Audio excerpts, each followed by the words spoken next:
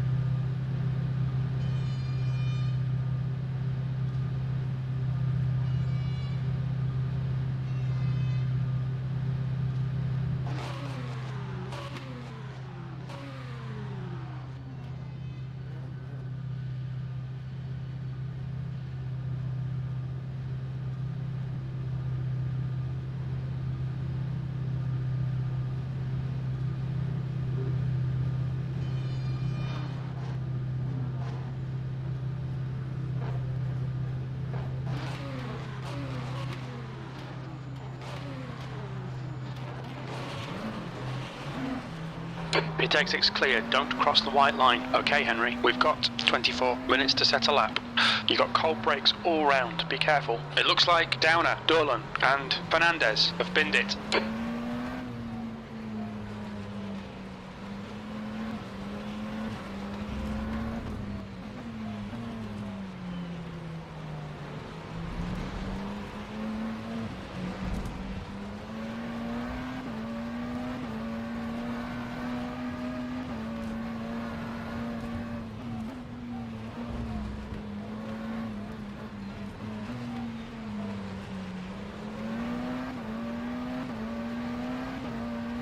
On your right side's clear.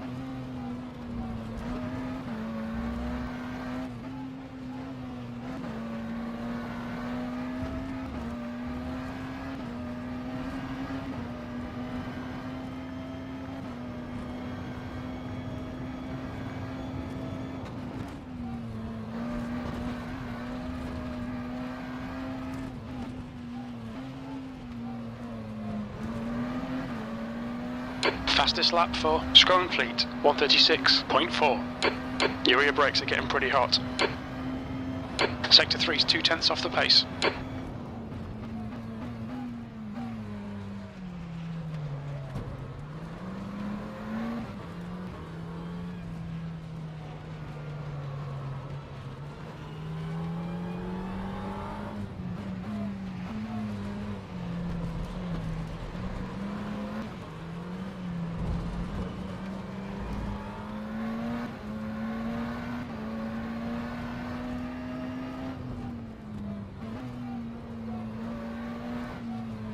Sector 1 is 1.6 seconds off the pace.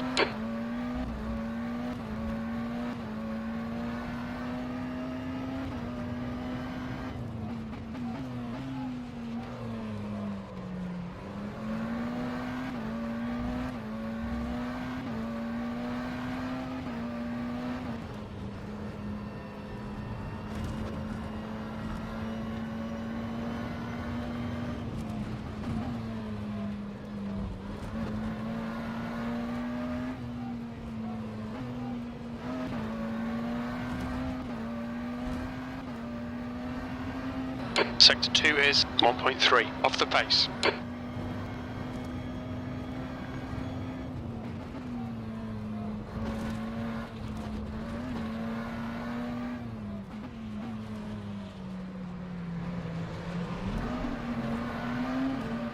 And that's 20 minutes to go, 20 minutes.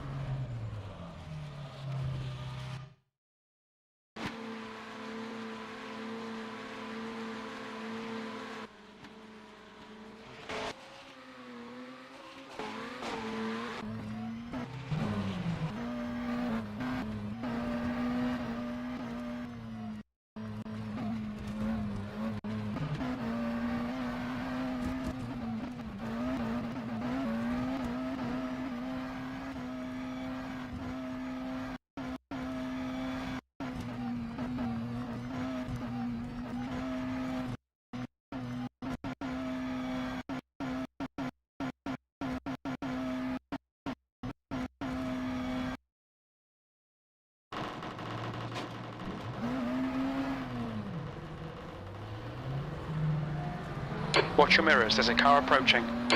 Sector 1 is yellow. Your brakes are cold, let's get some heat into them. Sector 1 is clear.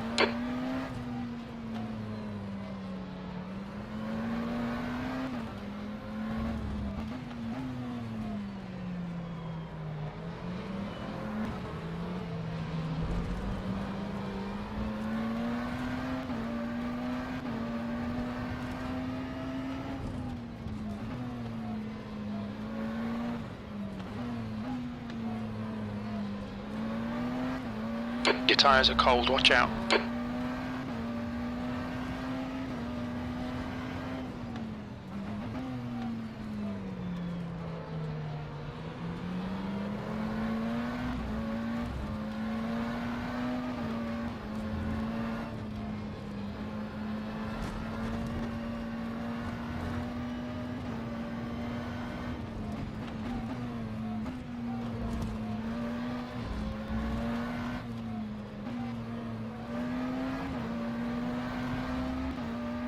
Car right. Clear right. 7th position.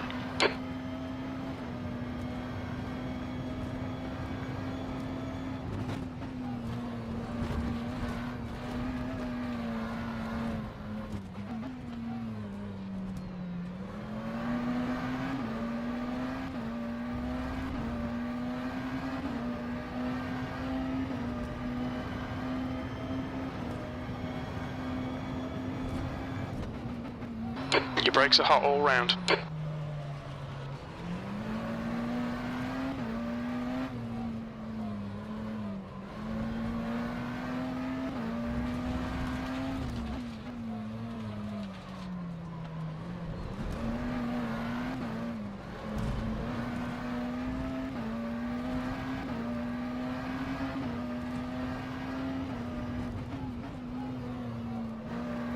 You're 2/10 off the pace in sector 1. Your tyre temperatures look good.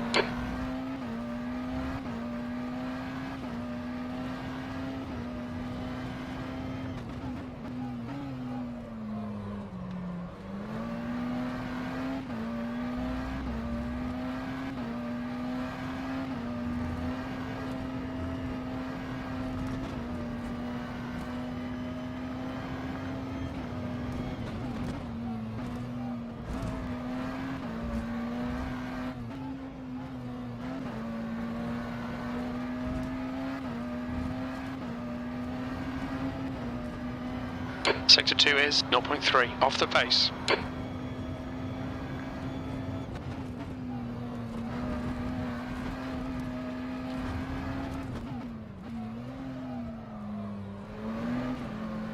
Yellow flag in sector 1.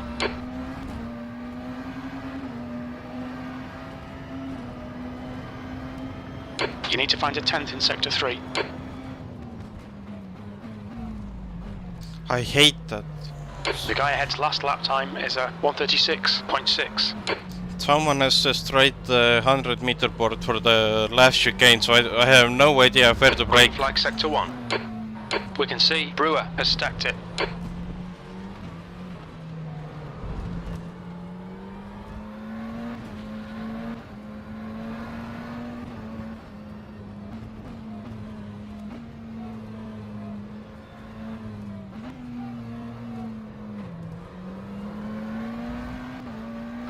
$15 minutes remaining, 15 minutes to go.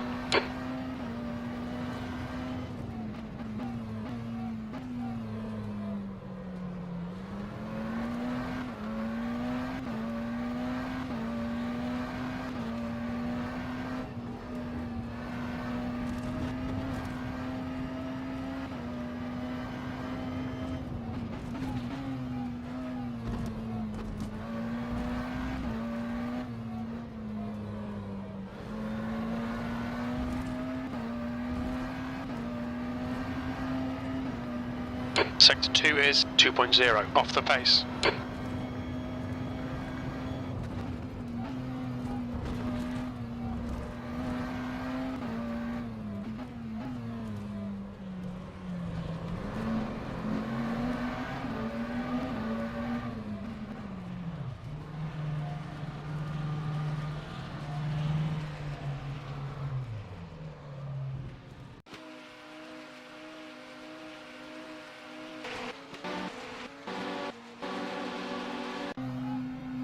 how those guys can go faster.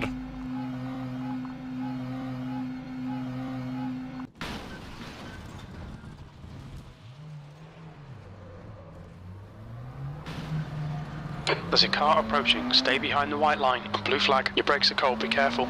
Tiny bit of aero damage. Just ignore it.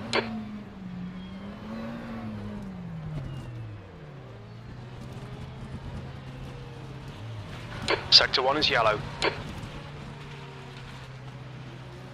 I think P4's gone off.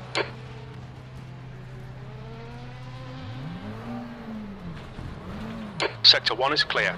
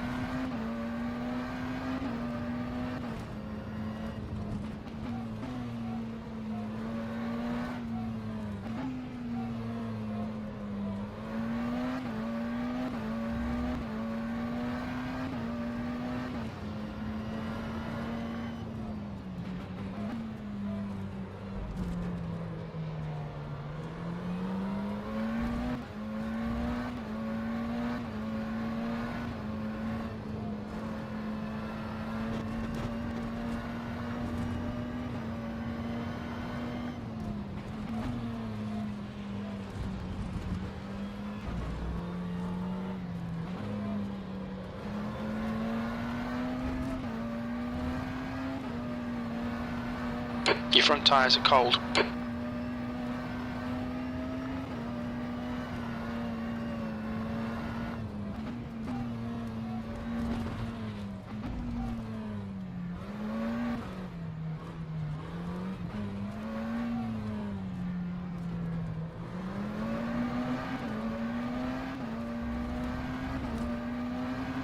Yellow flag, sector 1. P3. You can hit race and escape if you are in the middle of the pit lane, please.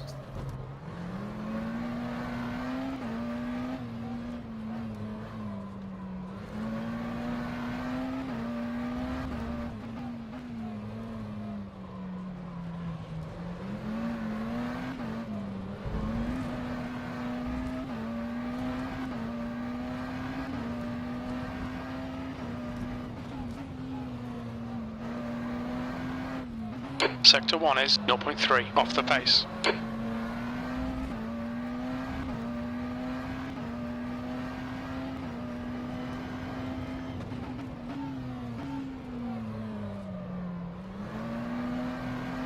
Sector 3 is yellow.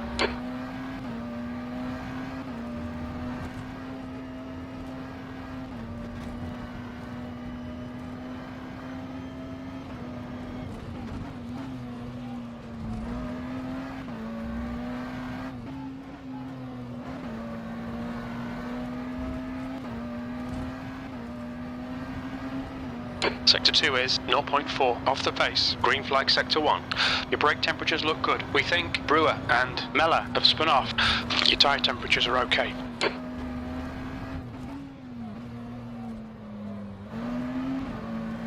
Should have gone to the pits. Incident in sector 1. Sector 1 is yellow. Sector 1 is clear. Sector 3 time is quick.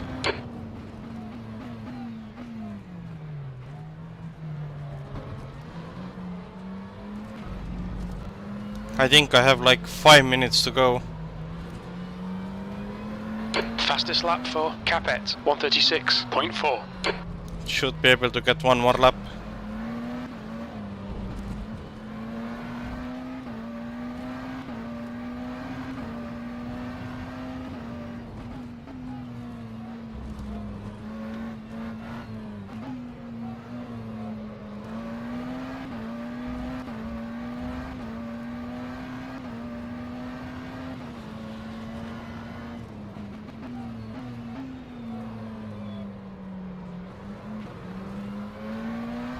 Car right. Clear right.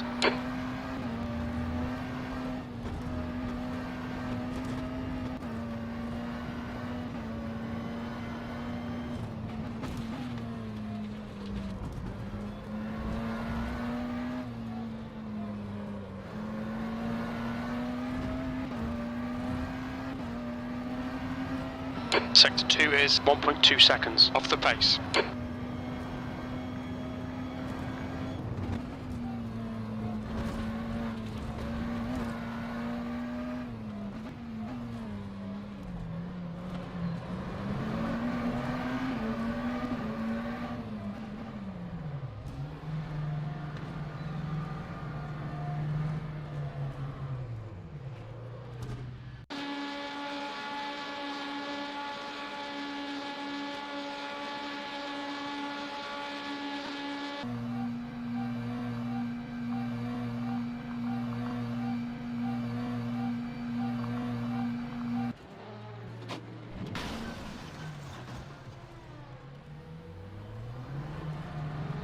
There's a car approaching. Don't cross the white line. Watch your mirrors. Yellow flag in Sector 1. And blue flag. You've got cold brakes all round.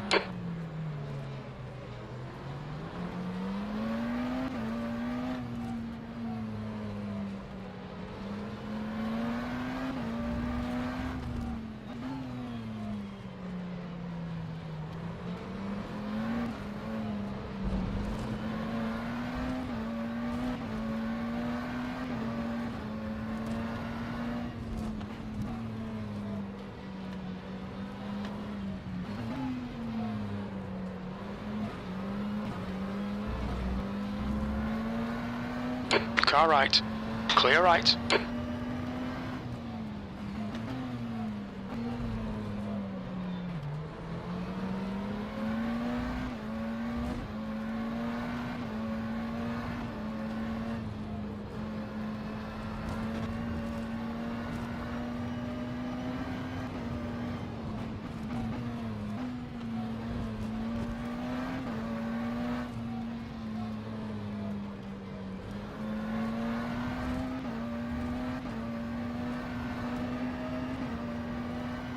One minute to the end.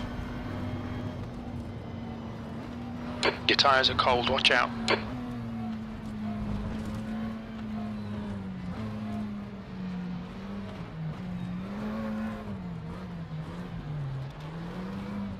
Looks like P6 has gone off.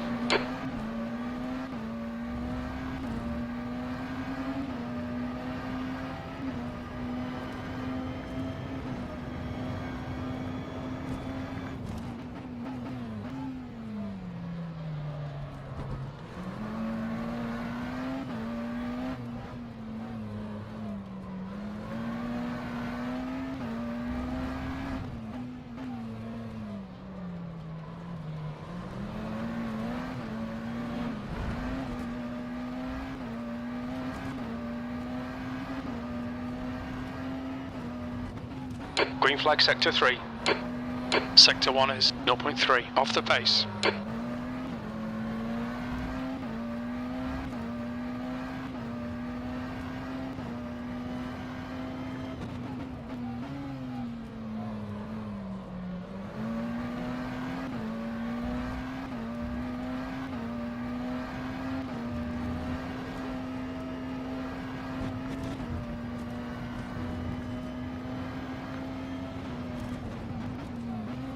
That's 5 minutes to go, 5 minutes.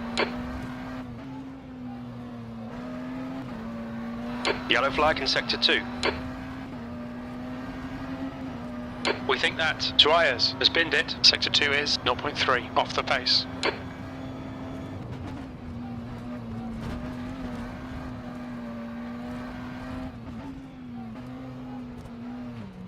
Oh yeah.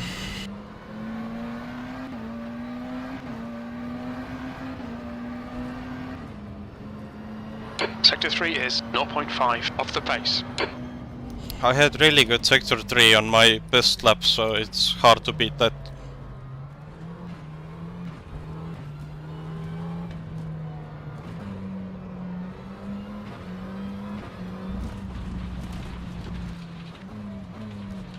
If I actually get P3... The guy behind has just done a 137.0. If I actually get P3, I'm pretty happy with this. Sector 1 is clear.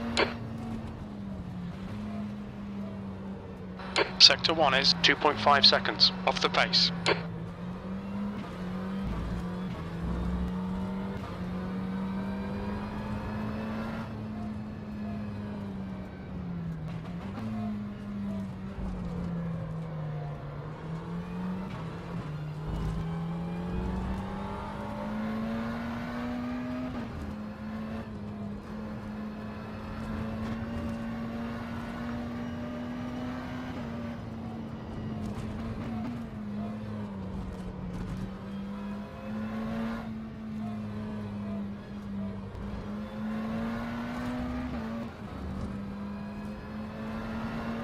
Sector 2 is 3.3 seconds. Off the pace. Tyre temps are good.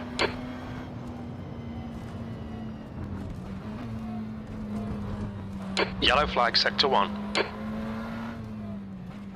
Green flag Sector 1.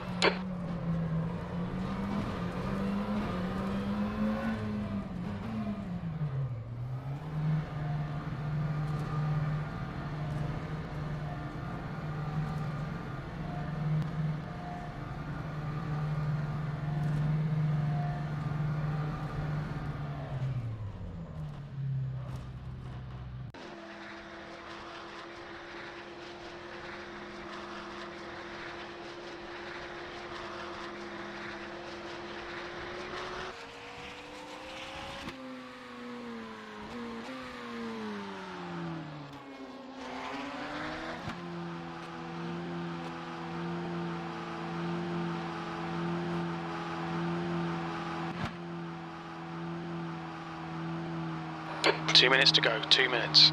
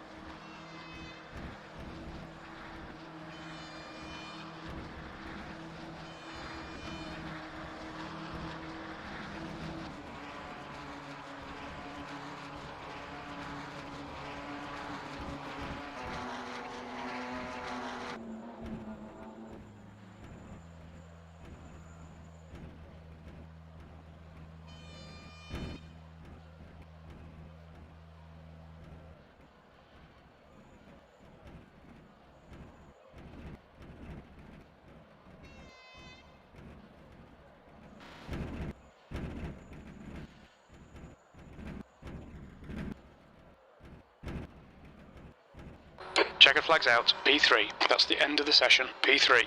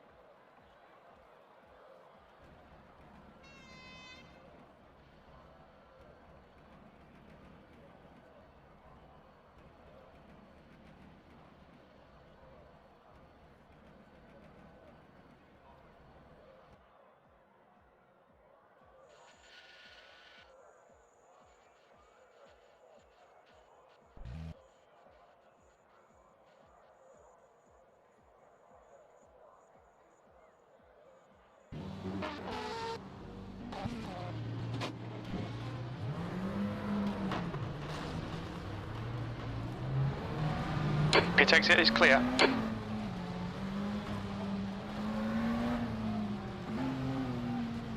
Your brakes are cold, be careful.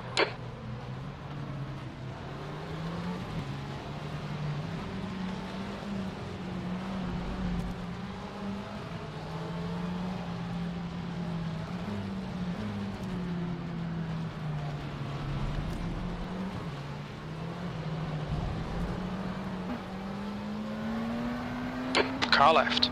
Clear left. On your right. Clear right.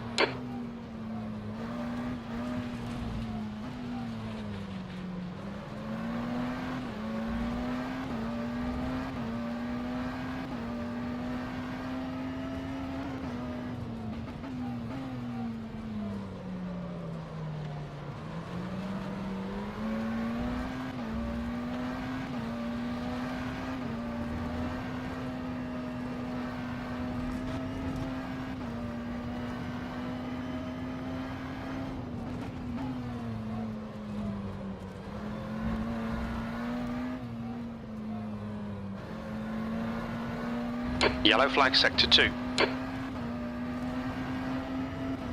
We think P6 has gone off. Yes, Ernest, let's fly.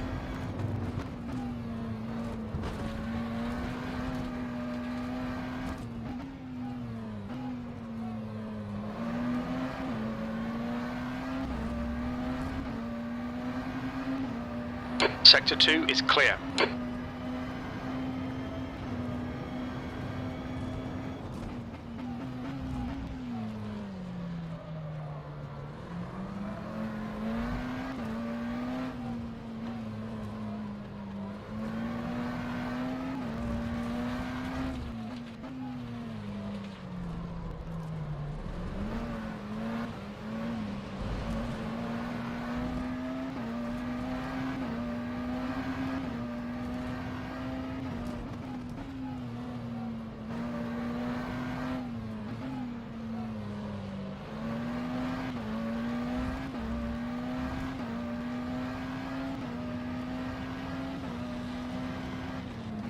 Left side. Clear left.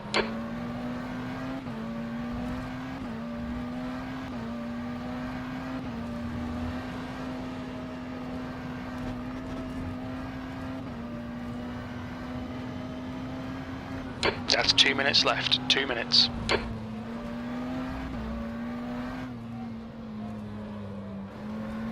Incident in Sector 2. Sector 2 is yellow. Looks like P4's gone off.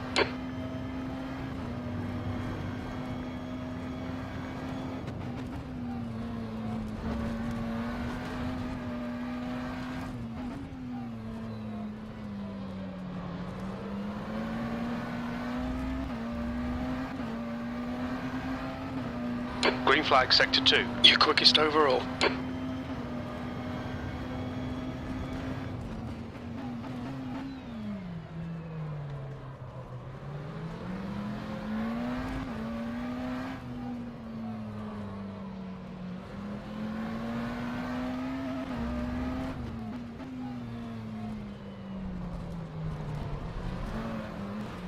Sector 1 is yellow.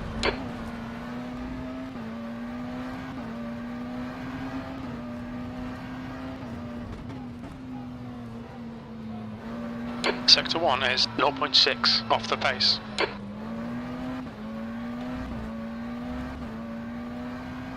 Sector 2 is yellow.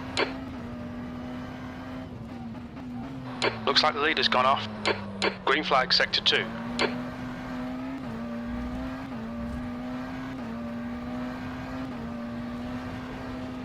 User joined your channel. Henry, hello.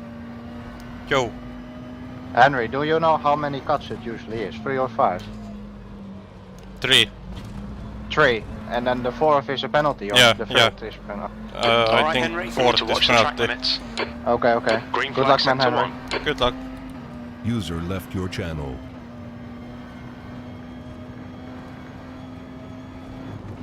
That's the end of the session. P1.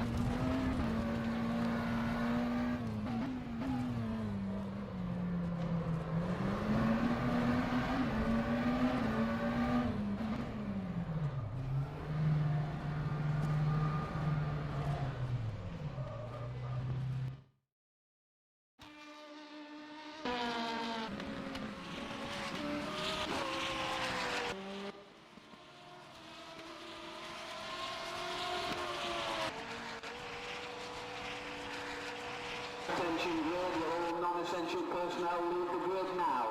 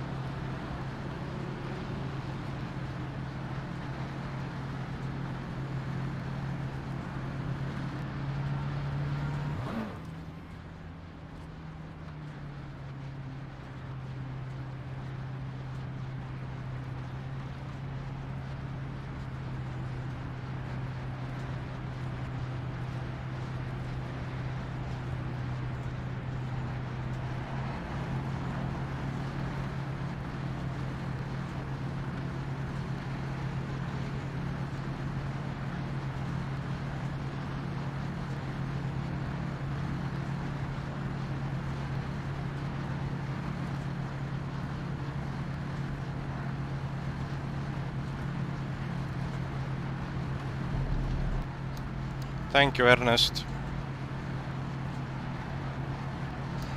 Oh, the car is okay, let's fly, man is watching. Very good.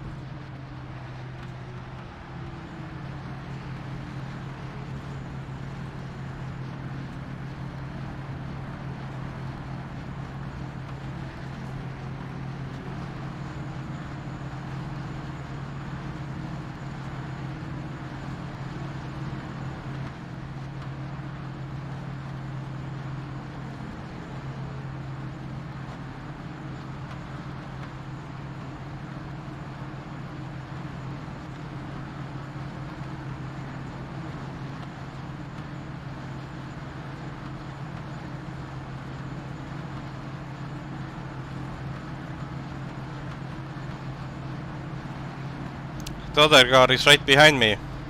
G-Drive is P5.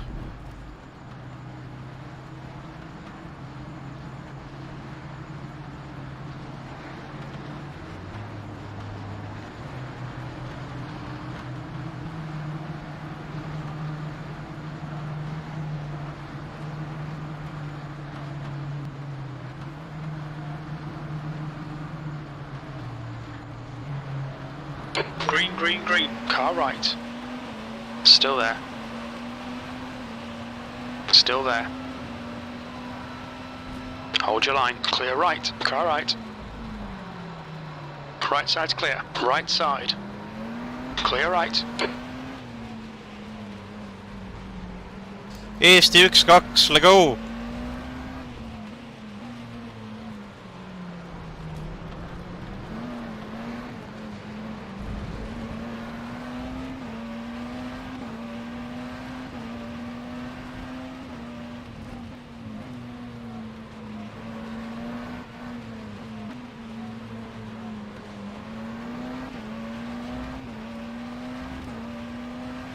Okay, Henry, decent start. We can build something from here.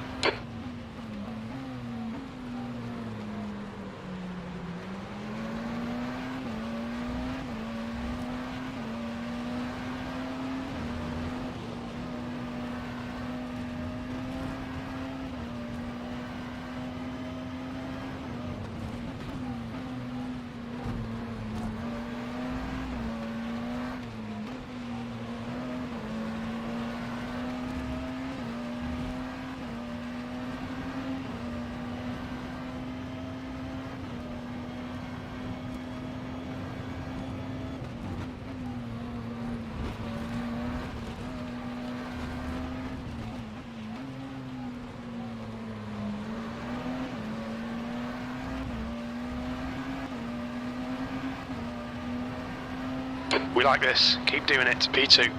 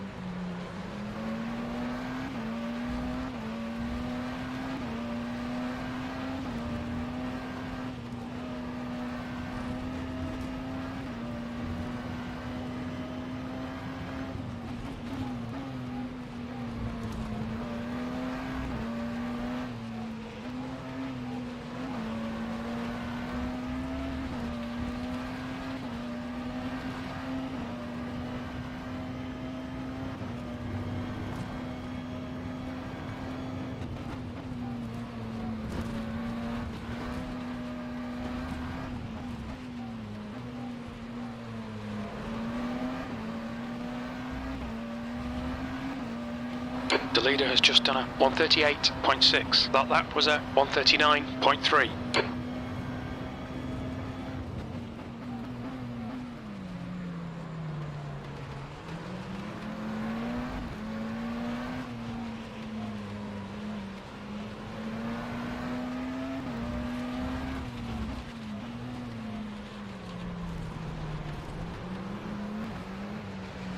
User joined your channel. I saw the start. Great start.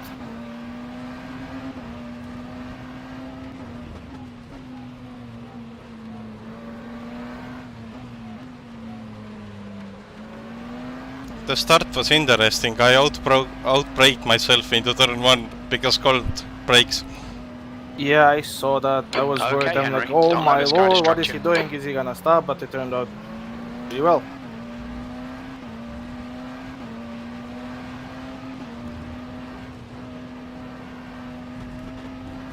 I'm trying to get like 1.5 tire wear per lap. That's my target right now. That's good, that's good. That's excellent. I already know I'm starting to fall behind. Yeah, don't worry about it. Like, we're both not at the ideal pace right now, so just keep it to ourselves, you know. It's very difficult for them to pass, so keep it clean and we're good.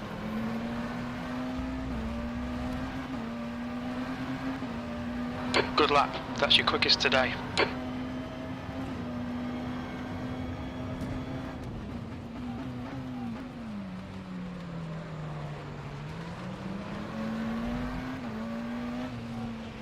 The gap to Scrolling Fleet behind is now 0.8.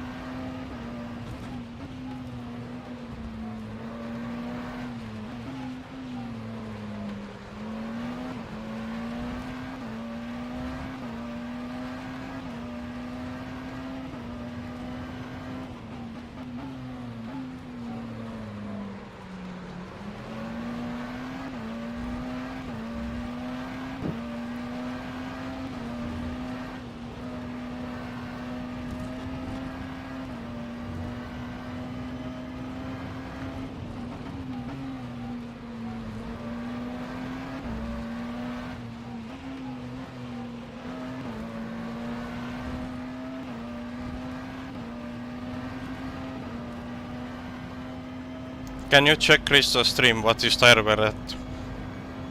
He hides it. He hides it. I'm not even gonna bother.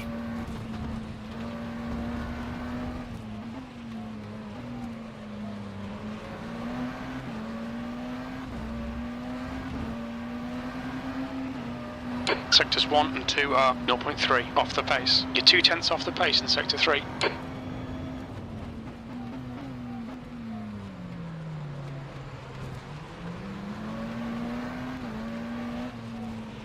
Use all the track. Force them to find the gap.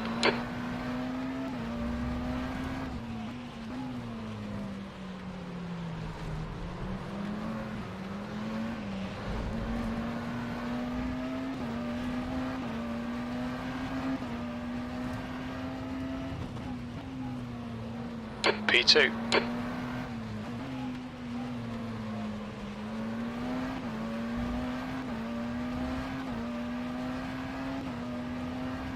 I found out that moving the brake bias forward to 51.5 helps, so try that.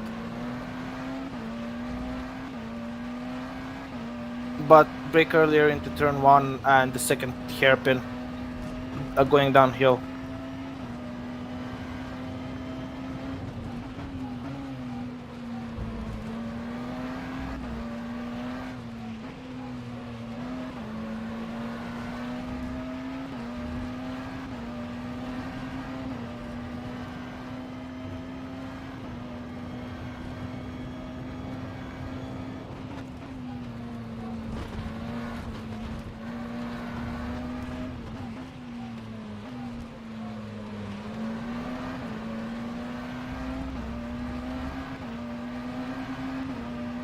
Sector 2 is 0.4 off the pace.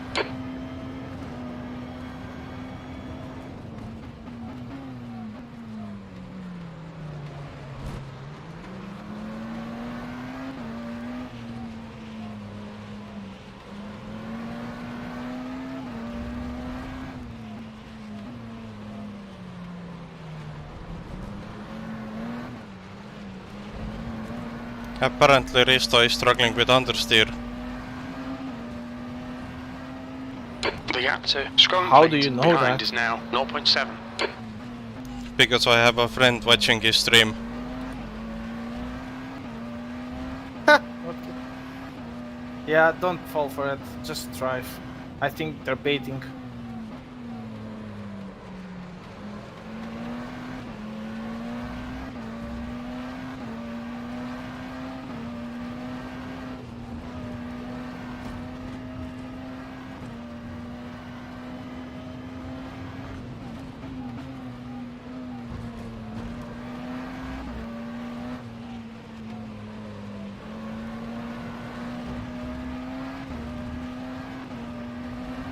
Okay, Henry, hold your nerve, just keep it smooth, no mistakes.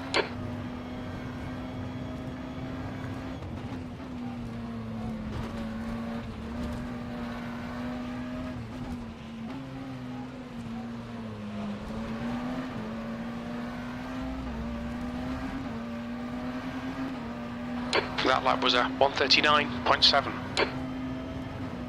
Good consistency, keep them coming.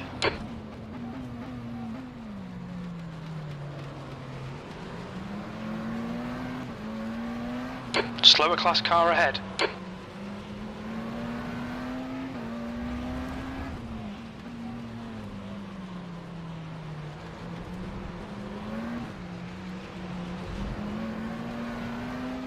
Car left. Clear left. Incident in Sector 3. Sector 3 is yellow.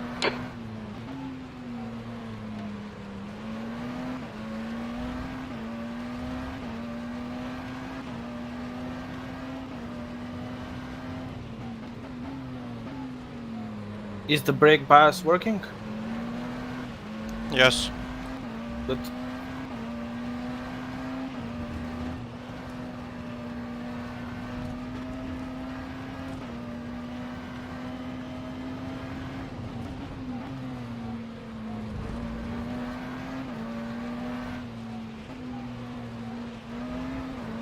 You're coming up on a slower car.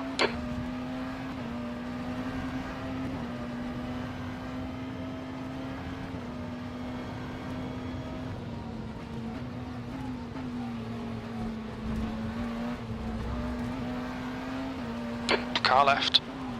Clear left.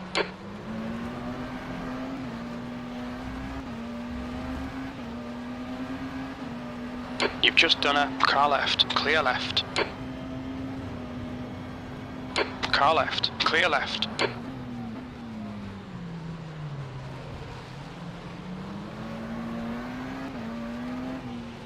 The gap to Scrum Fleet behind is now 0.8.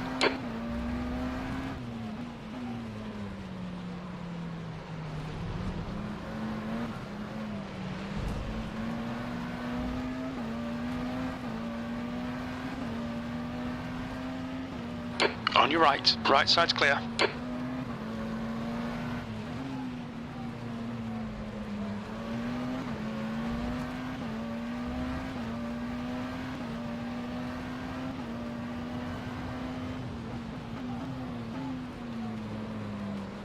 Slower class car ahead.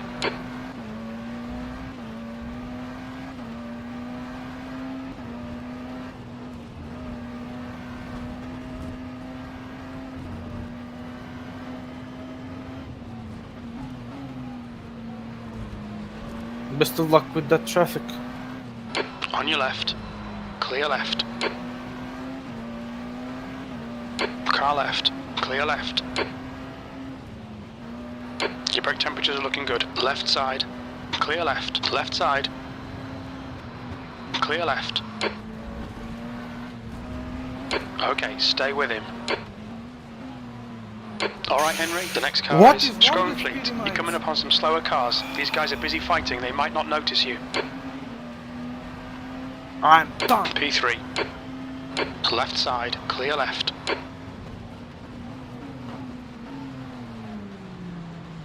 Car left. He's still there, clear left.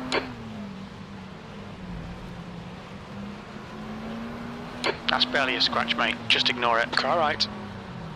Still there. Clear right. You're coming up on a slower class car.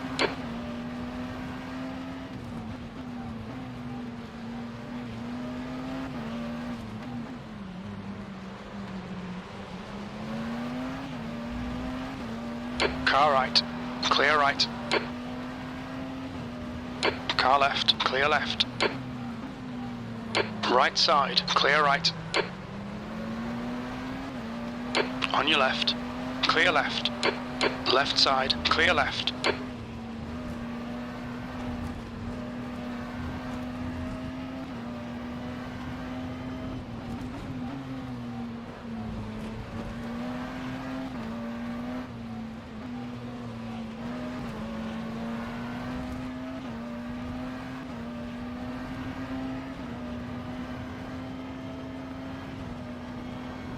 On your right. Clear right.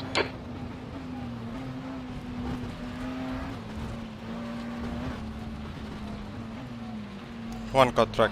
The stewards have warned us for cutting the track. Keep it between the white lines. Car left. Clear left. Stick with him. Keep him under pressure. Car left. That's a dumb Clear corner, left. that one Car will right. easily Okay, is. Henry. You're approaching some slower cars. These guys are fighting for position. Clear right.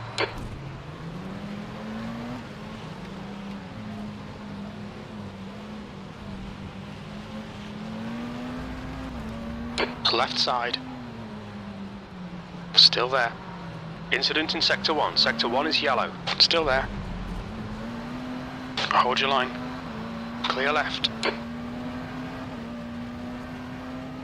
The gap behind is now 1.2 seconds.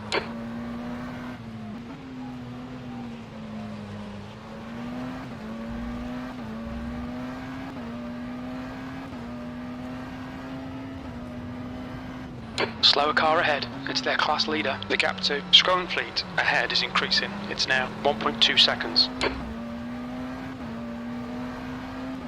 Car left. Clear left. Yeah, just focus on your own driving. You're doing great, so it is what it is.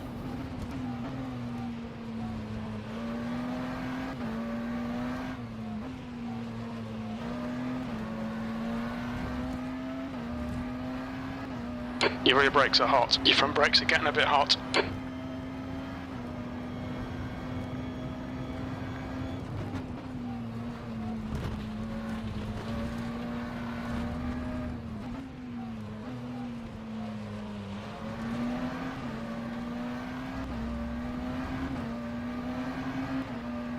Yellow flag in Sector 2. Your last lap time was 1:42.0. Sector 2 is clear. I think P4's gone off.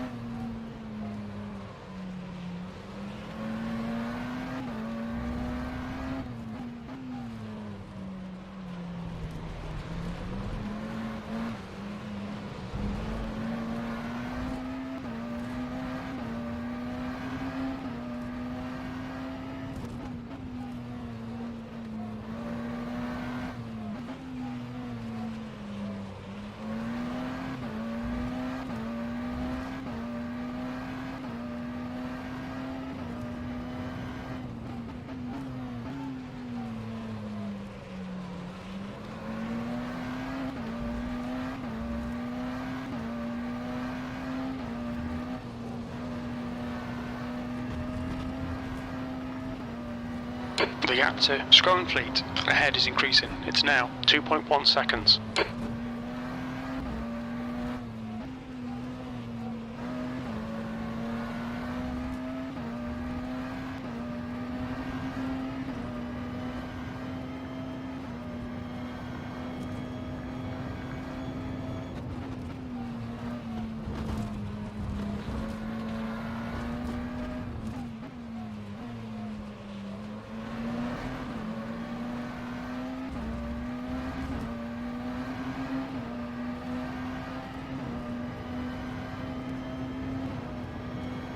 Your brake temperatures are fine.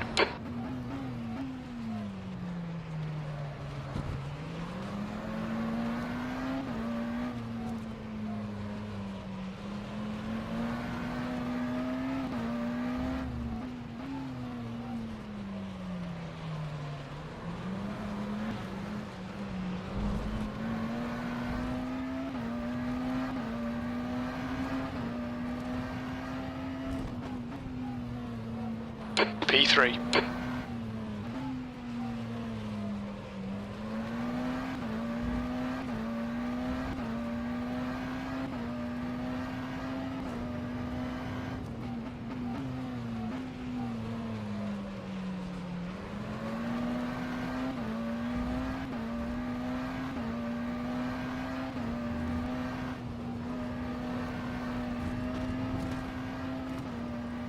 The gap behind is now 2.2 seconds.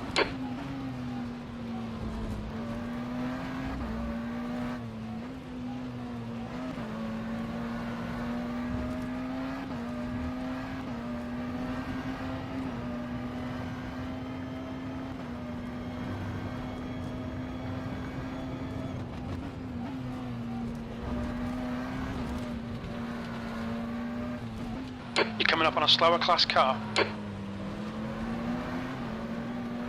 Left side, clear left. That lap time was 1:40.7.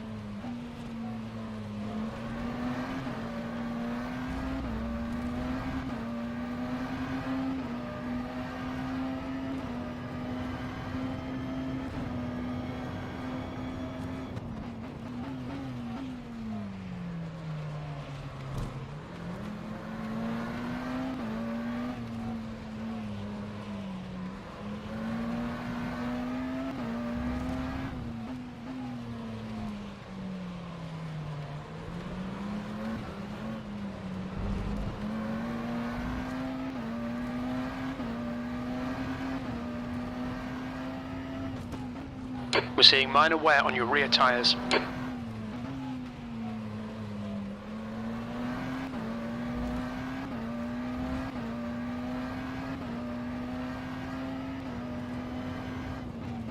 The gap behind is now 2.1 seconds.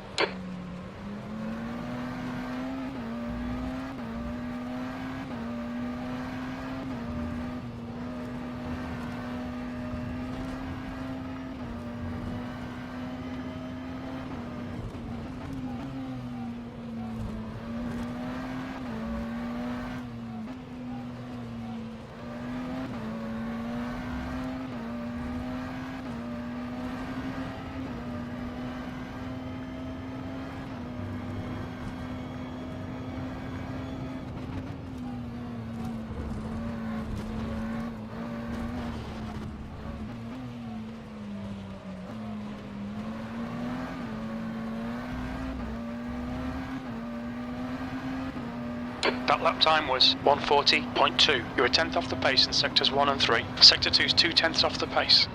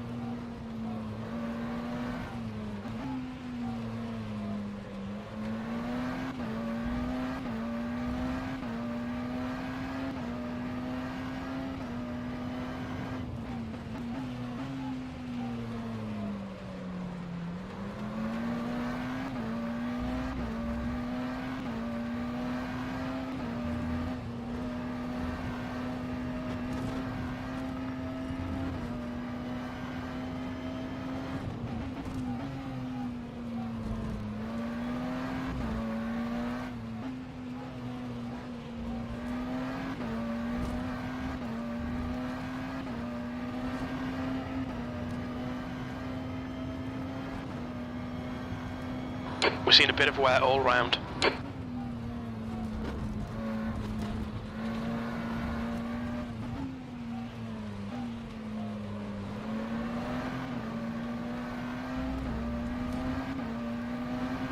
The car behind is reeling you in. The gap is now 1.7 seconds. Sector 2 is 0.3 off the pace. Alright Henry, that's good consistency. Keep it up.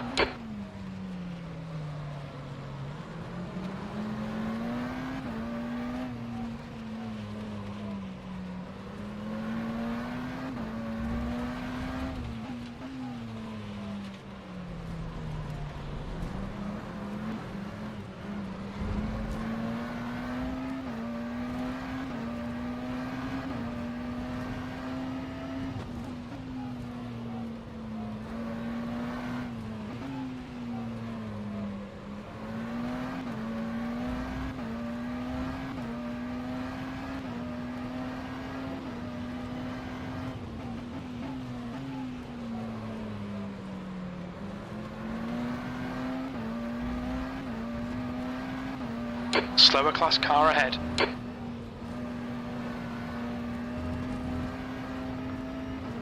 Car left, clear left.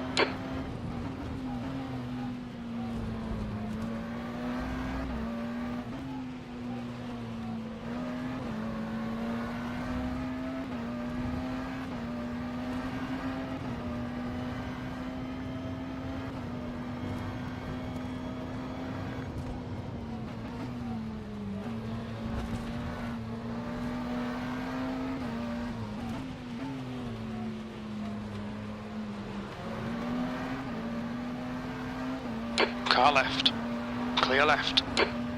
Sectors 1 and 2 are 0.3 off the pace. Sector 3 is 0.9 off the pace.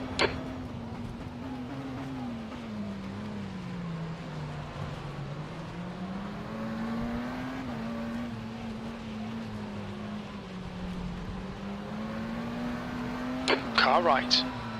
Right side's clear. Slower cars ahead. These guys are scrapping for position. They might not see you. On your left.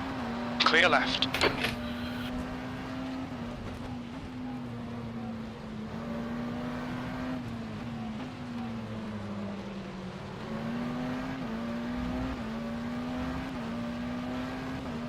Car left. Clear left.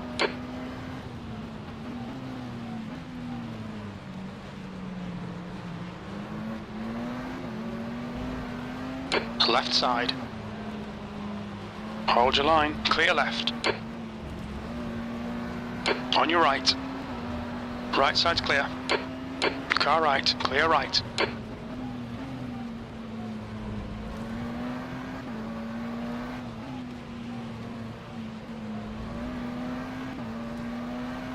Car left. Clear left.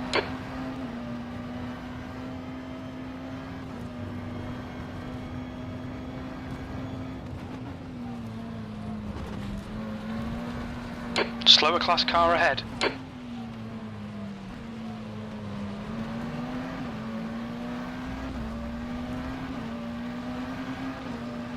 Car left, clear left.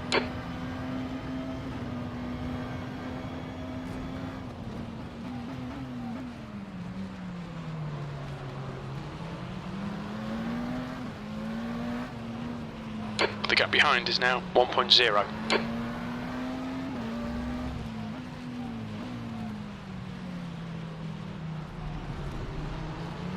Okay, Henry, you're coming up on some slower cars. These guys are busy fighting, they might not notice you. Left side, clear left. Car right, clear right. Car right, clear right.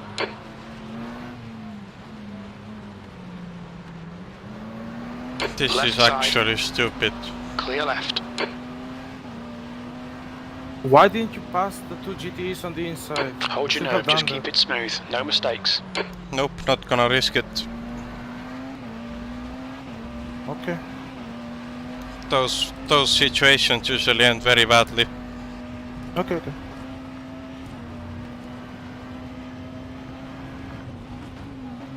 Just keep your cool, he ain't passing you unless you make a mistake.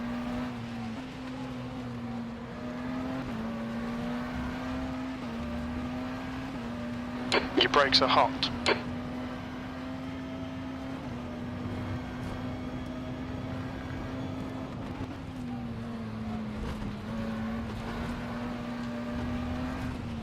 There's a group of slower cars ahead.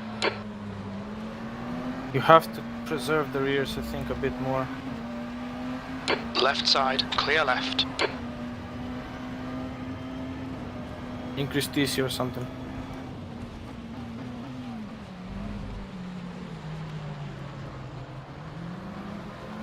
Car left. He's still there. Clear left.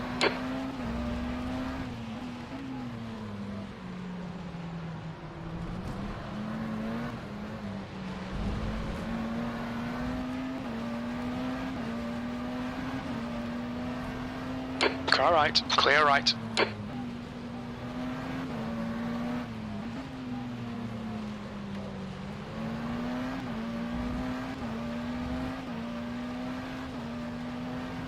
Left side, clear left.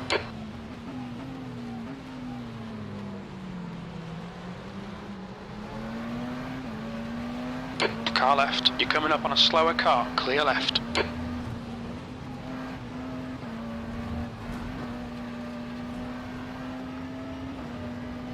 Car right, right side's clear.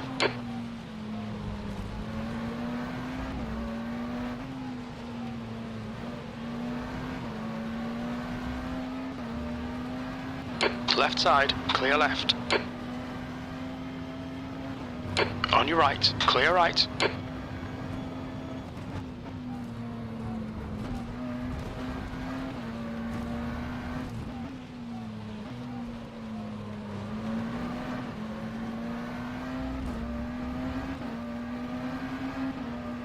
Sector 2 is 1.6 seconds off the pace.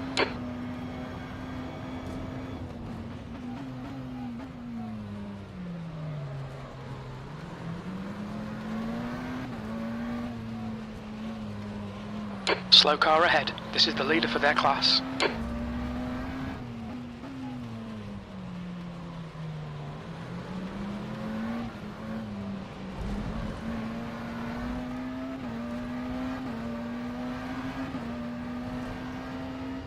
The gap behind is now 1.4 seconds.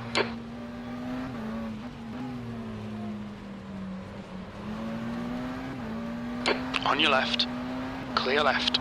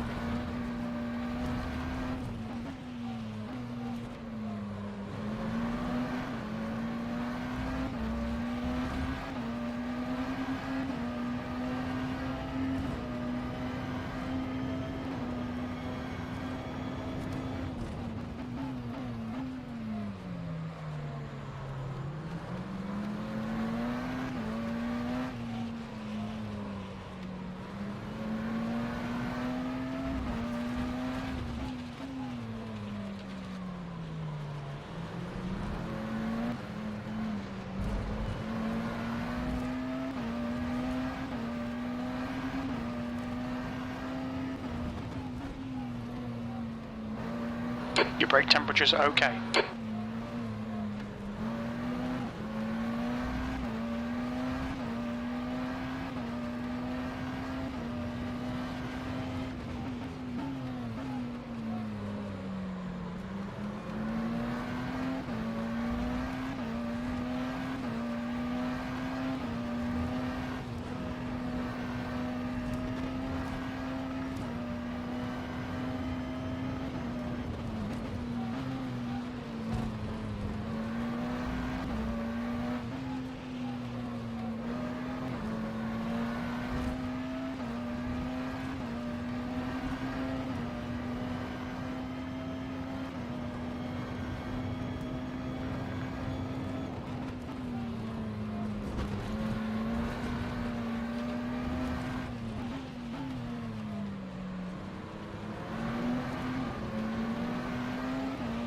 Car left.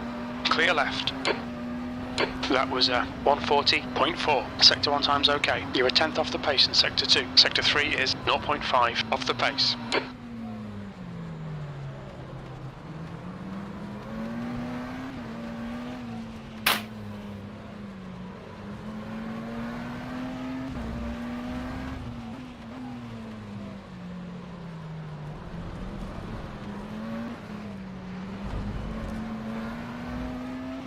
We estimate about 75 more minutes from this set of tyres.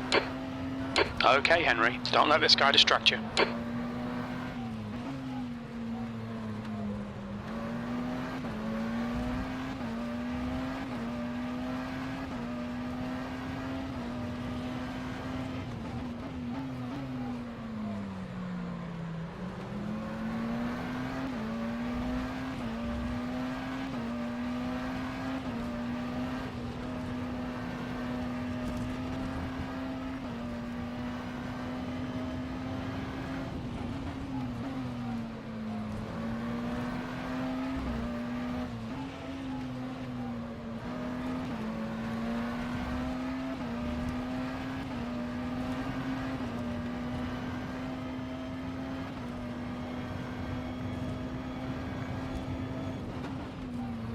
You've used half your fuel.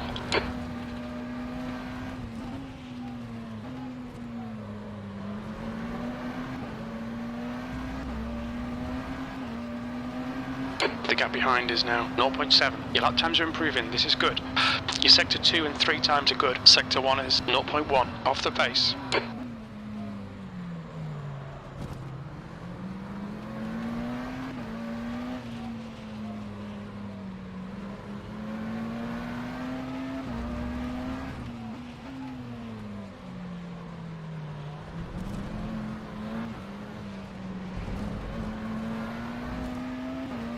Martinez has now retired.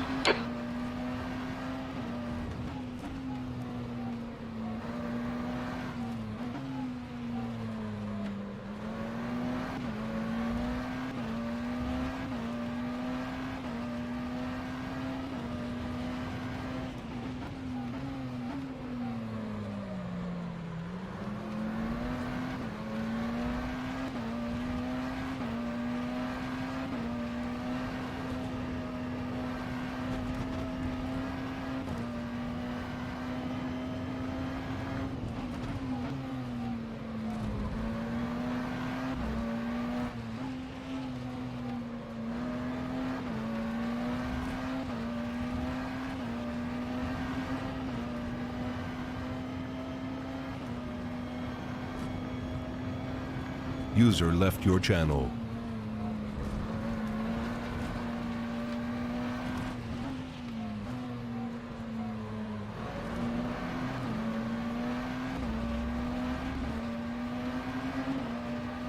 You're 2/10 off the pace in Sector 3. User joined your channel.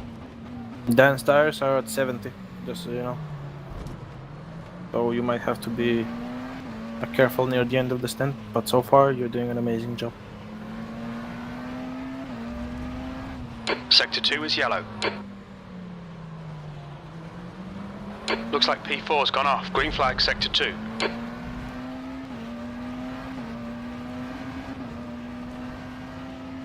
Slow Slow in, fast out. Keep the inside line covered.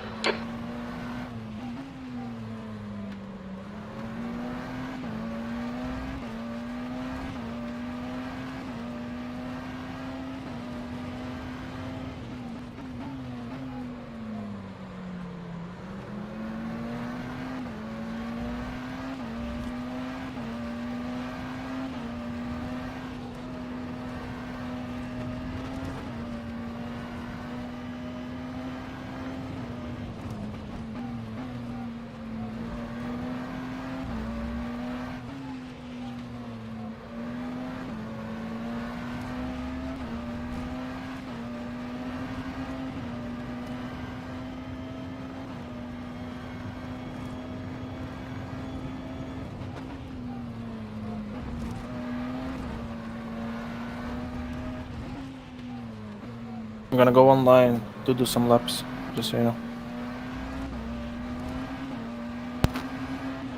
That last lap was a 140.1. Sector 3's 0.2 off the pace.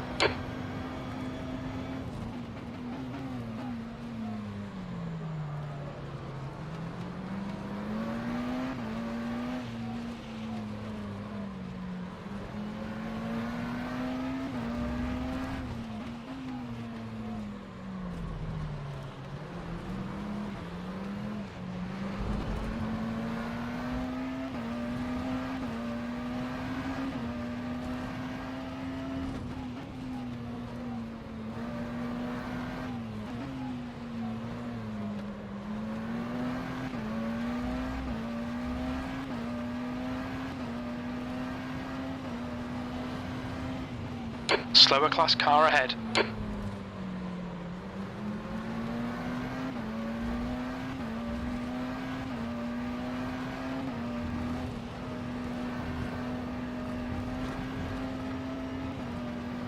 Car left, clear left, car left, clear left. The gap behind is now 0.9.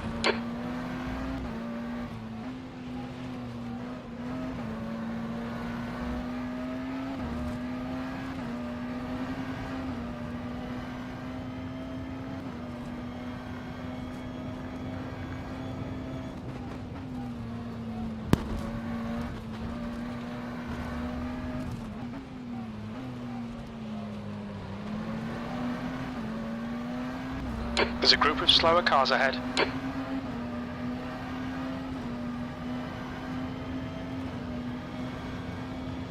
Left side, clear left.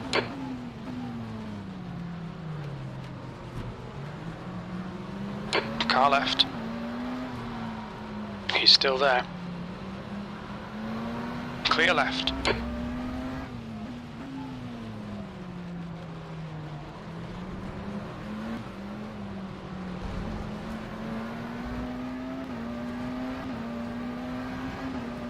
On your right, slower class car ahead. Right side's clear.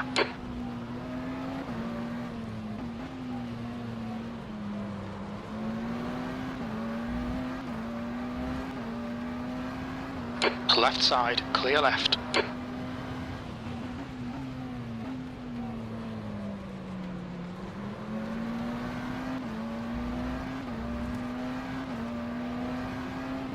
Car right, clear right.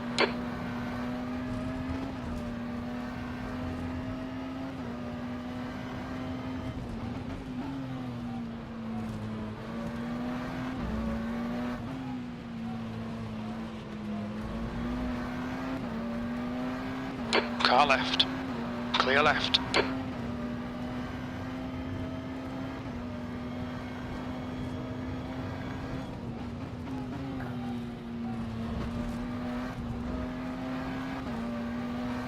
On your left. Clear left.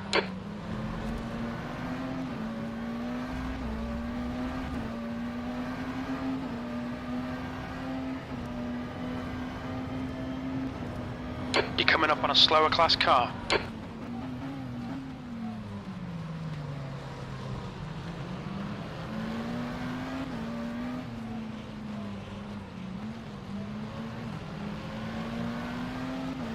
Right side. Clear right.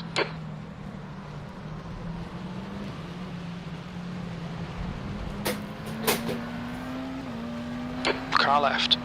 Clear left.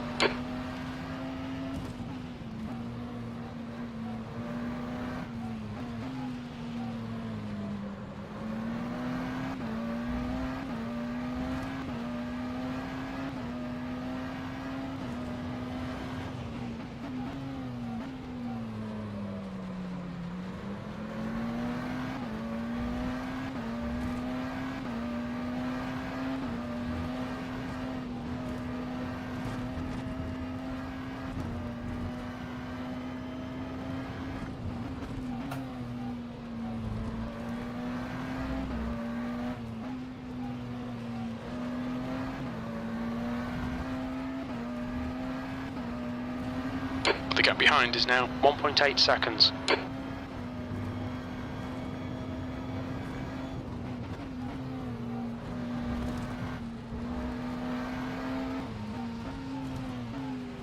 You're coming up on a slower class car.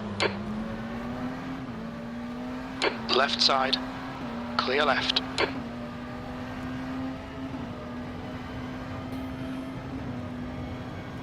Your lap times are dropping off. Come on, stay focused.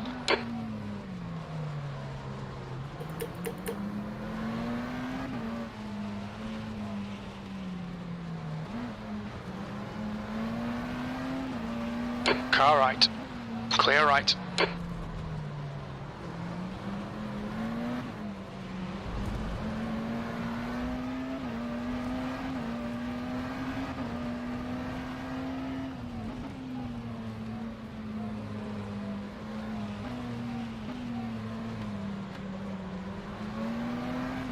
Car left. Clear left.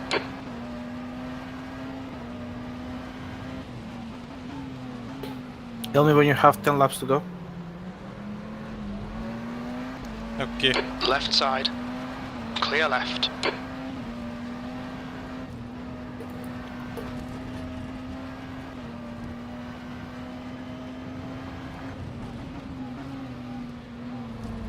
Slower class cars ahead. Yellow flag.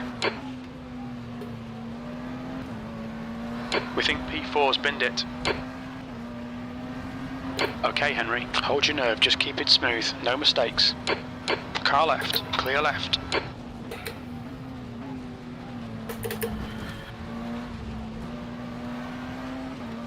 Car left. Clear left.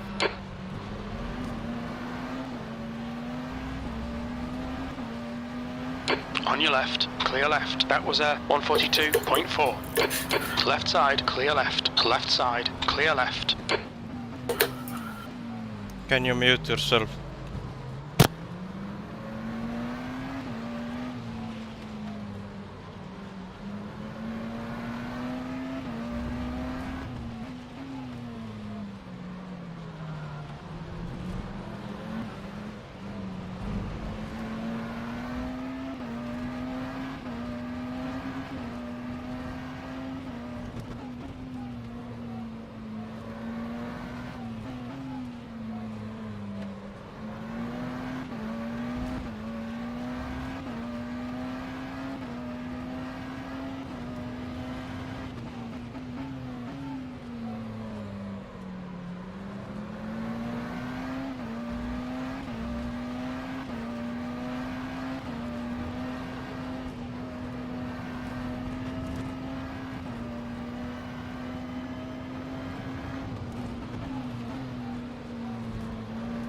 Slower car ahead. This guy's the class leader.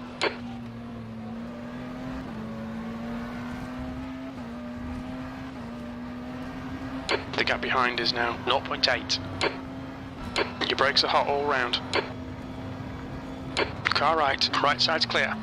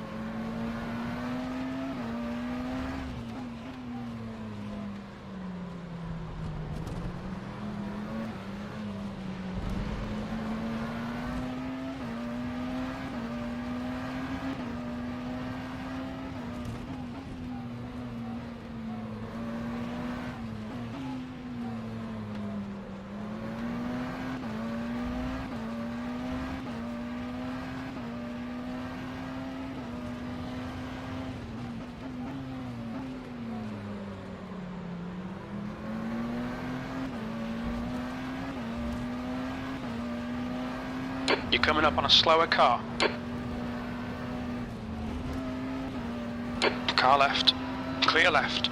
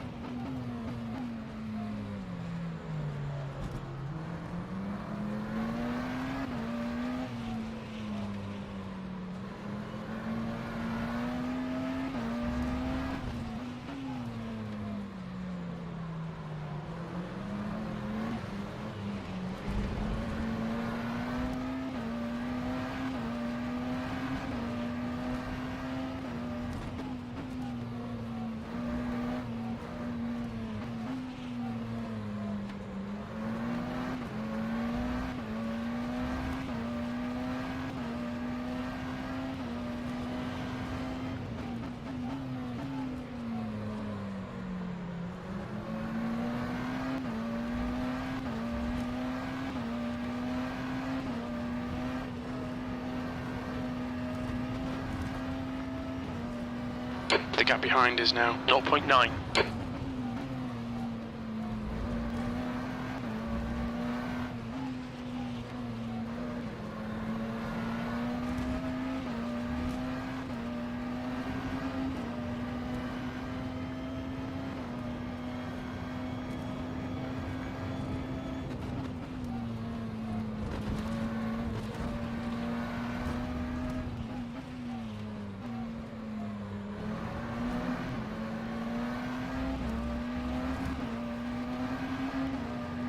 You've just done a 139.9.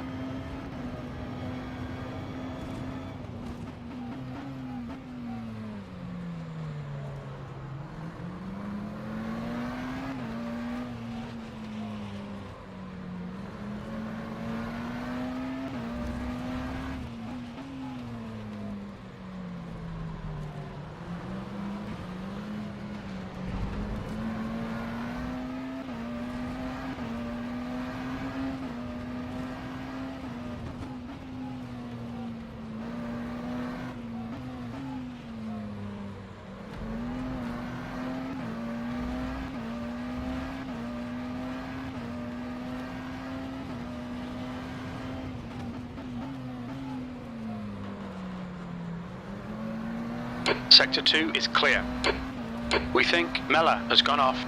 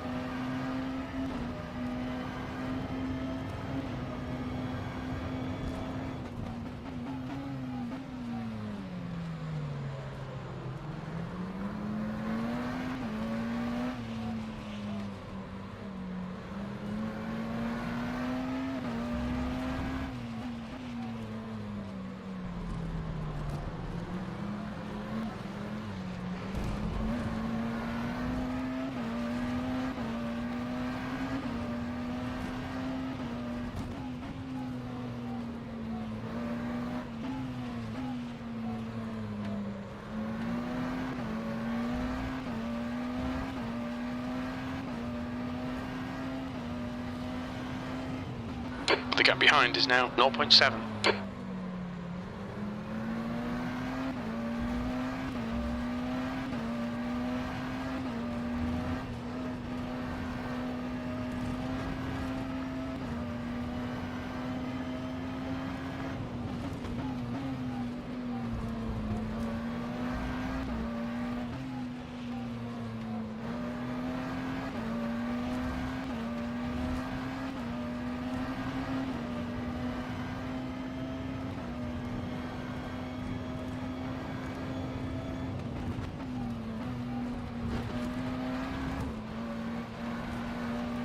Car left. Clear left.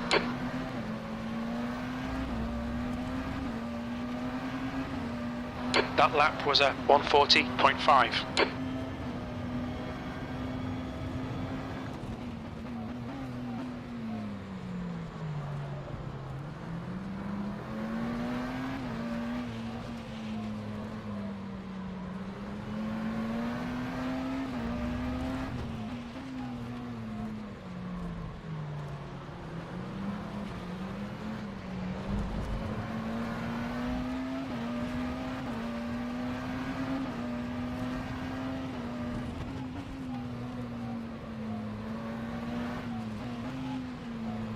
You're coming up on a slower class car.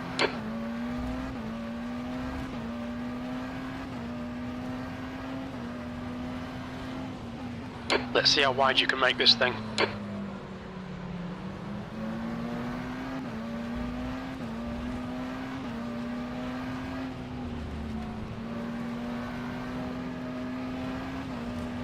Car right, clear right.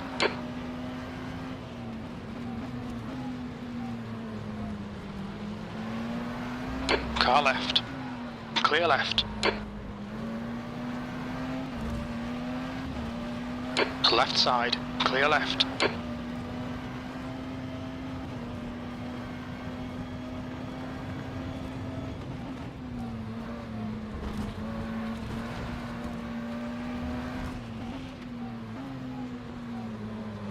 There's a group of slower cars ahead. These guys are busy fighting each other. Your lap time was a 141.6. Sector 2 is 1.5 off the pace.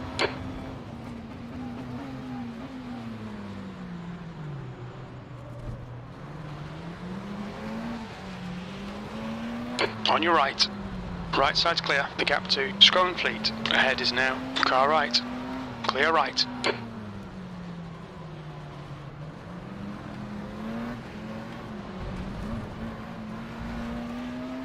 Slower class car ahead.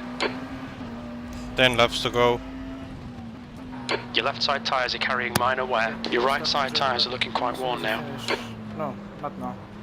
In 5 minutes. Left side, clear left.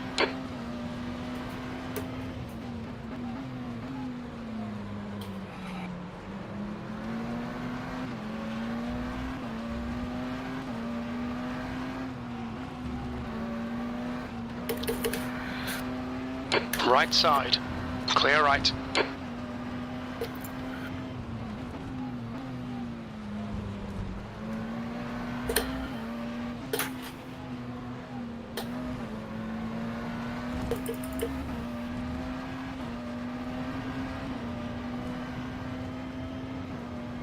Let me reset my router and we'll be back in 2 minutes.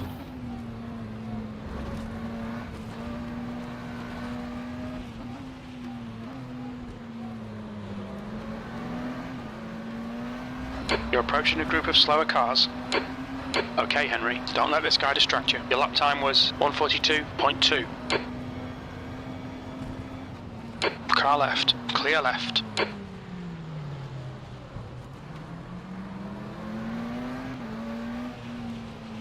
The gap to Ayers behind is now 0.8.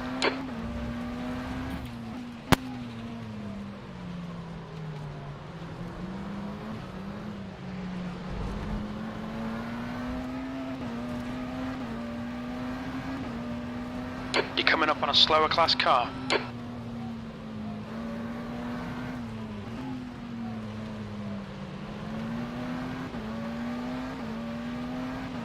Car left, clear left. On your left, clear left.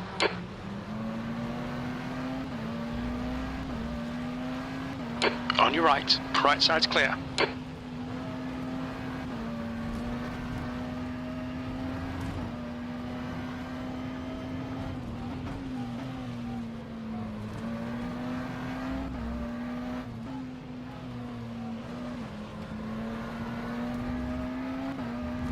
User in your channel Your timed tyres are all out. looking a bit worn.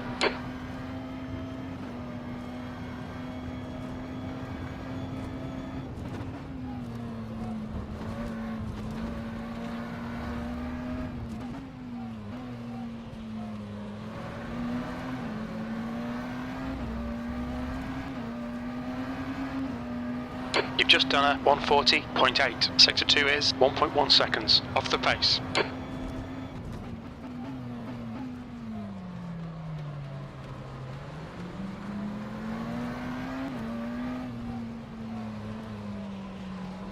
Slower class car ahead.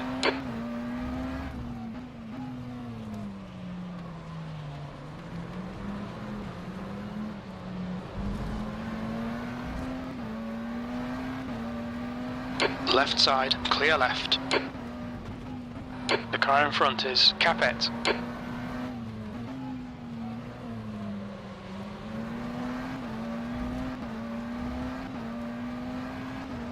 Car left, clear left. Car left, clear left.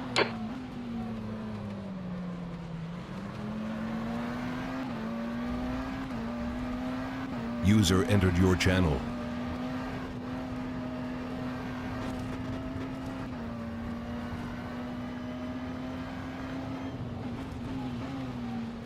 How many laps? 7. Okay, I'm gonna start joining. You're Just so approaching you a know, group we're of gonna slower pit class on cars. the 72-minute mark. So if you have Car extra right. lap, you have extra laps. Clear right. Second got tracked because We've had a cut GT warning. pushed Keep it me off. tidy. Please, Henry. Okay. Is the car okay? Yes. Okay.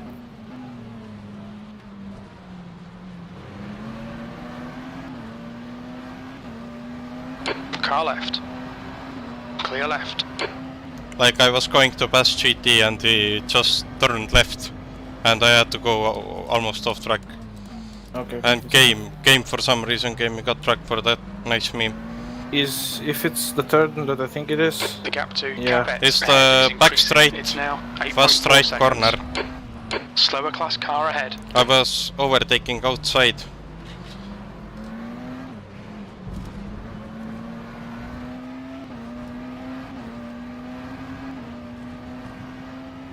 Tuayas is gaining on you. The gap Yeah, is now it does give 0.9. tracks there. It is what it is. We cannot do much more about it.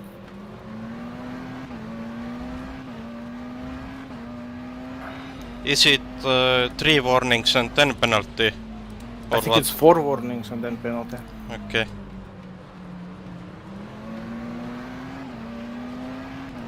On your left. Clear left.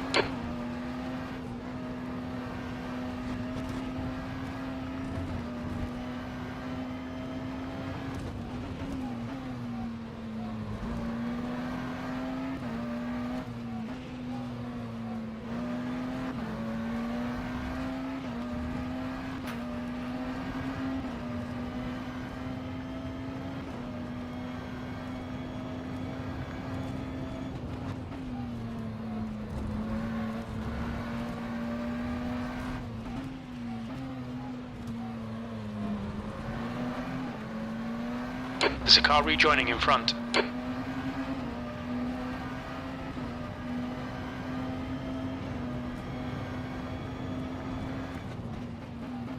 You've got 10 minutes of fuel remaining.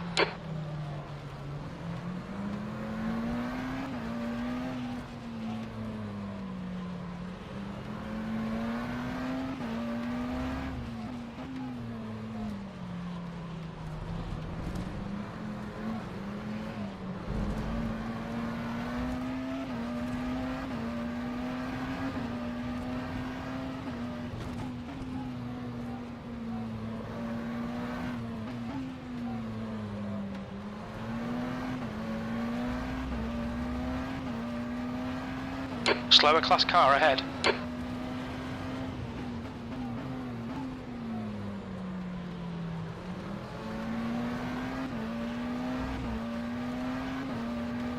On your right. Right side's clear.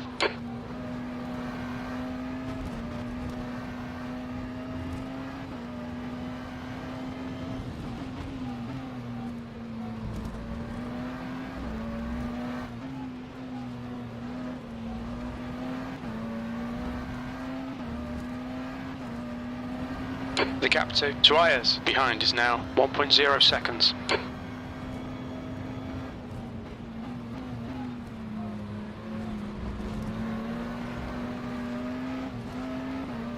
Left side, clear left. Car right. Clear right.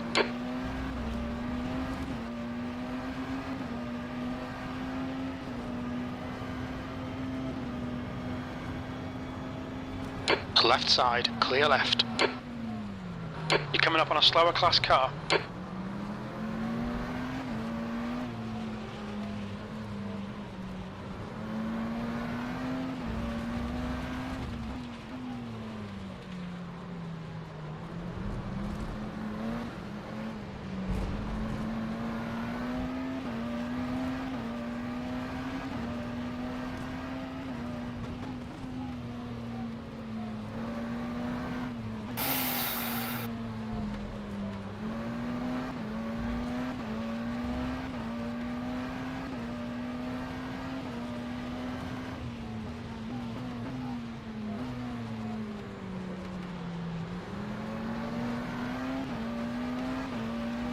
Car left. Clear left.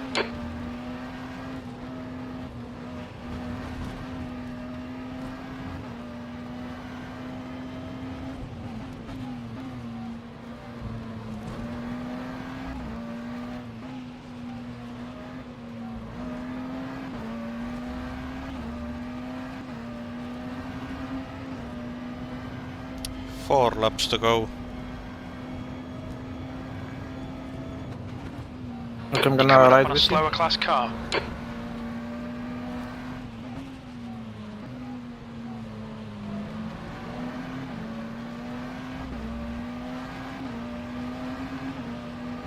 That lap was a 141.0. Sector 1 is clear left.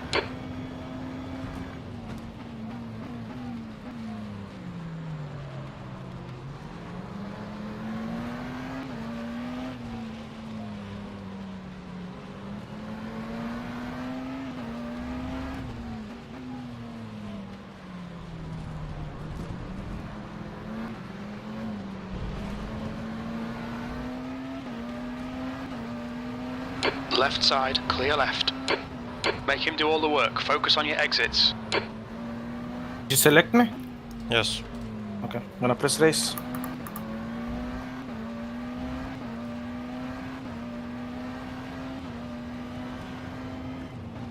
The gap to Ayers behind is now 1.2.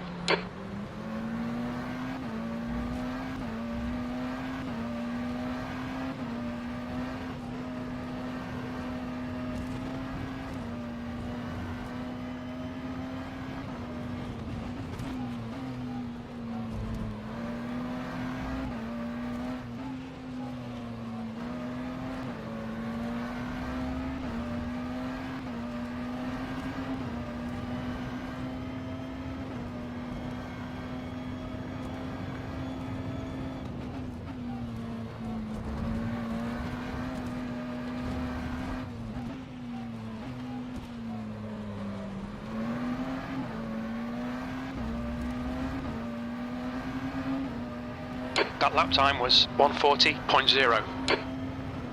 Hit next lap. Alright, Henry, 5 minutes of fuel remaining. I have 3 5 laps to minutes. go. Wouldn't it be better if we stopped on the marks for better tires?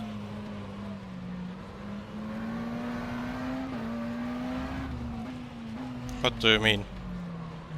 Each stint is 72 minutes, right? 43 laps. There is no point in extending it. We could just stop for less with better tires.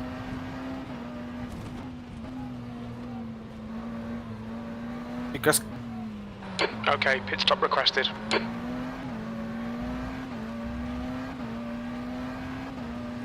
just stop next lap. I think it's for the best.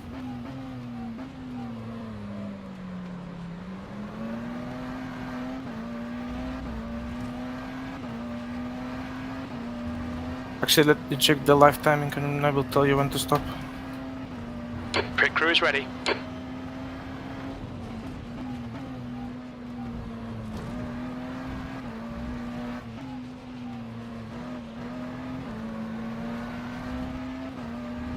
When we exit the pits, we'll be in P9, just ahead of Milan.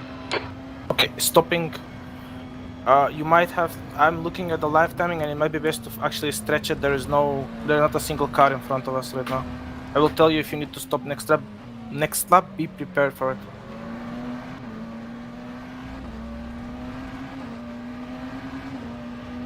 Your lap time was 1:40.4.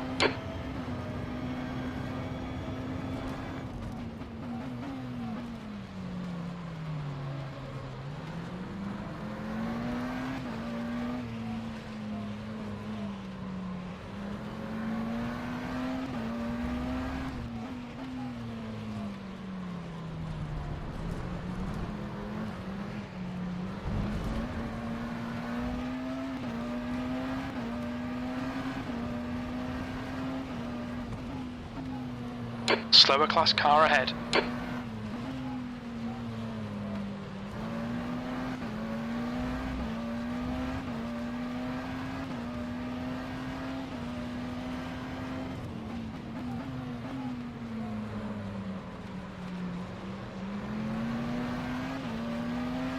Left side.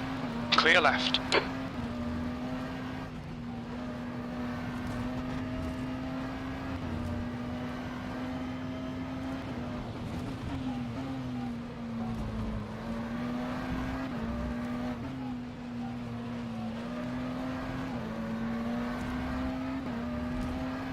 Next lap, you will encounter traffic. I think it would be best if we stop now. Okay. Very little fuel left. Box this lap, please, Henry.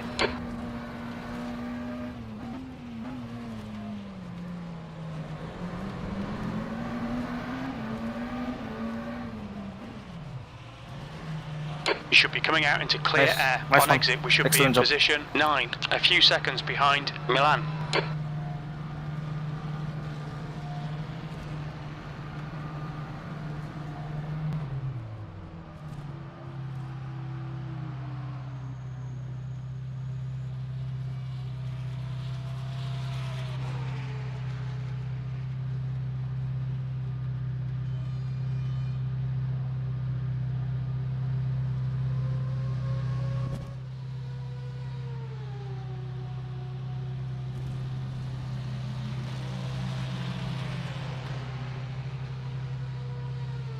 Shepherd behind is pitting. Shepherd behind is pitting now.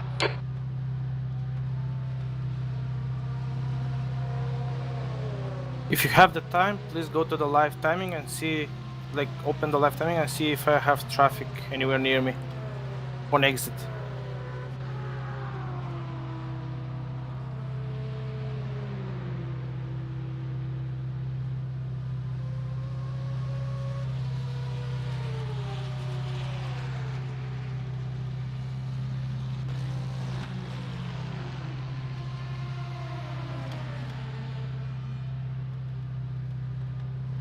Why is the map so small?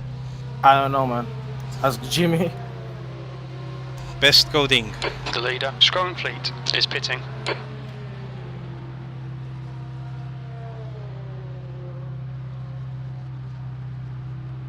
Oh, leaders are coming in.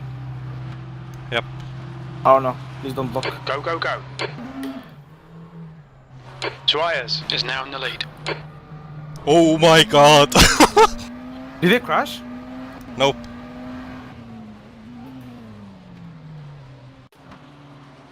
Well, because I heard a thunk. You have a big LMP2 train in sector 2. Oh, that's far. That's far. That's good. And before them are 3 GTs. And that's pretty much it. Okay.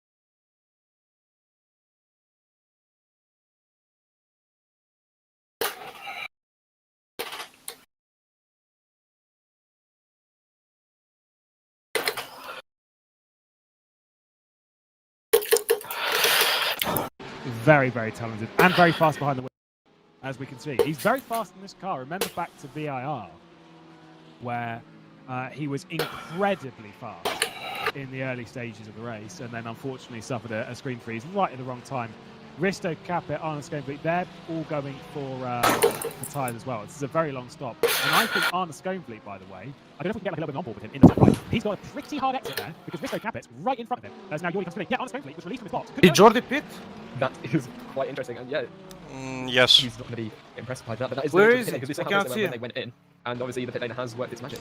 He's in the bits. Still? There for, I think so. for Risto Capet. Arne Schoenfleet just sat there going, oh, come on.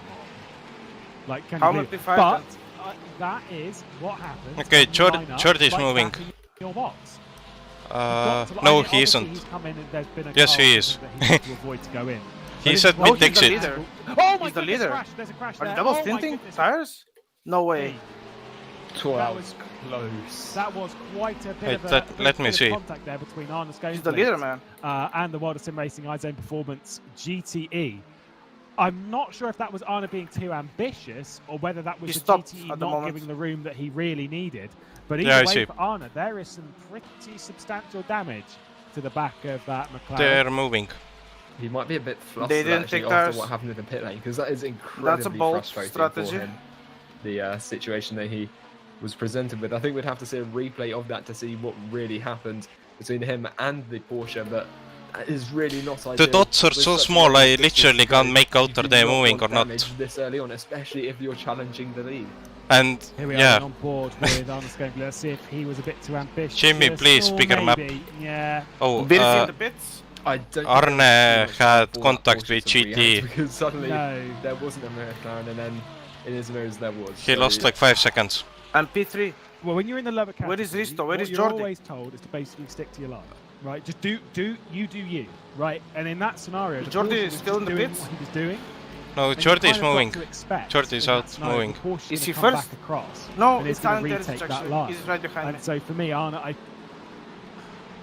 from that angle, it looks like Arms they're is in the working bits Porsche, but only. particularly from onboard. I don't Everyone feel else is moving. That's on the Porsche so much. I just feel that that's kind of like Arne maybe being a little bit too ambitious, trying to force his way through traffic. At least in my opinion. Yeah, I'd have to agree with you, because there wasn't really an opportunity for the Porsche to realise that there was a McLaren suddenly on his outside. So, I think that was, Risto is now if it P1 had been at the end of a straight, then maybe after the Porsche Arne would have had been a bit more contact. responsible, because they come out Okay. of one turn into the other. There was no time for the Porsche to prepare. So I think that's just. And we also came closer to them.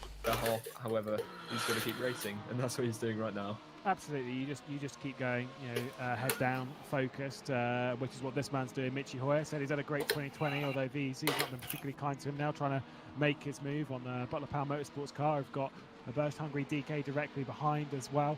There are battles up and down the order. The battle for the Podium and GTE, very, very close. Not quite a move happening yet, but Sim Racing as a whole ahead of Nita Velix, who have got themselves right up the order. That's more of a run that you would expect from Nita Velix, currently running in 4th place in GTE. Post pit stops, everything's looking pretty close when it comes to that category. Ferris Stanley as well is really, really applying pressure to Andrea Terzi as well. And I don't think Greco's particularly far off the back of the Neva, and Zbigniew Shara is not too far ahead. So everything's tight in the GT category. We'll keep our eye on that as well. Yeah, definitely, and we are seeing a bit of a change now. The DX Troy's car has got past Simoncic, but he hasn't got past Jan. So I think Simoncic didn't want to put up too big of a car, too big of a fight. Fantastic. Yeah, but the DX Troy's car is still posing quite a bit of a threat there, as you can see, to the Team Spirit racing car. Now we've got Armsim Racing. After those pit stops and everything, they're back within the LMP2 pack, 20 seconds behind Sursic. Sinchik, sorry, in who's P2 in his cars. So yeah, it's not gone too well for the Armsim Racing car, to be honest, since the start. No, they nearly led a lap. They'd say that for an extra lap, they would have led one. So, but that's just like how long a pit stop is in LMP2. You'd lose nearly a lap. as going No to the bueno. outside. Michi Hoyer trying to get it around the outside. Oh my goodness me, that is aggressive. That is very, very aggressive on Max Melamed. Leaves it to the inside though, onto the run on the back straight. Oh my goodness me, a bit of a kick out on the rear end there from Michi Hoyer. Now gets to the inside, almost forced her over the curb, but there was definitely more room there for Michi Hoyer to play with. A little bit of contact between the two of them as Max Melamed's trying to muscle Michi Hoyer over to one side of the road. Oh my goodness me, straight over the curb. Committed move there from the German of Michi Hoyer. Max Melamed and Michi Hoyer going very, very aggressively, maybe too much so. Anthony Ant's first pit stop of the race on lap 22. 22 laps later, or 24 laps later rather, comes into the pit lane again. So Anthony Ans for Team Spirit Racing, the first in LMP2 again. We're back into the LMP2 pit stop sequence. So they are returning their way down the pit lane. A bit of a note from GTE. How much tires are you using per lap? I don't have the from, We are currently going 1 second faster than Ajira and RG. I know, on P2 of Adam Baldwin. but I fucked up a bit. It is pretty, as much I as they've all lost spread out in some GTE, time. we are Just so kind of you know. see them, the And a body big effect, they're all lockup as coming well. back together again as Dennis Down is really trying to put pressure on the Juicy Motorsports Club car. Yeah, and that GT battle, it spread out a little bit as a result of those pit stops, but I have a feeling it will close up quite soon. And we've got Nasula here. He's the race leader. He's getting lapped there, but Nasula has just done a fantastic job. You can see there a 13-second lead in just an hour and 20 minutes.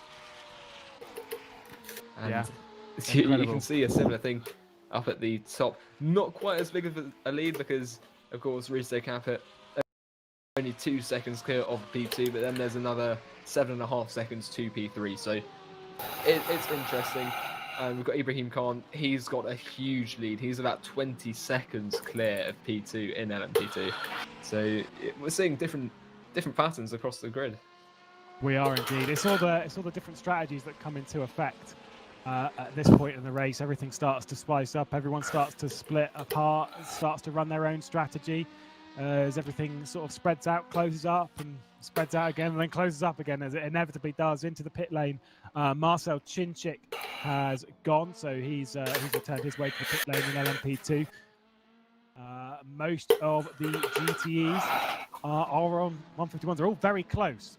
Yeah, that is absolutely true. They're all very close when it comes to their best laps in the session, running faster at the moment. On the previous rotation of the circuit, Adam Baldwin actually looked a little bit better. Here's the battle a little bit further down the order. 8th place, Ground Effect Sim Racing, Wave 3 Me Sports, all of these Ferraris battling out the bottom end of the top 10. Yeah, and you can see Andrea Terzi in this LMP2 car symbol. I'm not quite sure, but this is the Wave 3 car. And all across GT, of course, it's a much bigger grid. It's over double the size of the LMP2 grid or the LMHC grid. And that's why it is so competitive and we see so much racing from it. And that does produce quite a bit of an interesting effect on the other drivers on the track in different classes. I don't know if you saw it before, but Ajira has 3 warnings, RG 2, and we have 2. Okay. The drivers setting No, RG has 1 warning. new area, and they are going to push on and start fighting again. You'd always kind of expect it. They're One fighting Echo as well. has They're 4 pushing warnings. these cars to the very limit. Where are you seeing this? There's the thing with GT, and I Your said own. it before at Silverstone, is that in my opinion GT is probably one of the hardest Okay. categories in the sense of I closed LMP2, Discord long you've ago. got 10 cars, right? You finish, well, 11 cars. 9 times out of 10 though, you finish, you get points, right? You just got to cross the line, right? LMHC, you finish, you do get points. There's only 10 of them. GTE though, you actually have to put in a good drive to even be in the points. Like you actually have to put your race together to be even close. And so for me, like GTE is the most unforgiving category. Yeah, I'd have to agree with you there. And that is reflected by those fastest lap times, many of which are 151.0s. In fact, the top 3, all of their fastest lap times are 151.0s. And we're seeing the effect of that because their current lap times are relatively similar as well. 153 is, of course, more heavy fuel tanks and a bit more worn tyres now. But we've got Yao Pitas here in the Burst Esports car. He's in P7. He has got Max Malamed ahead of him. That gap is 1 second. He's got a lot of time behind him. DXDroid's car now 32 seconds behind him in P8. So he needs to push forward. This is Pedro Ramada though. P18 in that Aston Martin. Yeah, not going so well. Being down a little bit like this is the thing with TT, with it being so close, it kind of opens up, it ebbs and flows. The order remains close. What I'm saying is, like, through a little bit of strategy, through a little bit of fortuitous code 80 falling. You know, if we get a code 80 at some point, it can fall in your fortune. You can move from 18th place. I'm not saying up to the race lead, but at the moment being 18th, they're not a lap down. They're realistically only, well, you go. You see, 68 seconds to lead. That is quite far, yes, but it's not an unstoppable margin when you consider a pit stop itself is, the better side of a minute and a bit, right? You're talking about gaps and stuff that can close down, that can sort of ebb and flow. As Lorenzo Risi, by the way, is in the pit lane, so the LMP2s are deep in their pit stop sequence. So current pace is top 4 are doing same times. On the Schoonfleet, he's closing up again to reset Capit. That gap's just gone under a second now. The loss lap for the lead car was a 1:39.9. The loss lap for the P2 Ajira was 1:39.7. So that gap What goes about up Daniel? slowly but surely, Roman? and he could try and regain that first position he had. Last lap before the 41.6. first set of pit stops. Faster or slower? Certainly did. There we are. What do you in mean? Traffic Was he with the faster or first slower than Edge me? Esports. You were directly doing ahead. 39.9. You can see that his Okay. pace is very, very good because he did this in the first stint, didn't he? Where the gap got to Where is Zansho? 3 seconds, something like that. Hammered in the lap P8. times, closed it in, and managed to get onto the back of the RHE sports car. Not quite sure who Azura will be handing over to. Risto Capet, I'm pretty sure for this round would be Erhan or Yuri, but I'm not 100% sure. By the way, Nita Velix, who will be entering the pit lane pretty soon, will be handing over. This is the thing with the LMP2 pit stops that we're seeing. They are going to see some driver changes. Nita Velix, when they hand in, Herman Stocky is going to get behind the wheel. Jene Simitric is going to hand the reins over to Dennis Jordan, Mr. DJ. So there's plenty of changes to come. Jan Patajic into the pit lane as well for Burst Hungary DK. I think he might be handing over, just not sure. Oh, David Moracek will be taking over that car. So we're deep in the pit stop sequence. We're deep in that driver change sequence. Now this is where, if you're a driver that's kind of staying in the car, you can actually gain something here, because if you're still in the car, you're still in that rhythm. You can push them. It's only been an hour and a half, so that's realistically not that long. You're not at burnout phase. So it's maybe leaving them in the car to just do an extra stint, maybe even triple stint the tyres. That's maybe a little bit unrealistic, but you never know. Like pushing it that little bit further on that sense, like maybe what Anthony Jans is doing. Maybe that's a sequence they need to go down. Yeah, strategy could play quite a big role now, because we've got a long way to go. 4.5 hours is a long time, and if you can't get it on track, you're gonna have to try and do it in the pit lane, and we might see that the gap here as well. That's gone up to 1.5 seconds, which is quite interesting. So I think Risto Capet is responding with his own lap times. That last lap he did a 1:39.9. and Schoonfleet did a 1:40.3. So as we hit traffic as well, that's going to be playing an effect, and that could be the reason that strategy might be the deciding factor in quite a few of these battles. I'm instantly messaged, by the way, said triple stint. No. So yeah, I think that's more of like trying to spice it up or whatever. But it's not really like it. Doubles is in LMP2 is the likely aspect. In GTE, I'm pretty sure it's only singles. Henrik, go back Some to your teams might stream push a and double. tell me I'm what not were your sure on that tires one. when If you you're a had GT 90 driver, please let me know left. on TeamSpeak. On what percentage? LMHC is almost Thank you. certainly. How much? 90 liters. What were your tires when you had 90 liters? Last round, and I stand by this. that maybe not necessarily pitting every hour and 25 minutes or whatever it is ideal. And the fact that you can bring that in pit a little bit earlier, like an hour and 10, or even an hour or something like that, and then take the tyres that little bit further. You know, so you're effectively double stinting tyres, but you're doing shorter stints, and the effect from that is you have shorter pit stops, etc., that you gain in the longer run rather than the short run. It sounds stupid, it sounds like it doesn't work, but if you put it into 65, genuinely, you do see some slight gain from it in certain aspects, depending on what the tyre drop is and stuff. That's from a long time ago when I used to do VEC. So, oh, Martin Durland out of the race. Martin Durland out of the race. I wonder if that's connection or if that is incident. That's the Jean Lacy Esports Academy GTE. And with this being a relegation round, that is bad news. They didn't score in Silverstone. They aren't scoring today. They haven't looked particularly strong. The Jean Lacy Esports Academy, where their LMHC is doing so well, I know they're in maybe the unfavoured Aston Martin. I don't think it's unfavoured as much as we've been told. Their performance in Silverstone just fundamentally wasn't good, and they didn't look particularly fast here today. Now with a retirement to their Is that your worst tire? 85? Oh my goodness me! Was it front tires were 85, rear tires 84. It is a crash. Okay, we're the same. I've got them in the Mine are barrier. in reverse, so front Oh are my worse goodness me! in my case. That is, yeah, as you said, with the relegation, that is really bad news for them. And we're looking now at Yuri Torman in the Vargason racing car. Behind him, he has the Zandvoort car of Jan van der Heide. So he's going to be defending now as we go into turn 1, passing 2 GTs, one of them being the Nita Velux. And into turn 1, down the inside, there is a sniff of that line from the P4 car, but he decides better of it, and they're going to continue on as they are. Now we've got the X-Droids, they're up into P2 again because of these pit stops. They're out of sync with the rest of their group, so that's going to make it a little bit complicated, seeing who is where until the end of the race.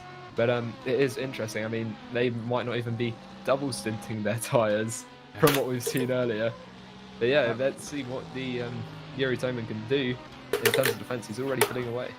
Absolutely. Well, we shall see. Herman Stocky, by the way, leaving the pit lane. Is this going to be the replay? So I've just had a look at this. It's a bit weird, I think. From what I saw, there's a bit of lag involved. I'm actually not sure. So it gets it up onto the high side and then loses it. I'm assuming there's some form of wheel disconnection.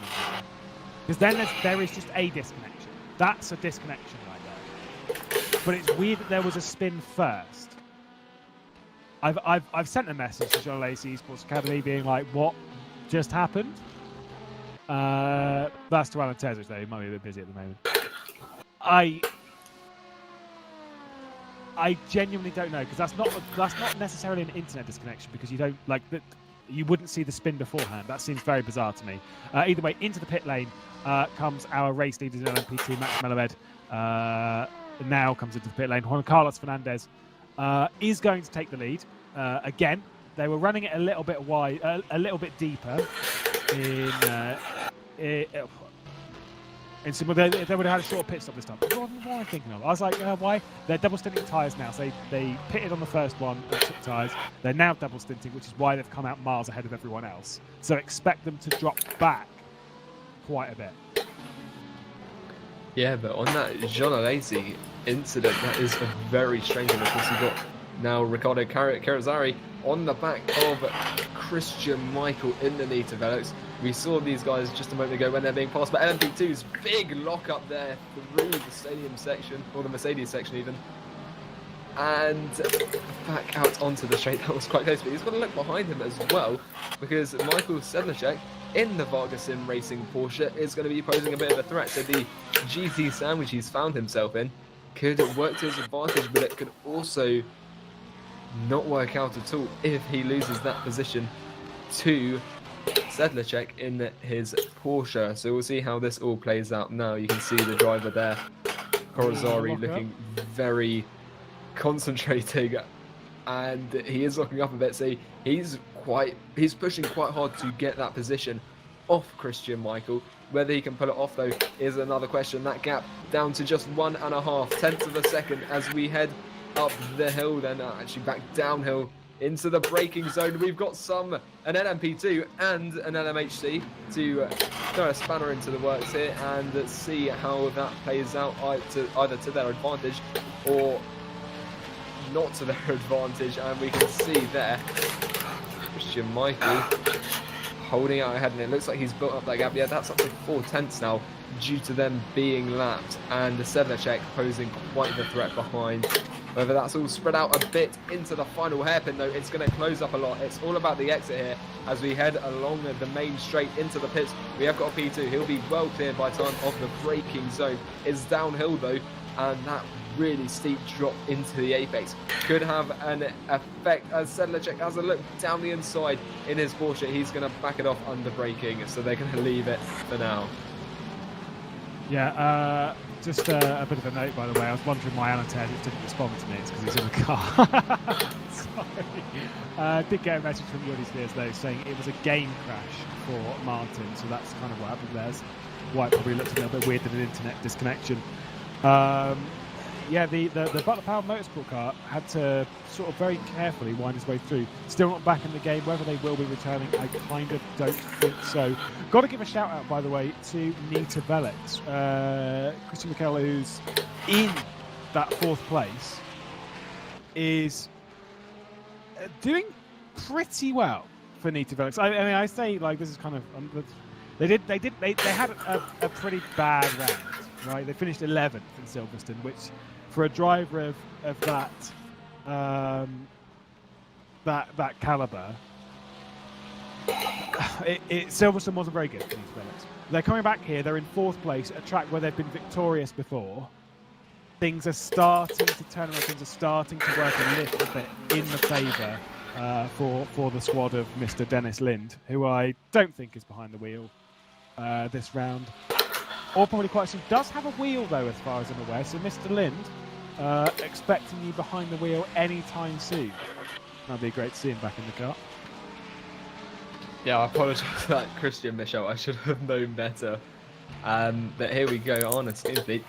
That gap now, 1.2 seconds. So, retaliation. And that last lap for Risto Kappa wasn't too quick. That was a 1:42.6. However, it was Surfer on a screen fleet. That was a 1:43.2.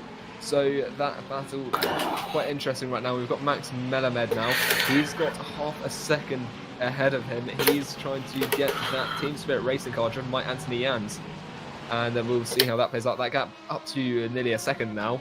In terms of lap times, the Butler Power car, that was a 1:45.4. Anthony Jans did a 1:43.4. So interesting there. Quite a big gap. However, that might have been a mistake or some traffic, which affected the lap times. Now, Melamed will be looking to close up that gap, though, and look to make a move at some point. Indeed. It's just about when. Yeah, that's kind of the thing. I'm sorry, I'm getting messages left, right, and centre as everyone's trying to throw me in incorrect information. So difficult to see. For Max Melamed, though, a controversial start to the race. But realistically, has put the pace in to look pretty good. I know he's going to be handing over to Michael Rowland a little bit later, who was pretty happy that they were running in a good spot. Got a bit of information as well from Dan Kell, wondering if that Nita Velix GTE is double stinted tyres. So that kind of makes a little bit of sense because they did gain an awful lot of time, and they were running outside the top 10. I did mention when we did the rundown of the top 10 that we weren't really expecting them to sort of stay inside the top 10 respectfully. So now the fact that they're in the top lot quite easily, I am assuming, I kind of agree with that. They must have done a short stint somehow, so they must have just double stinting tyres, which kind of makes sense, might as well. And quite clearly it's working because they've got the pace in the car. Yeah, definitely, but they are going to have to look behind because Yuri Toman in the Vargason Racing car putting up quite the threat. His last lap was a 1:41.5, whereas Juan Carlos Fernandez, that was a 1:43.0. So the Varga car could take P1 in LMP2 with 4 hours and 20 minutes to go. Still a long way. However, a position is always a position if they can hold on to it to the end of the race. That will benefit them because, of course, battling, it's not good for fuel or tyres. They're going to try and get this done as soon as possible as they head up the hill now. Can he try and get that position, Yuri Toman, for Varga, that P2 car? You'd suspect it should be a fairly easy move for Yuri Toman. He's a driver of quite good caliber, the Varga Sim Racing driver. That and the very crucial element here Henry is at that, 75. at the moment they're running slightly different strategies. So I'm gonna Juan look. Carlos Fernandez is on stint and a bit old tyres, whereas Yuri Toman is on some fresh rubber. So it should be a fairly easy move. Going to commit to it to the inside and to the race lead in LMP2. Approaching an hour and 40, well, we've gone past an hour and 40 minutes complete. Varga Sim Racing head to the front in LMP2. Nice move, pretty simply done. Then gets by the GTE Corvette. A little bit of a flash there. Front tire 77, rear tire 75. To get that one done, but yeah, Yuri Toman's going to lead the race. So that's good. Really simple move, and that's I'm exactly my what he pace. wanted. I'm He actually didn't want to very waste happy with that. time behind the DX Droids car. He's just focused on getting to the race lead and getting on with it. By the way, we're under a second in LMHC for that race lead. It is getting tight again. Indeed. Honestly, after those pit stops, he's going to be really pushing to get that position because he probably feels like he deserves that position and it was cheated of him due to the car placement in the pit lane. He is slightly quicker in terms of lap times. He's got Riccardo Corazzari here on the Nita Velix car. Can he get P4 into turn 1 heavy braking? Just can't quite find the space to push forward. But this battle is still going on between the Wave Free car, the Nita Velix car, and behind also the Varga Sim Racing Porsche.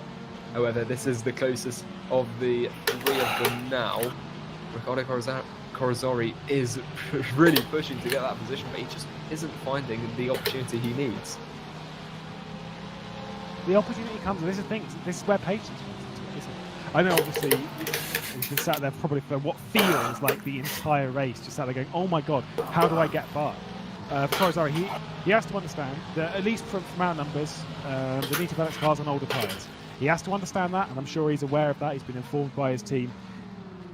It's about patience, about waiting for the right opportunity, because not any opportunity is the right opportunity. It's about the right one to find your way through cleanly without losing time. Obviously, he's probably looking at it thinking, I am losing a lot of time here. But let's consider back to Silverstone with Rory McDuff and Daniele Canestracci when they were battling it out in the latter stages of the race in LMP2. Now, the thing was that Rory McDuff did not play that one very well, in a sense that he was focused solely on trying to get by. They ended up costing himself like 20-30 seconds. If he just played the longer game and approached it from a slightly different perspective, they probably wouldn't have lost as much time. And that's kind of the scenario that Corazzari's in at the moment, is that if he's going to make a move, he needs to make one that works straight away. See, looking down the inside now, is he going to leave his nose? See, look, that leaving It's the nose getting on the dark. inside. Now Nita Velix has missed the apex. He's not made the move. It's cost them like 3 or 4 tenths there. You do that a few times a lap, you're costing yourself a second here, a second there, a second there, and you end up costing yourself more time than if you were just that little bit more patient. Yeah, I agree with you that the general battle. Yeah, but it is true.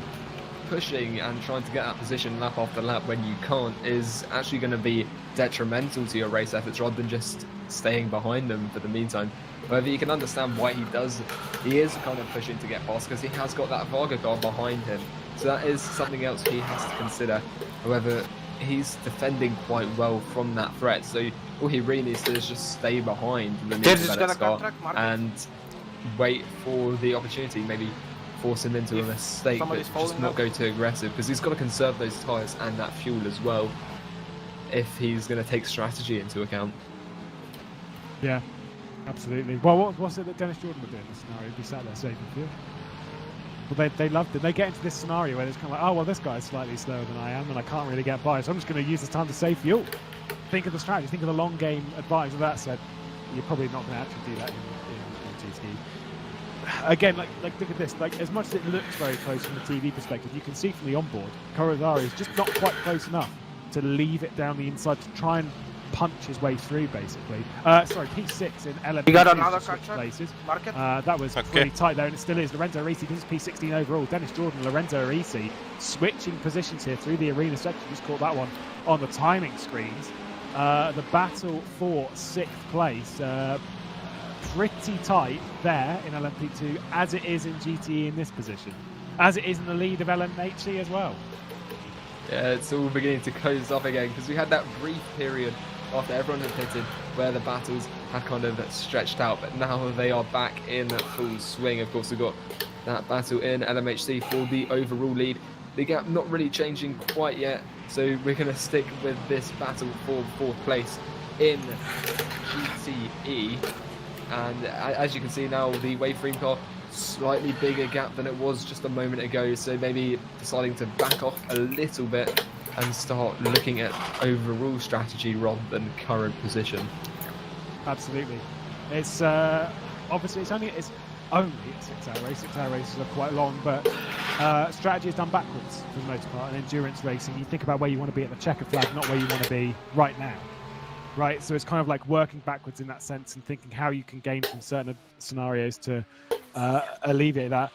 Dennis Downer, by the way, who set the fastest. Who are you going side by side with not me? too long ago. I don't know if he still holds Why? that. From a quick look, I believe he does indeed still holds the fastest lap in GTE, although not by very much. Has closed in that gap, a 10th here, a 10th there. Closing in on Juice's Motorsports Club and realistically the race leader, but a little bit too far down. It's only a 10th here and a 10th there, even on the race leader, Jimmy Nasula, whose advantage at the top has sort of plateaued a little bit. It's gone up to about 15 seconds and is sort of held there. Very impressive drive at the moment from the Satellite Racing driver. For Juice's though, that's the driver on the right side. There's kind of the driver following. Fucking rookie monsters, Adam what are they Baldwin at the doing? moment, and communicating to the team, maybe just trying to think of how to close up, how to get that position done when he gets there. And thinking also of the advantages, the thing in GTE, thinking of the advantages between each car, isn't it? Here you go, the Corvette, pretty quick in a straight line. The Porsche's very quick off corners though, so you kind of got to really consider yourself how you get through. Oof, that one echo really slot his way through. Here's with Alan Terzic on the back of Antonovsky. Out for the podium. Yeah, I mean, LMHC is still getting a bit close Way between too much P1 and 2 and traffic. also P3 and 4, although they're not all together on track. And you can see this traffic having its effect in the middle of them there. How many cut trucks do you have? None. And look at that, Okay. that is quite the traffic jam heading through the hairpin. But that might slingshot Terzic onto the straight. That gap just 3.5 tenths of a second. We could see a move into T1. Can he get that position? Not quite. However, the arena section The cars around us have at least 3 cut tracks. Over that curve on the apex because of that sheer drop, really. And through the Mercedes arena, he is losing a little bit of time. Maybe a little bit of I lost so effect much time, man. there. So much time.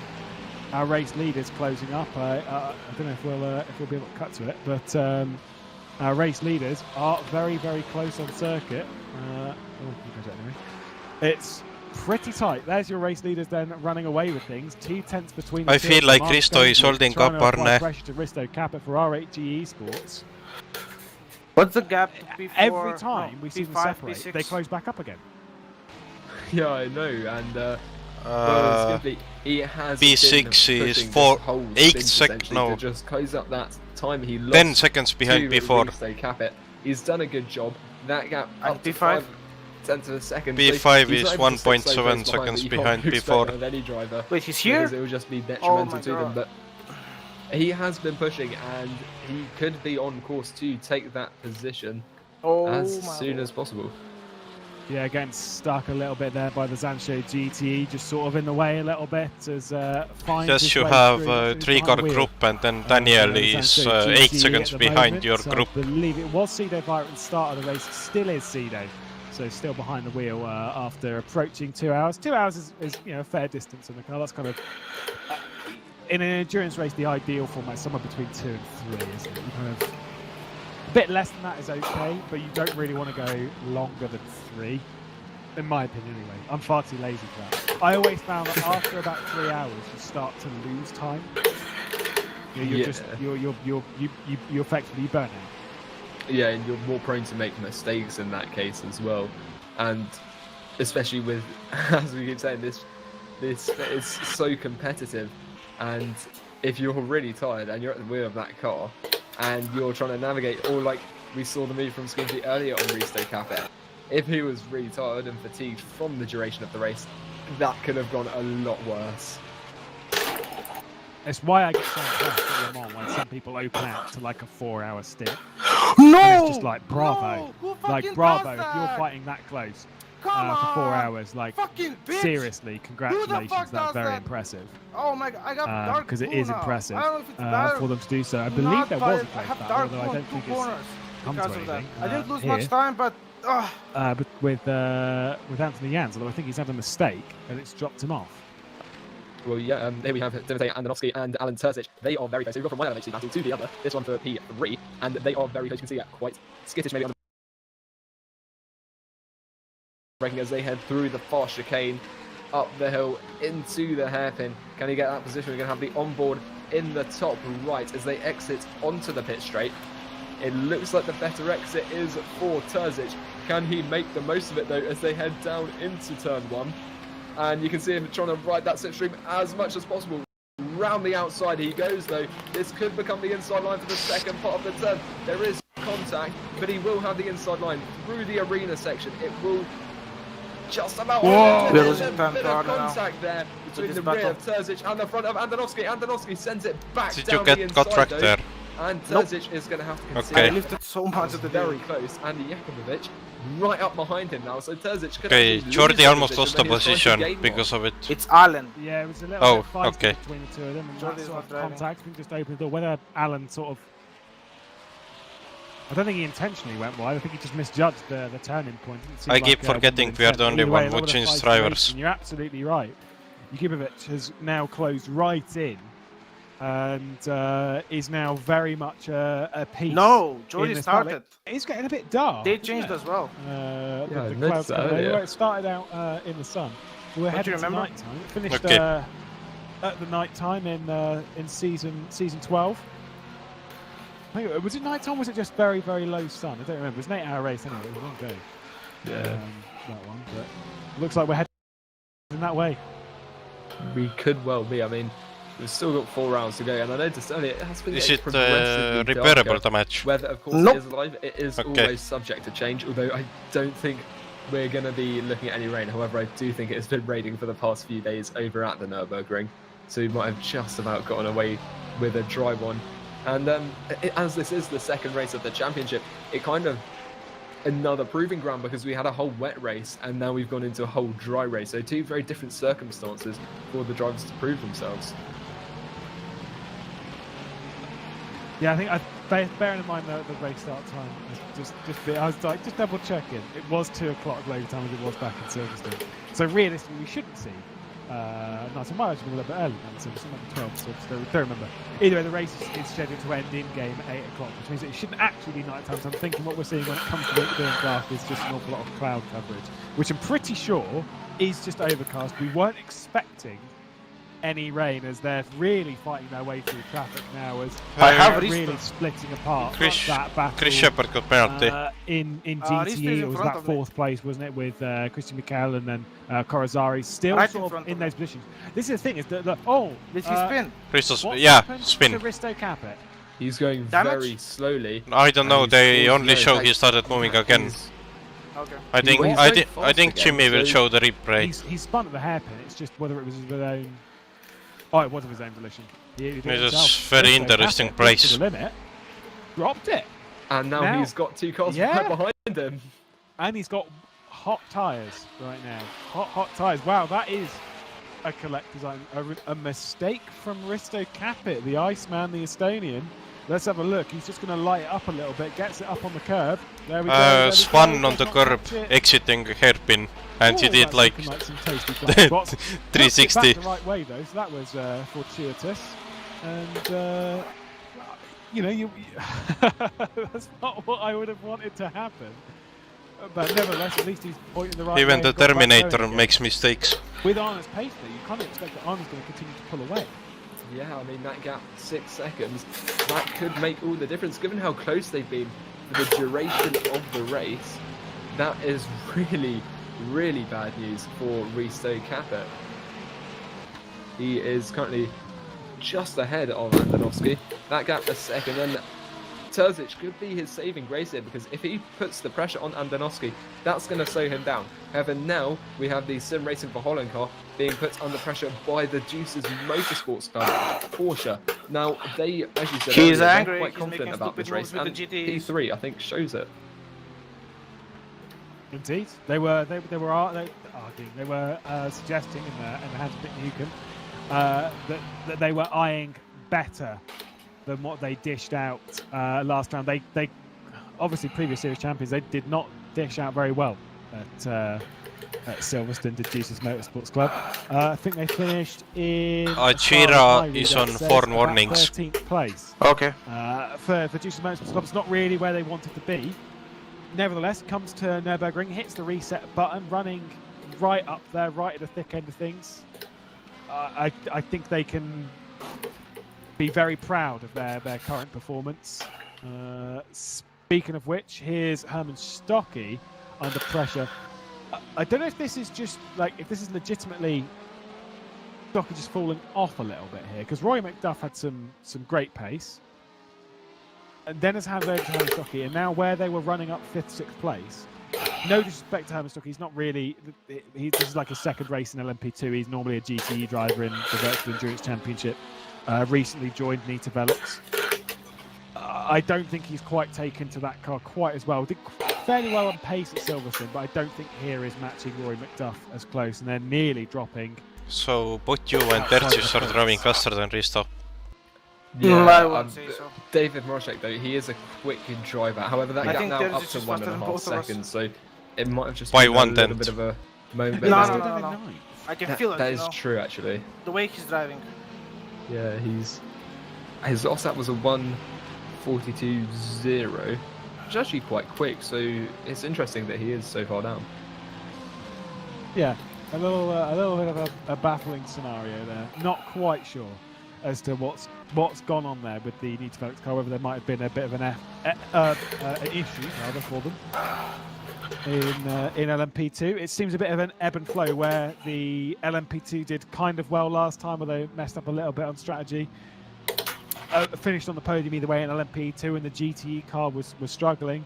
Seems the fortunes have switched a little bit, and the Nita Velux GTE car seems to be doing quite well. That said, there's an awful lot of pressure at the moment. Look at those gaps on the left-hand side in the GTE category. From the Nita Velux car behind, you've got the Waveframe Esports, very, very close. You've got the Vargas and Racing Porsche, very close. A little bit of a gap behind to the Butler Power Motorsports car. And then you've got Ground Effect as well, but they're all realistically pretty close. 3-4 seconds separating the 5 of them. Yeah, the GT battle has returned. And I think a moment ago that the Nita Velux car retook 4th place, because I think it had lost it momentarily from the Waveframe Esports. There's the yellows, and it looks like the Zancho LMP2 now in the pit, so maybe heading into yet another pit phase. But can that Waveframe car take the Nita Velux? Christian Michel then ahead of Corazari. Corazari not quite in a position to make a move quite yet into turn 1. You can see that gap's slightly too big for now, and there's a P2 closing in behind, so that's going to spread them out a little bit more. Would take quite a dive bomb to make that one stick. We are in the second phase of pit stops as well. That could have been what happened, although it would have been a little bit earlier. Maybe. Let me check. I don't think this is the thing. I was thinking maybe they've done their second pit stop as Nita Velux, but I'm pretty sure that they've not stopped. They stopped on lap 53. They're currently circulating on lap 67. I have front splitter damage now. So I don't think so. We're waiting another 5-6 laps before they're coming in. It's normally 20 You gained off speed. stints, roughly in that vein. So that, or a little more than that maybe. Arne penalty. Arne penalty. Just got a penalty. Is it on stream? Yes. And there is more drama in LMP2. 5th warning. That's a lot worse than restig Catholic. Okay, we're on 2 just was so you him, know. whilst that may have had some impact on their tyres and stuff. That is a lot of time. The lead car is going to lose. And given how close the top 7 or so of LMHC is, that could completely wreck their race. We've got 2 hours, only 2/3 of the race really left remaining. Wow, what a feisty way to end the second hour here, and with that, it's time to hand over the commentary reins, and what a time to take it over. It's been a great opening couple of hours to the race. Myself, Lewis McGlade, Hugo Barrow. We've had some fun. Daniel has no warnings. Yeah, we have. Nice. We now hand the reins over to the ever trusty Ewan O'Leary and Cameron Roger. And everyone lads, around hello, us has take at it away. least 3 warnings. Hi Lewis, and hi to everyone watching at home as well. Nice. Thanks for just sending it all into chaos as well, by the way, just No before we worries. take over. That was very nice of you. Yeah, we've got battles everywhere, strategies everywhere at the moment. Cam, we're absolutely loving the action out there at the moment, and yeah, we're just enjoying the show. Really, it's kind of all chopped and changed around in the last few minutes here in Hypercar. Obviously, we've had that Risto Capit spin, and obviously a much bigger thing that's happened there. Really, Arne Schoenfleet has just received a penalty, and that is really going to hurt them. No, where is Terzic? And yeah, Terzic looks like he has been around here. Apparently he has for, crashed. Their team. So yeah, the John Lacey Esports team, after doing so well last time out in Silverstone, all of a sudden, didn't quite see what happened there, Cam, but all of a sudden it's all going pear-shaped for them. Yeah, especially in the hypercar, there's quite a lot going on at the moment, so I have to keep up to dates when that all works itself out, with obviously Schoenfleet having to take his penalty in at some point. But for now, we're looking at Waveframe Esports here, coming up on the back of the Knight of Velix Corvette, working their way towards Sector 3 of this They lap. are And not this is showing the it part on of the stream, track so where I have you no really idea need to how it start getting happened. close to your rival.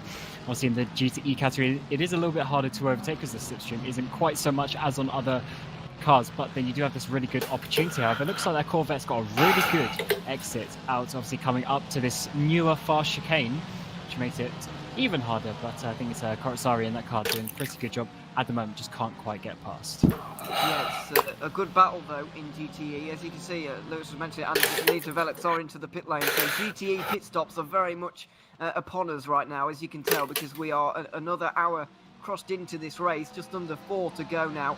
Yeah, we're getting down towards the business end, of course, in this 6-hour race. So we'll see how that all pans out. How many laps do you have left? 14. Half spin. Okay. In Hypercar for John Lacey Esports, he had just a little bit of a moment, and then he was hit by Roman Jakubovic of the Black Hawk car. So there was the business end. Of course, in this 6-hour race. So we'll see how that all pans out. We're hearing as well about Alan Terzic's half spin in Harman Jakubovic car. So Black Hawk and John Lacey had contact and Terzic did half a spin. We believe Where they've is he? come into contact out He's there on the P7. circuit in the last few moments. So Behind Daniel? that is not good Yes, news for Daniel is How far P5. for those teams, How but far either am I way, ahead it of looks Daniel? like they are still going.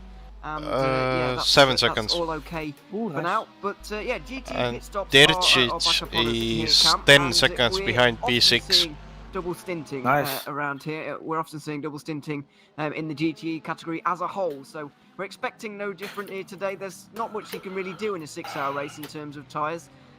It's a shorter race. It leaves less wiggle room for strategies, I guess. With 35 liters We're to go, expecting how many, double stops to be the order of the day, I think. what were your tires at? Yeah, certainly are, and that obviously means now that we're at the end of the 2nd hour, most of those teams who are double stinting will now be having their longer pit stop to take their tyres, having done the first 2 hours on that first set of tyres, which can always work maybe in a certain team's favour, depending on just how they have worked with their tyres. And we've now got Turka Front Hagenen tires taking over 54, in the Knight of rear Velix car, tires which is now coming out of 54. the pit lane, coming down the main straight as well. So Okay, yeah, I'm better, in but full I had effect, these GTE my pit stops, front and obviously that left, will take a couple of front laps to right work it is out, on because some 150 teams will because of obviously be lockups. saving fuel The a rest little are on bit to try and go 57 a and couple of laps 55. longer. Yeah, they will, and it's going to be all up in the air for the next few moments. So we'll hold off on our hourly update until the GTE cars have pitted. I think that will be a little bit more sensible, because at the moment you're just going to see a mess. So we'll wait a little bit, and then we'll show you the order. But in Hypercar, just to update you, nothing has changed. It's still Arne Schoenfleet from Risto Capit, although he does have that penalty hanging over him. Does the Ajira man of Schoenfleet. Can't. So that could all change in the next few moments. And as Lewis Fucking and Hugo were Ramada, mentioning man. just Like, before we came on here, Cam, it's getting a little bit darker out there, I have to say. I would agree with them, actually. Like battling It them is getting a because little they're bit fucking darker. idiots. We have or I did hear some suspicions that there might be some rain towards the end of this race. It wasn't ever going to be anything like Silverstone, where it was just raining the whole race. Very, very British weather for that one. It's been a little bit kinder to these guys so far, but we're in the middle of November in Europe. It's not going to be the greatest time in terms of weather, so there are some question marks over that, and if that rain does hit, then this is going to really, really throw the race on its head.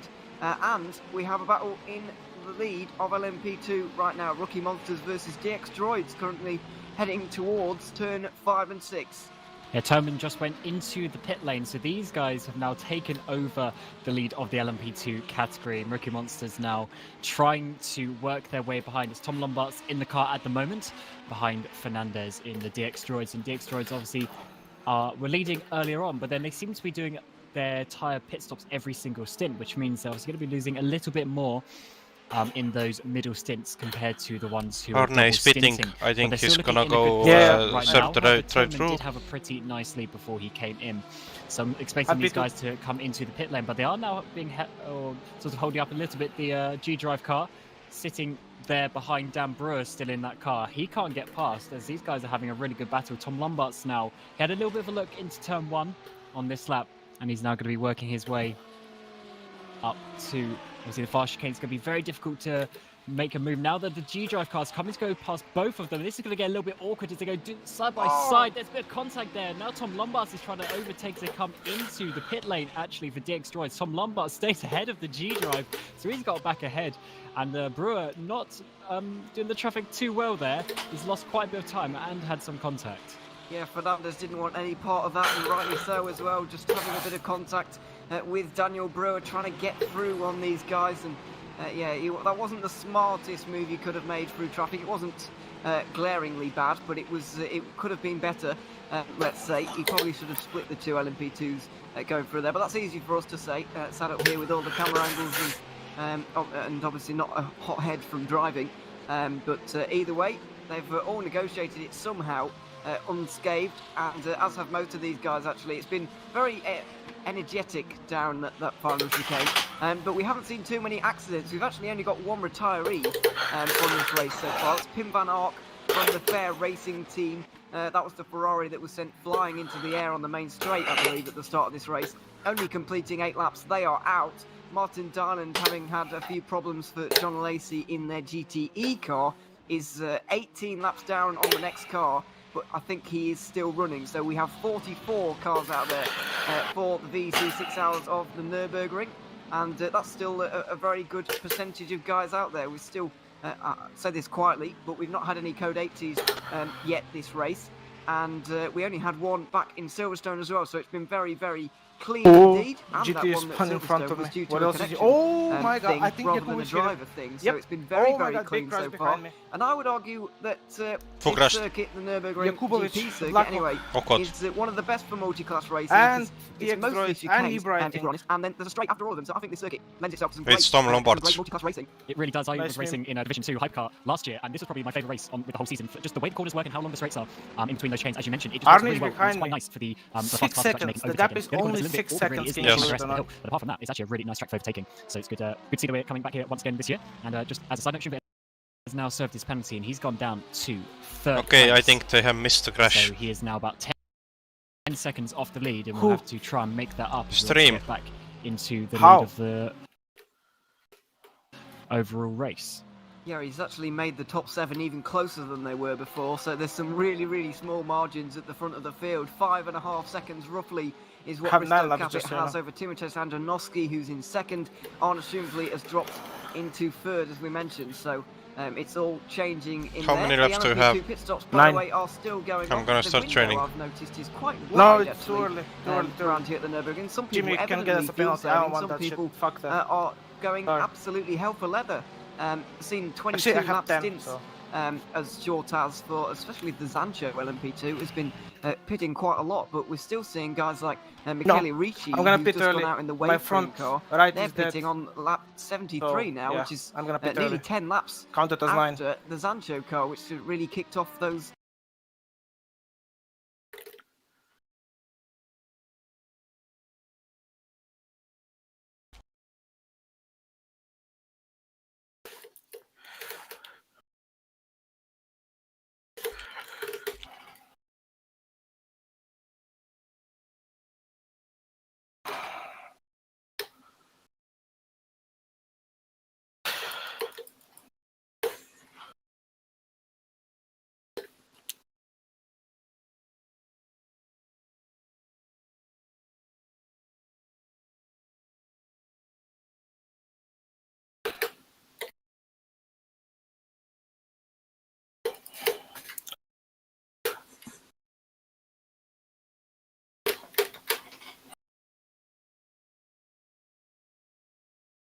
Insufficient permissions.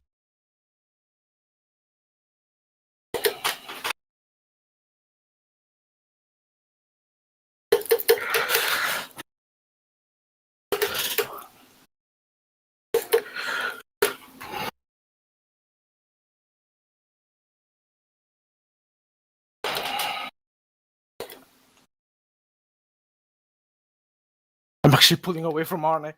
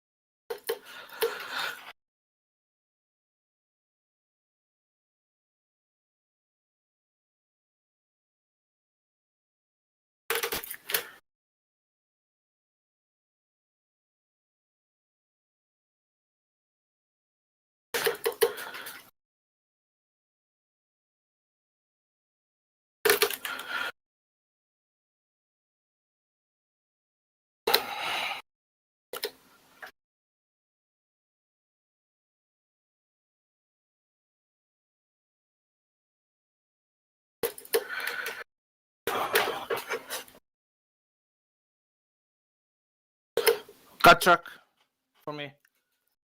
On that stupid curb, man. I lost so much time and still a cut track.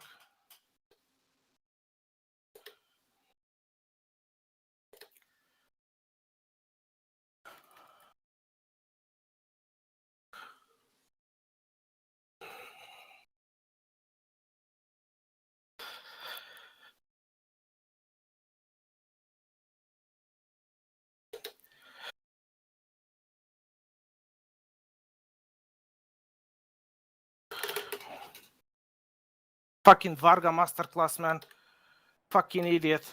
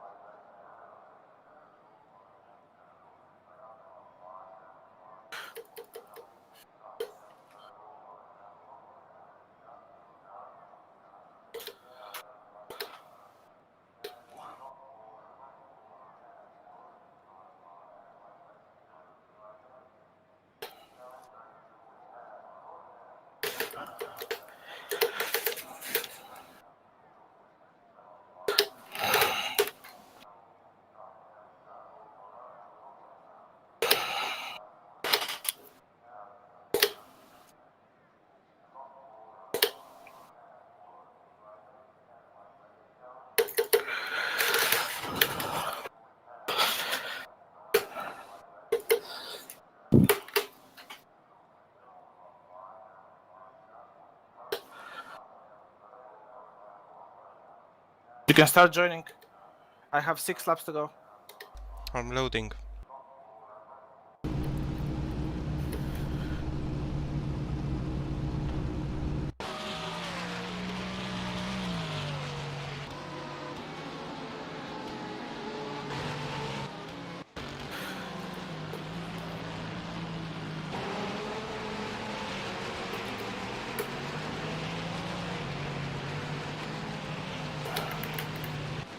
You're selected.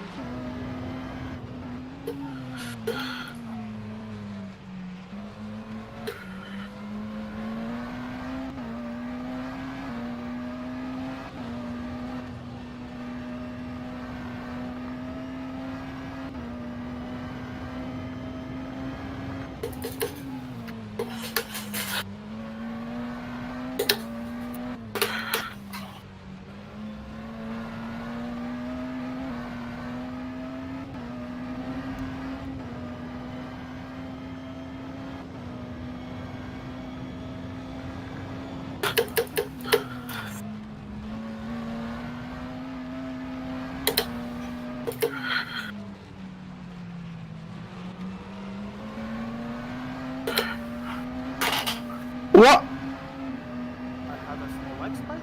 I lost 3 tenths. That's good.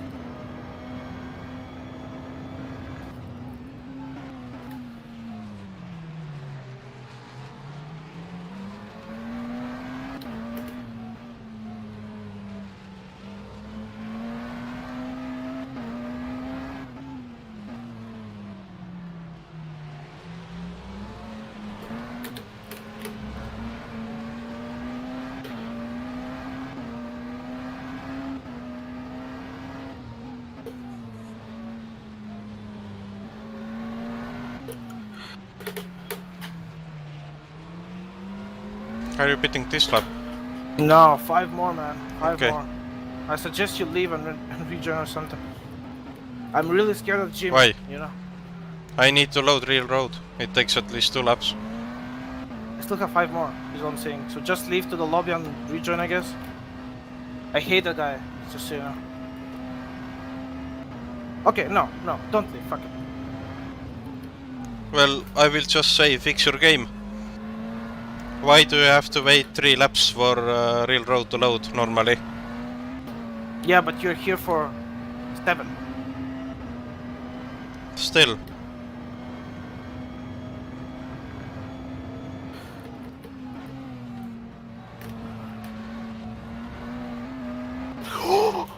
Fucking, I can't even with this Ferrari, man, like, always long. Ah, nice, even that corner is now dark blue. Hell yeah, that's what I wanna see. It's not noticeable, steering is dead on straight. There's no damage to it, but the dampers might be damaged.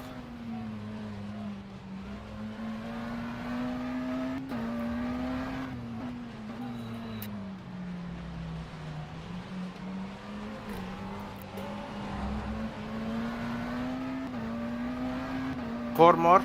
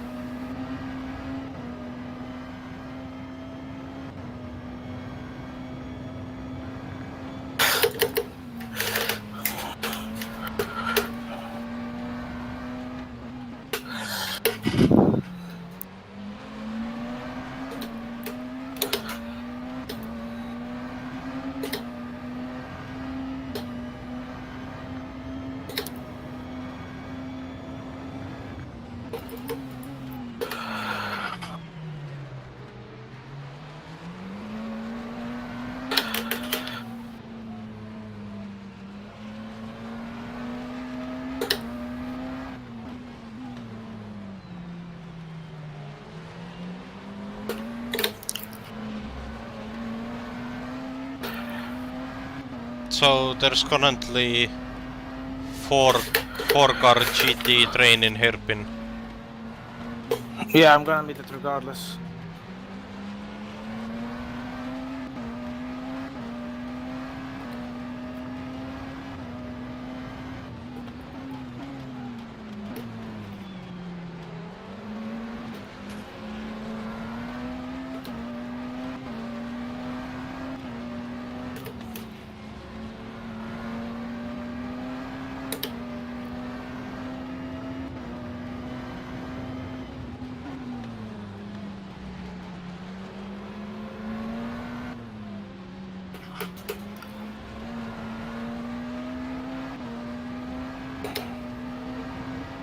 Oh my god, oh my god, oh my god, oh my god, oh my god.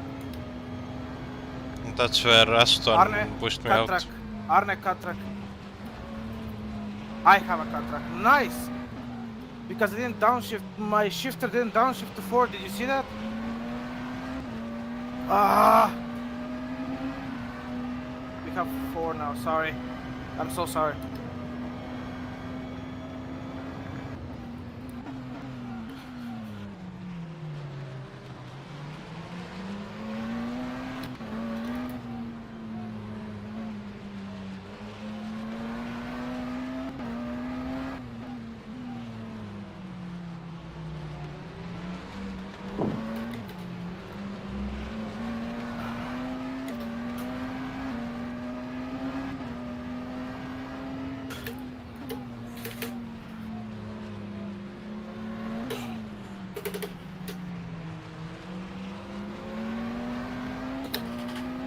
Beating next lap, I think. Yeah, next lap.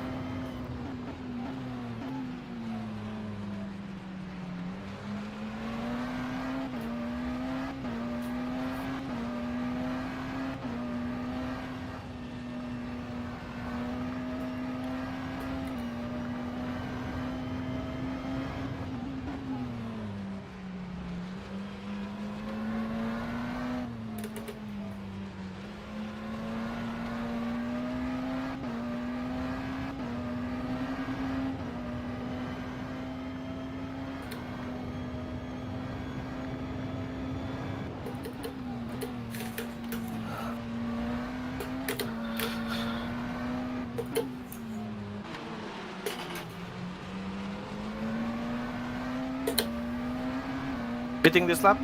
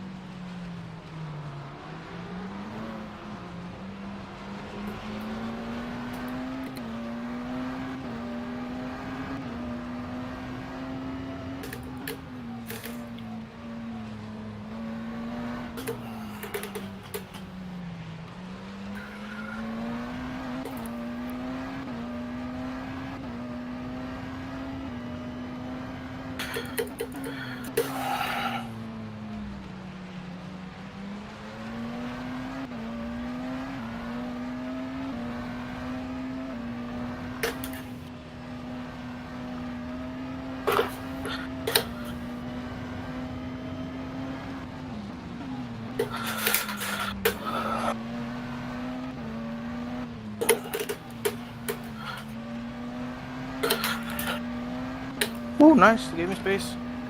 Both of them. Beating.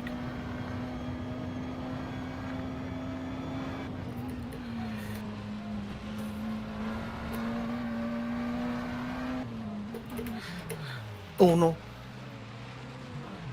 Fuck. Ah. I have fuel, I will feel safe.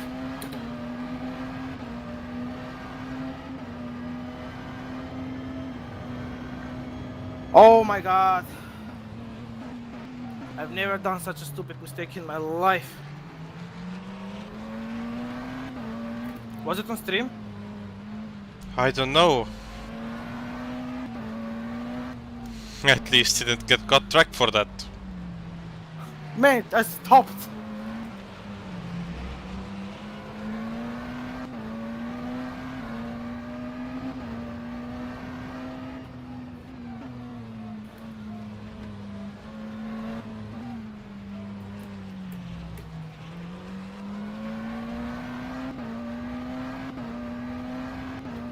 Oh my god, sorry man.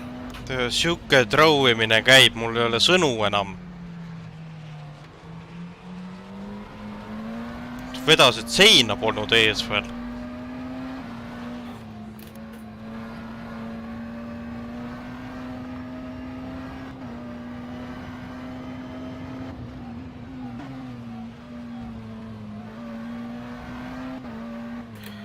I was literally 100 meters away from a perfect stint.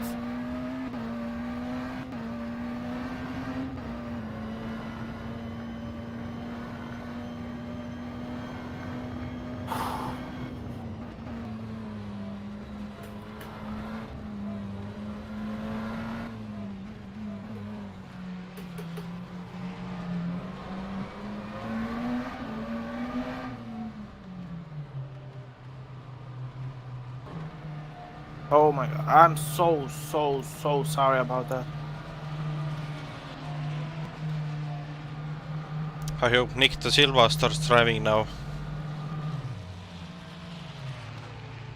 Oh, I'm so sorry, man. Oh my god, it was shameful. That was shameful. That was the worst thing I have ever done. Oh my god, how can I miss the pit entrance?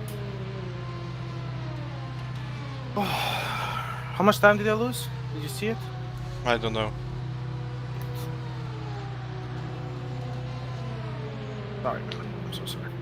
Good thing is, these guys are like more than 10 seconds behind us. Just so you know, brake pass at 51.3 works because of the splitter damage. You might actually want to move it back a bit. I'm not so sure about that, but you check that, okay?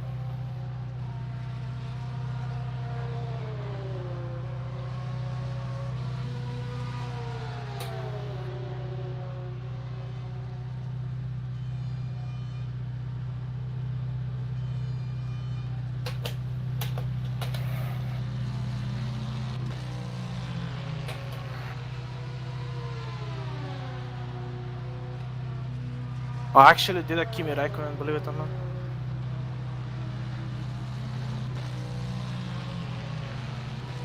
Okay, get ready.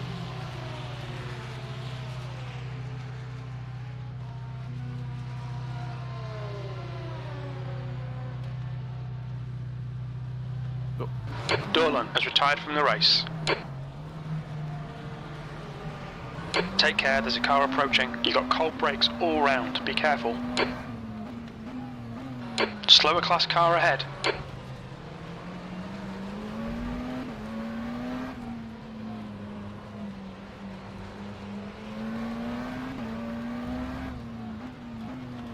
Yellow flag, watch out. Sector 1 is clear. We think that Milan has crashed.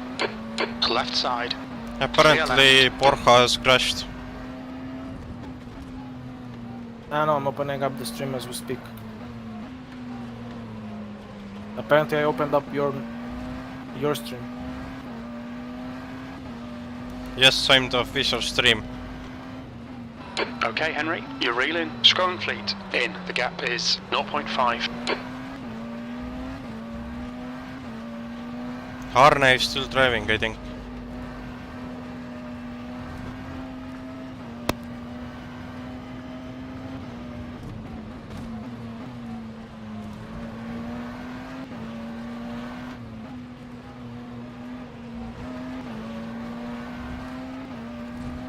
So Borja Milan has no rear wing, Mantos says.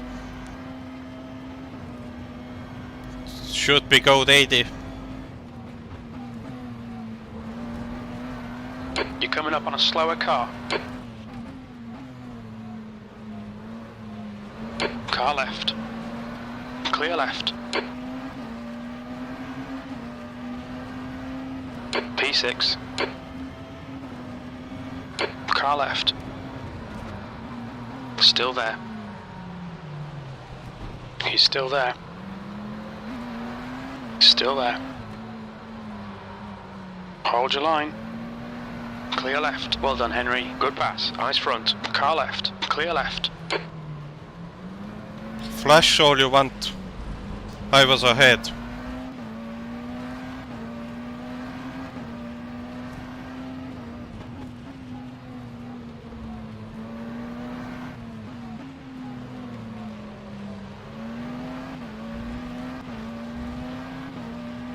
Car left. Clear left.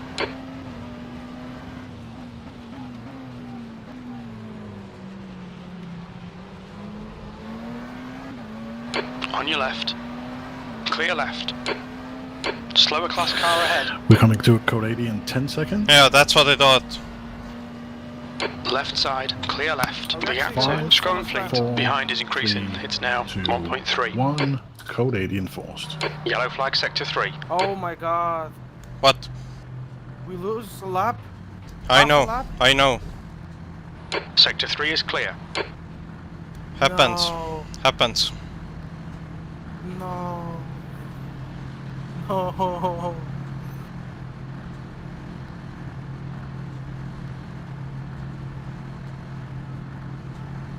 So Borja pitted and didn't Yellow fix the flag, wing. sector one. Nice move.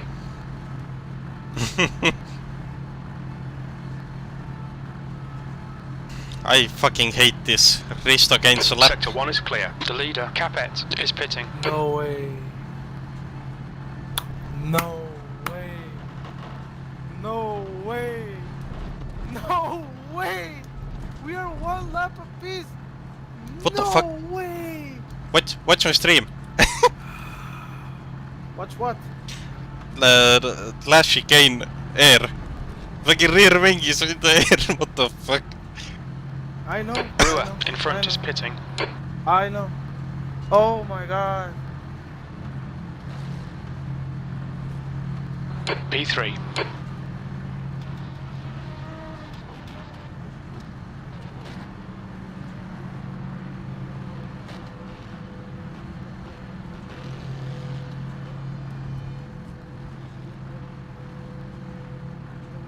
You're coming up on a slower class car.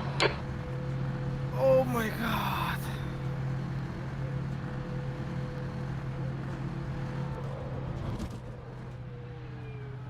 Wait, somebody.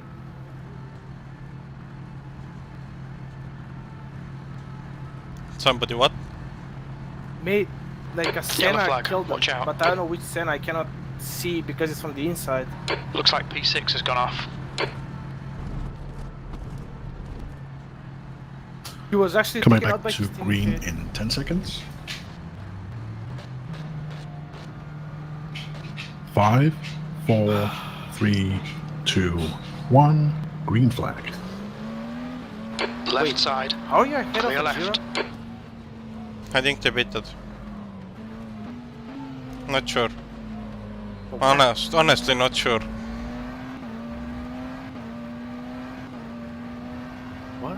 Oh, no, I passed him on track. Oh no. Oh no.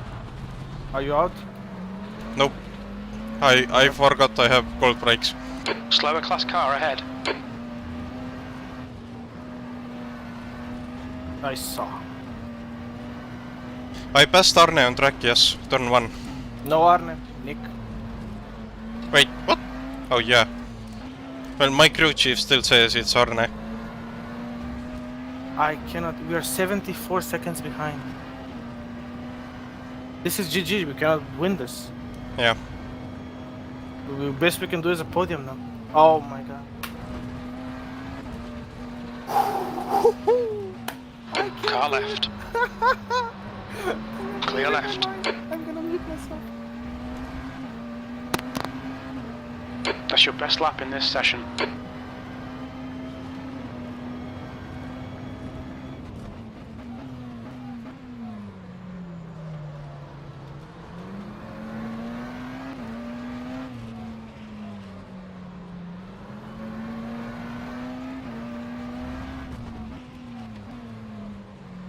Meh, still over half a race to go. A lot can happen.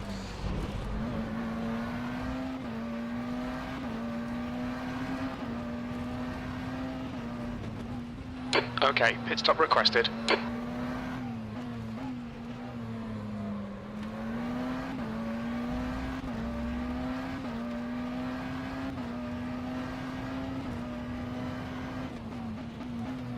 I know, there's like half a race left, but come on, 75 seconds? Ugh, it's so frustrating. But it is what it is. We can...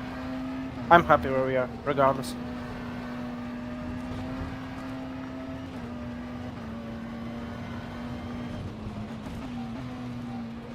G drive also gained massively. What? G drive also gained a lot. Yeah. Okay, pit request cancelled. I'm gonna go to Discord to see what's what. You're coming up on a slower class car.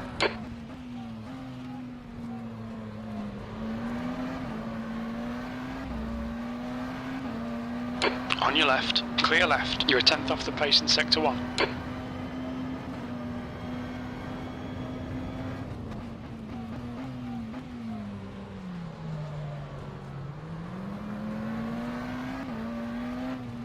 The gap to Scrolling Fleet behind is increasing. It's now 1.5 seconds.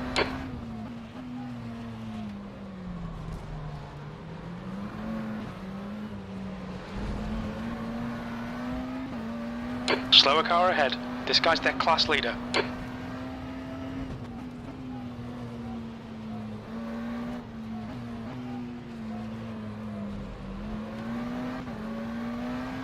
Car left. Clear left.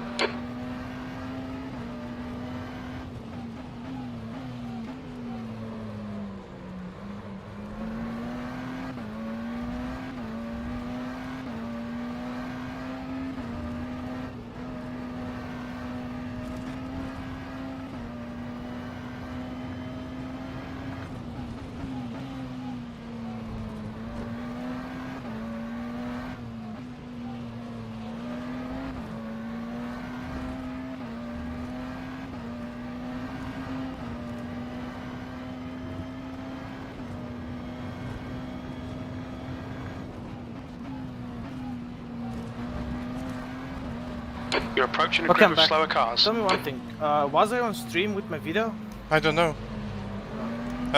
When I watched... Left side. No, it wasn't. Clear left. Left side. Clear left. That lap was a 140.7.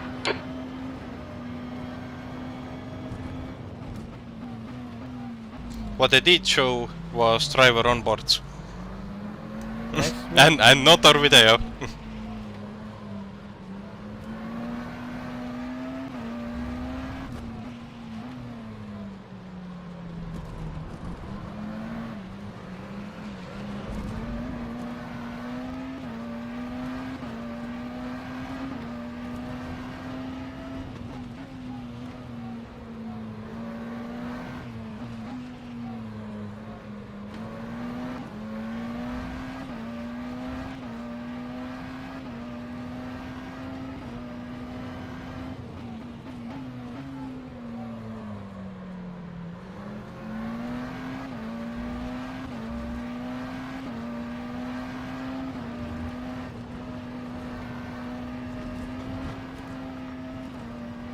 The gap to Scrolling Fleet behind is now 0.8.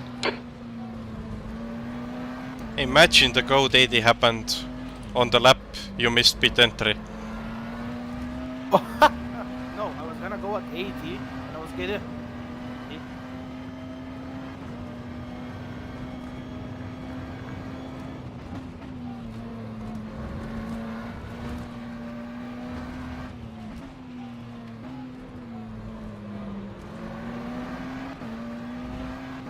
You're coming up on a slower car. That was a 140.1. Car left. Clear left.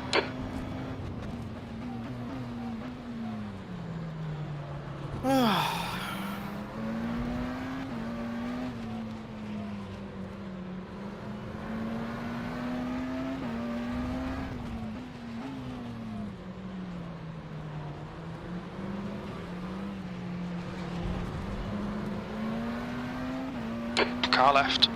Clear left.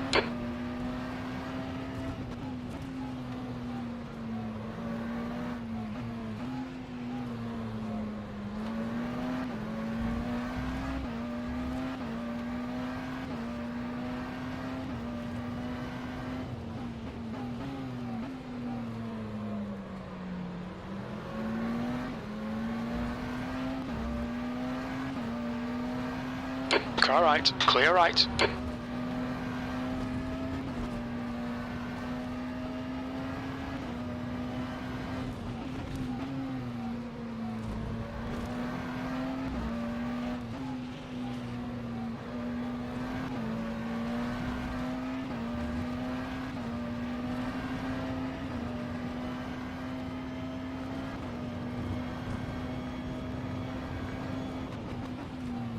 Okay, Henry. There's a group of slower cars ahead. These guys are busy fighting each other.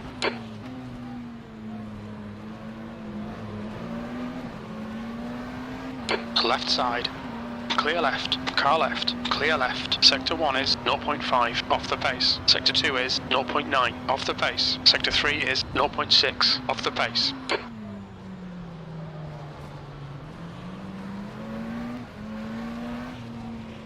Don't be intimidated. Keep him behind you.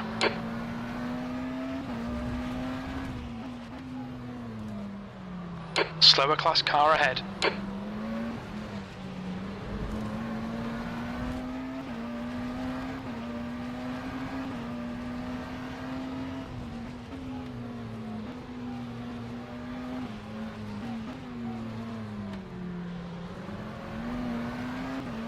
Car left. Clear left.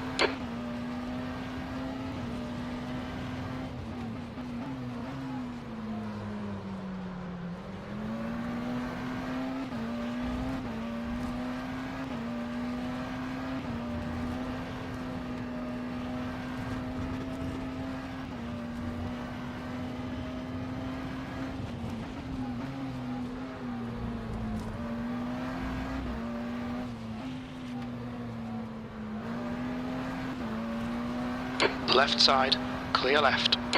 P3.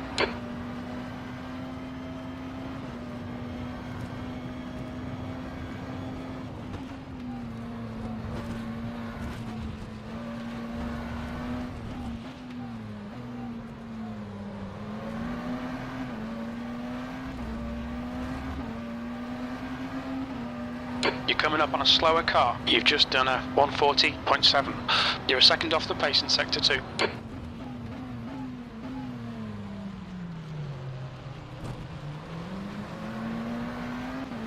Car right. Right side's clear.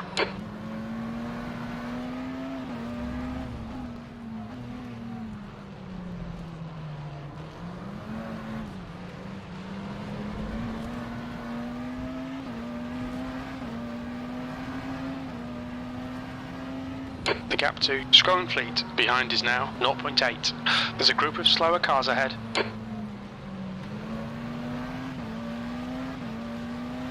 Car left. Clear left.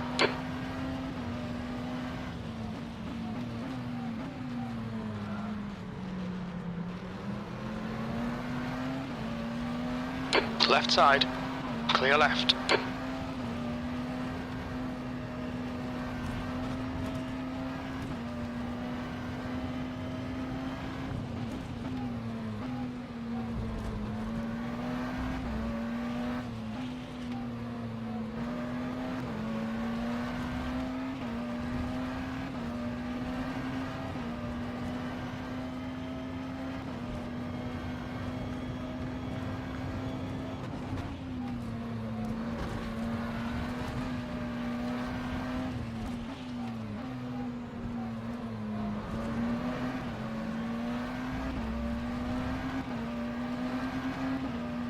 That lap time was 141.2. You're a second off the pace in sector 1. Sector 2 is 1.1 off the pace. You're a 10th off the pace in sector 3.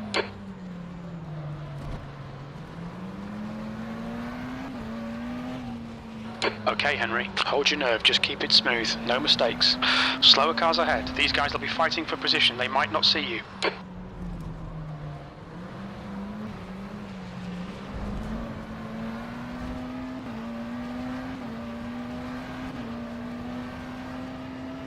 Right side's clear.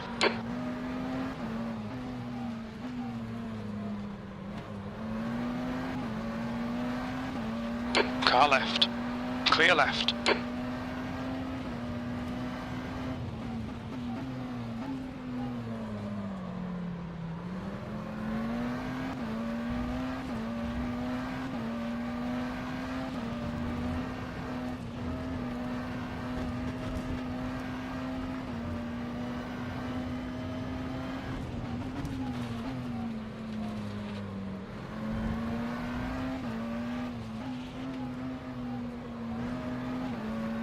You know what I'm most pissed about, man? This is a 90% drive-through for next race. So, yeah. And it's Imola. I was looking forward to Imola.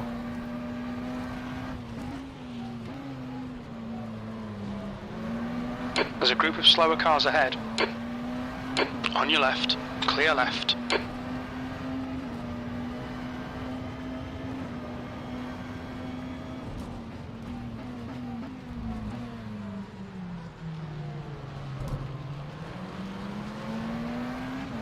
car right. Clear right. The gap to Scrolling Fleet behind is now 0.4.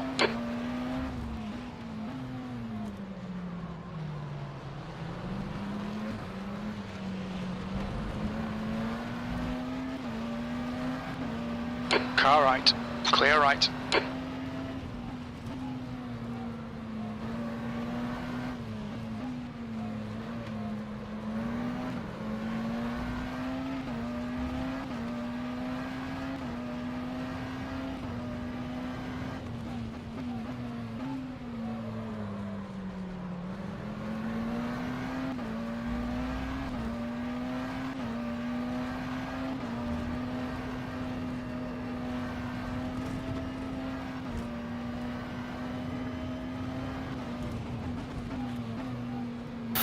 I'm gonna go take a break, okay? Be back in 10 minutes.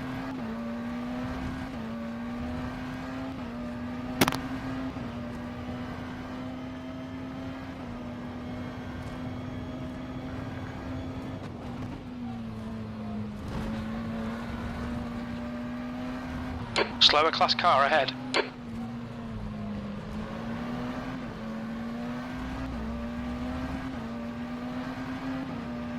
Your lap time was at 140.9. On your left, clear left.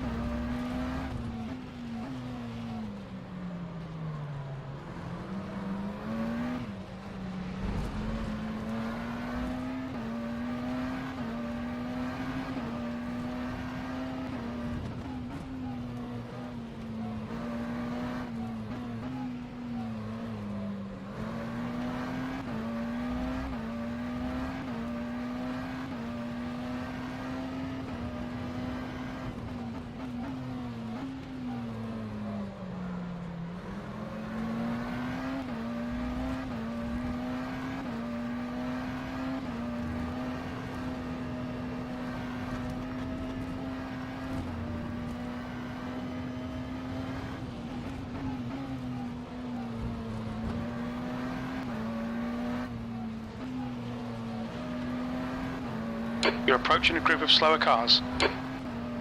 Car left, clear left. The gap to Scrolling Fleet behind is now car left, clear left.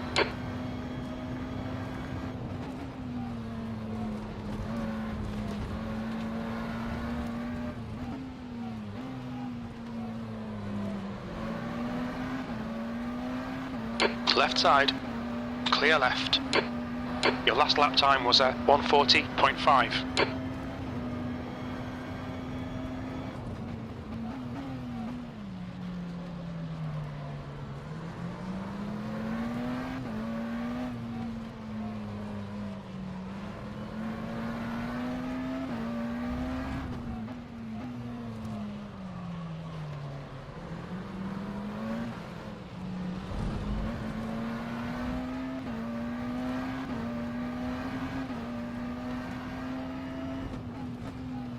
Slower class car ahead.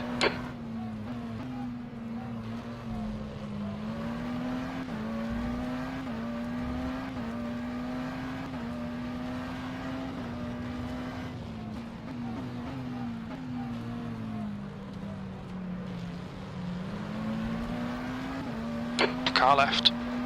Clear left.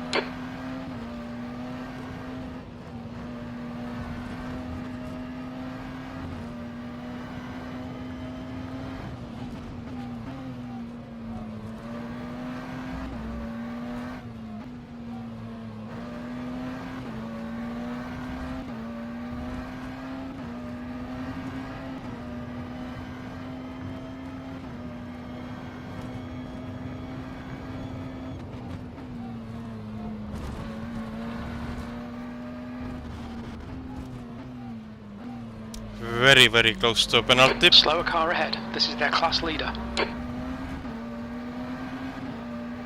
That was a 140. Car left. Clear left. Your lap times are pretty consistent.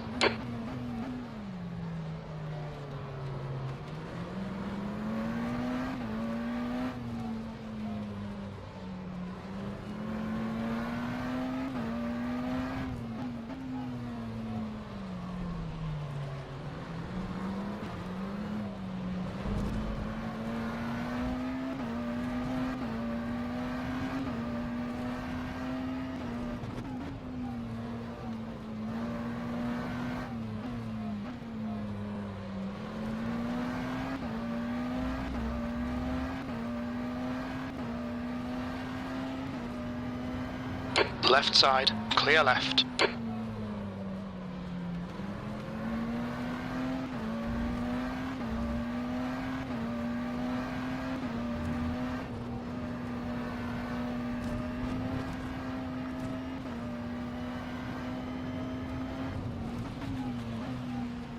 You're coming up on a slower class car.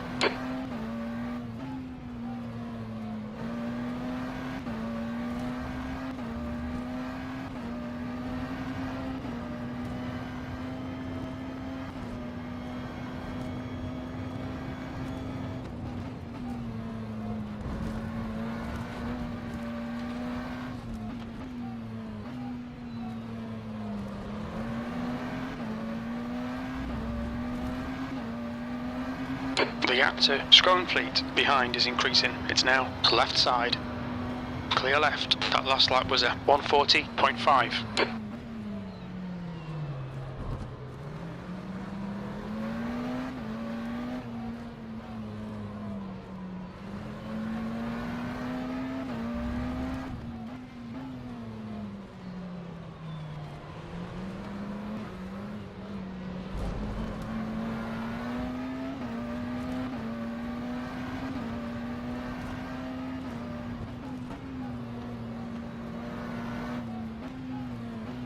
You're approaching a group of slower cars.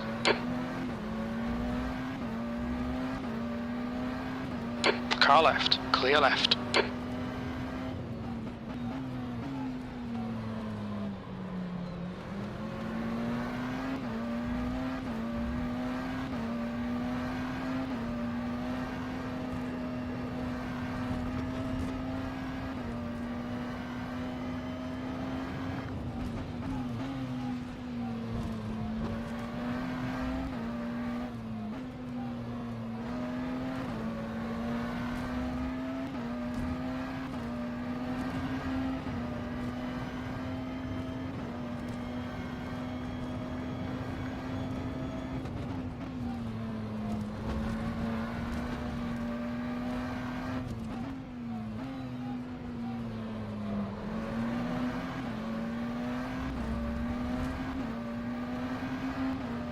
That lap was a 140.1.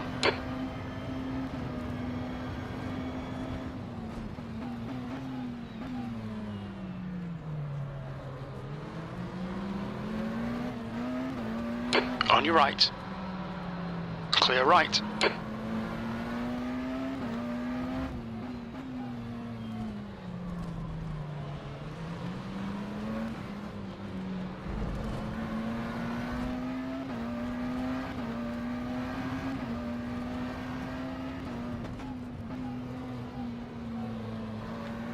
Yellow flag.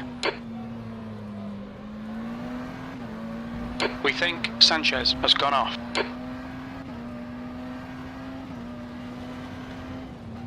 The gap to Fleet behind is now 4.7 seconds. Come back.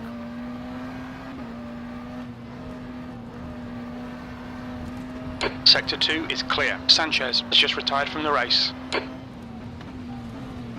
The gap, that's excellent. I'm pushing pretty hard to make a gap. Don't, we need to save the tires. You're approaching a group of slower class cars.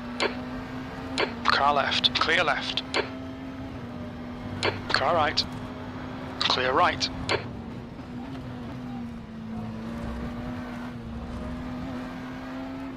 Left side. Hold your line, clear left.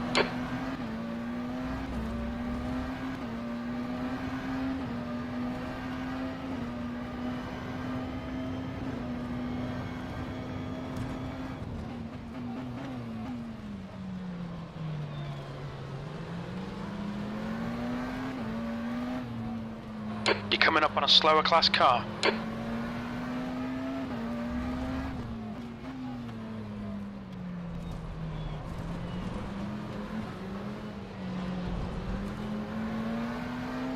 Left side. Clear left.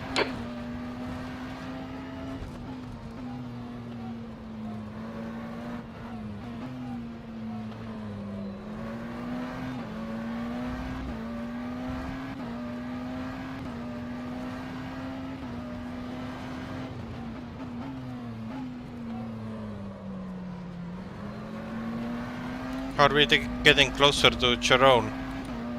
Nope. Gap is 38 and it's increasing. It was 36 when you pitted. You are at the same pace as Risto or whoever is driving Alright, the Henry, car. half distance. We estimate 47 minutes of fuel But remaining. Jeroen is catching him. And he's pulling away from you. By extension. Let me check live timing.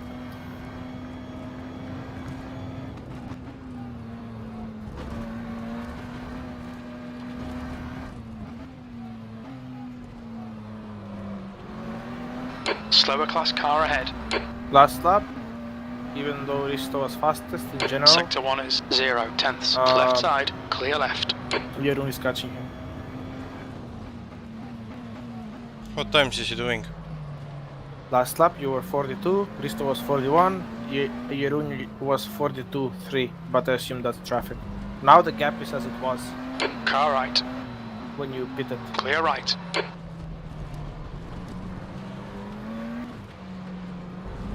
How is the car? Is the car okay? Yeah.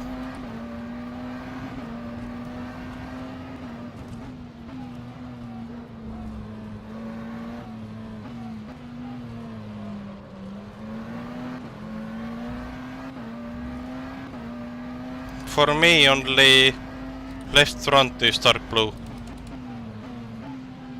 I don't know. Like I got the same hits everywhere. Wait, Slower no class splitter car and ahead. no rear? No, only front left is dark blue. Else is white. Interesting. On your left. Clear I left. had The gap literally to everything. Scone Fleet Like behind front is now splitter, rear 4.8. diffuser, and all four corners.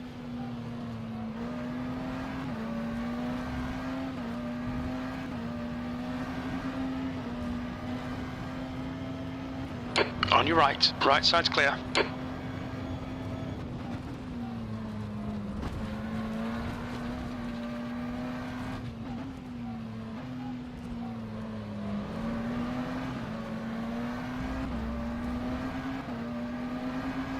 Last lap, Car left. Clear You were left. second You've just slower done a than 141.2. Vista. Sector 2 is and they were 0.7 off the pace. P2 and P1 were the same pace.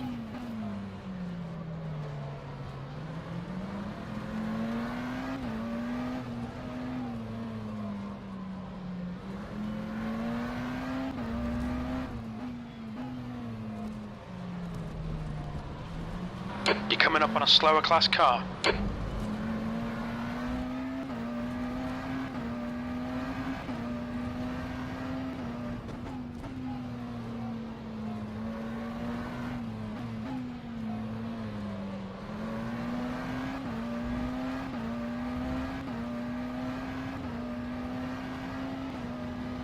Car left. Clear left.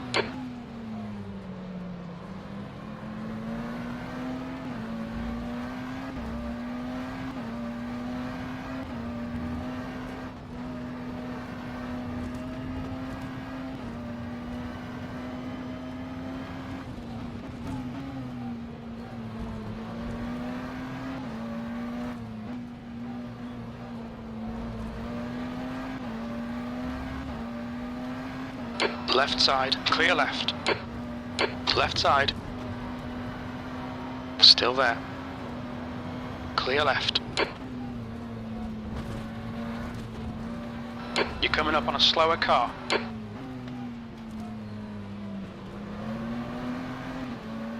Car left. Clear left. That lap was a 141.2. Sector 3 is 0.6 off the pace.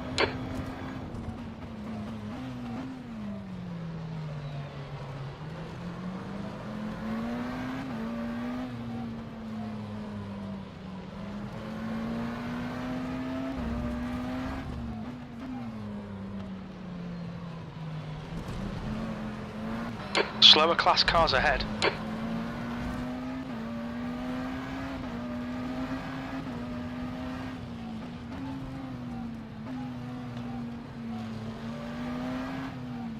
Right side. Clear right. Car left. Clear left. The gap to Scroll and Fleet behind is now 4.2.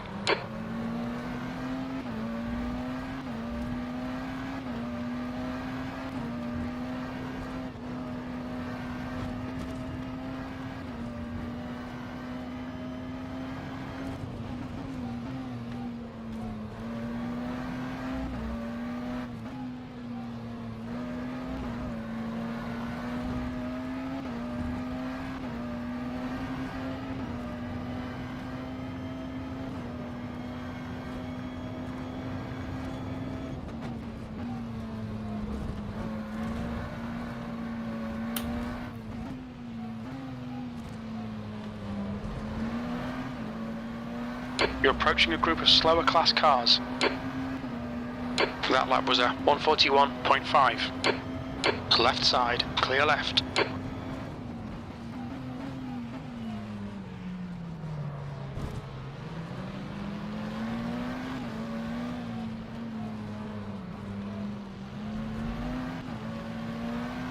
Car right. Right side's clear.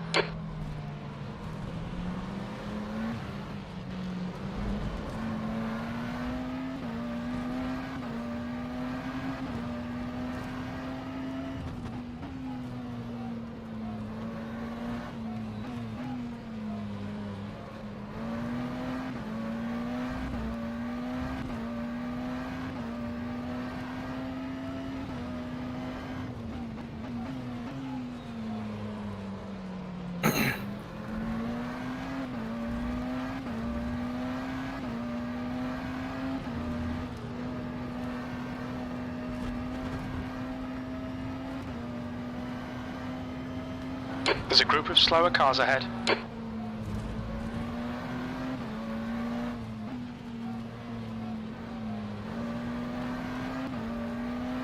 On your left. Clear left.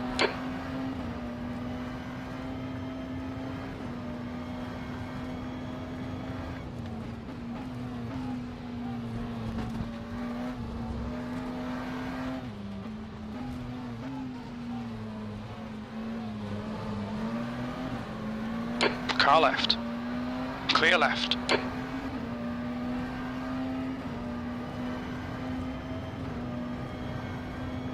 Your lap times are increasing. Come on, keep your focus.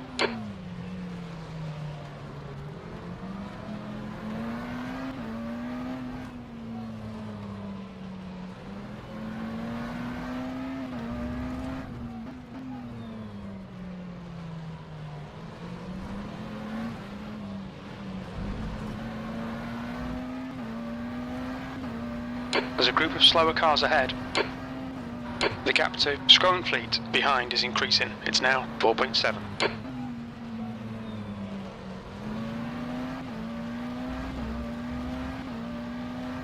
Car left. Clear left. Left side. Clear left.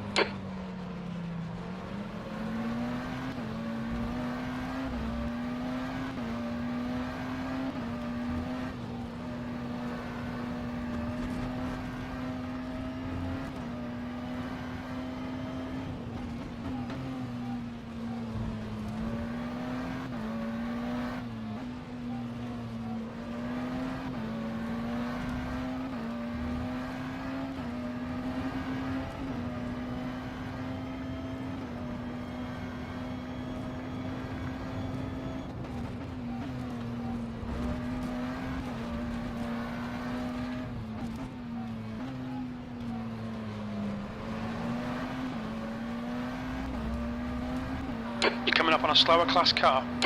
Your lap time was 140.8. Left side, clear left.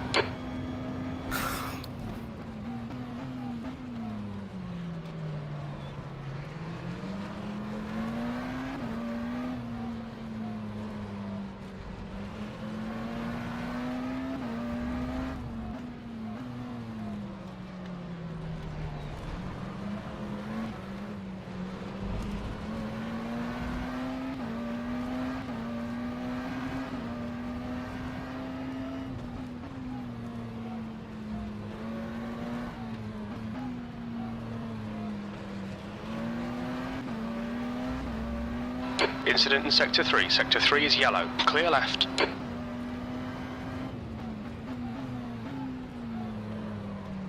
Green flag Sector 3.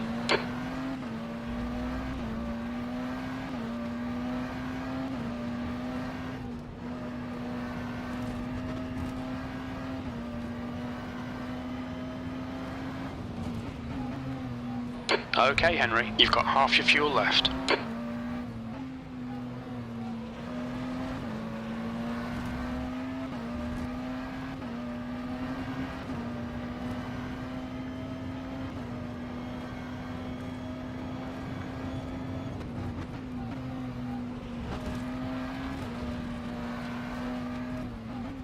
Green flag Sector 1.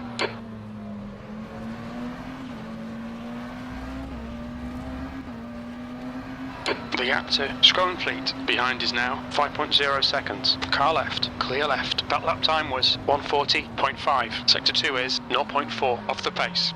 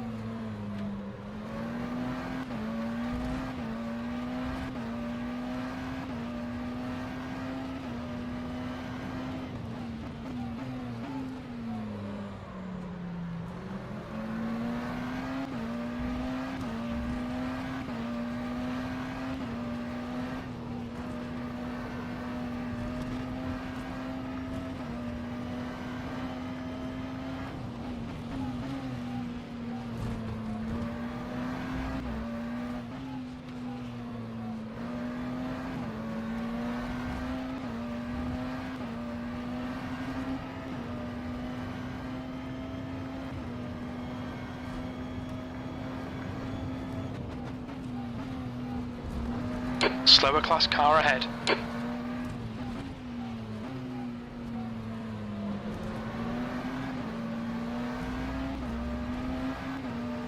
Car left, clear left. That lap was a 140.5.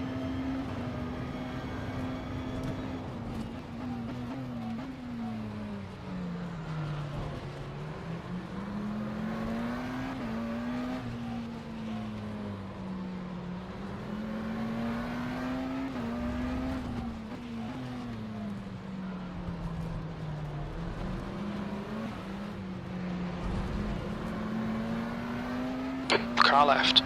Clear left.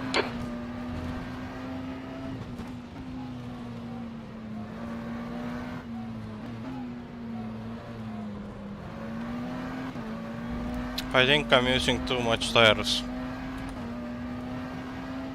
I think so too. We need to slow it down, man. Slower class car ahead.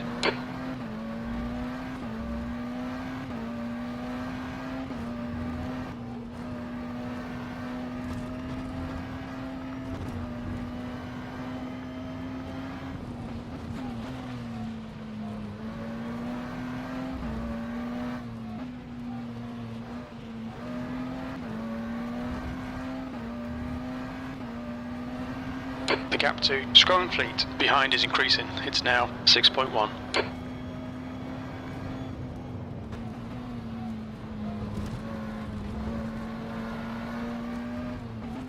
You're approaching some slower cars. These guys are fighting for position. On your left, clear left.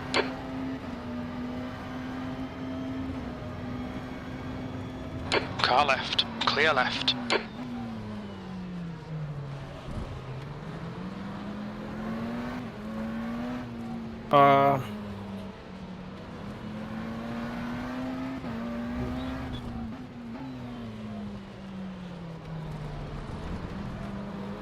You can sorry, you can pit on 2 hours and 24 minutes to go, and we will still be able to make it until the end with the so even if you use a bit more, it's not the end of the world.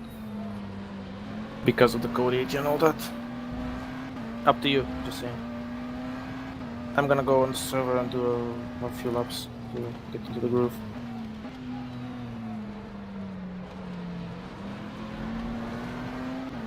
Left side. Clear left.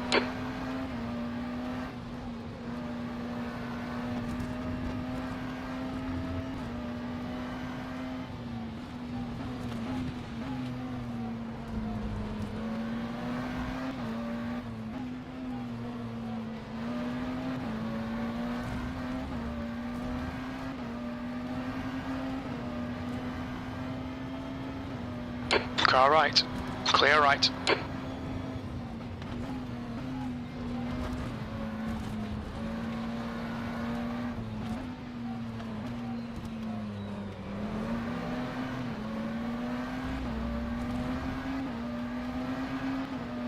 That lap time was 1:41.7. Sector 2's a second off the pace. Car left. Clear left. Car right. Clear right.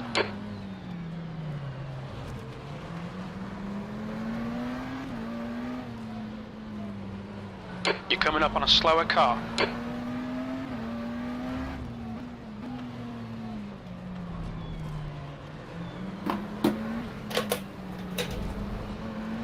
I presume you didn't get any cuts? No. Left side. Clear left. The gap to Scrolling Fleet behind is now 5.8 seconds. I was very close to getting one at the exit of Flash Chicane. Yeah, I got one there even though I was fully lifted. That's so stupid. I slowed down, so I escaped. That's good. That's good. Look at, I'm not actually gonna drive the car, it's a bit different, so I'm gonna stick to what you have. You might want to put the brake bias a bit forwards and brake earlier. You're approaching a group of slower cars.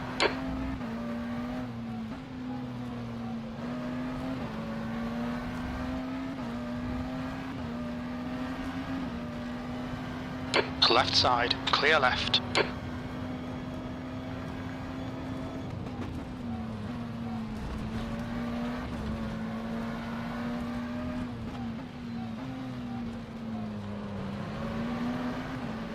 On your right. Right side's clear. Sectors 1 and 3 are clear left.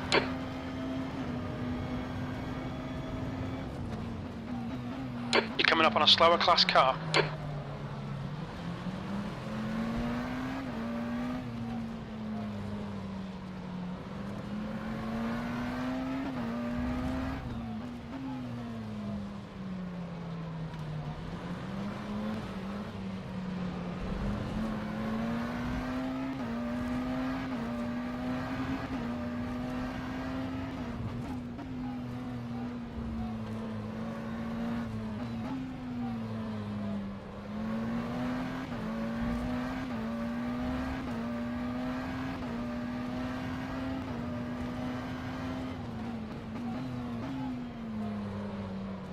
Slower class cars ahead.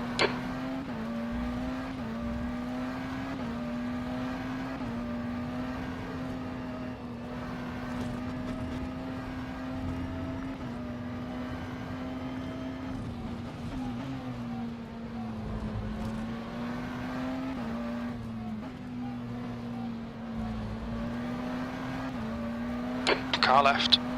Clear left.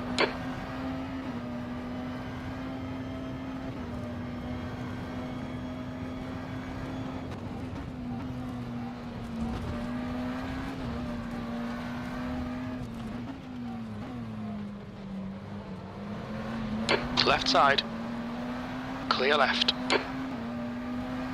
On your left. Clear left. The gap to Scrolling Fleet behind is now 7.1. Sector 1 is quick. Car left. Clear left. Car left. Clear left. Remember last year when we met Aston Rookie Masters like every lap? Yeah. You're coming up on a slower I have same car. thing with Porsche LMP2s now. Yeah, there's 3 of them. It feels like I'm passing one of them every lap. Nah. On your left. They're Clear only 2, left. so that's good.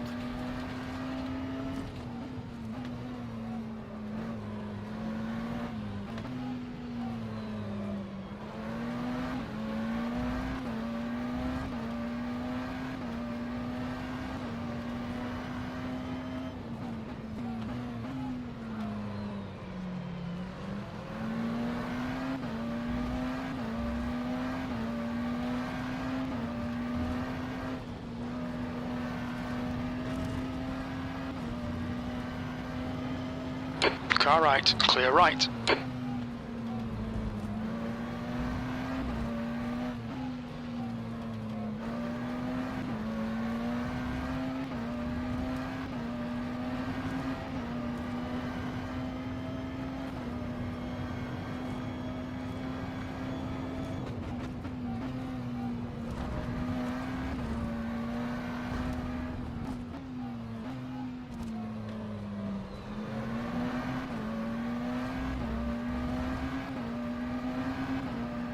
You've just done a 141.3.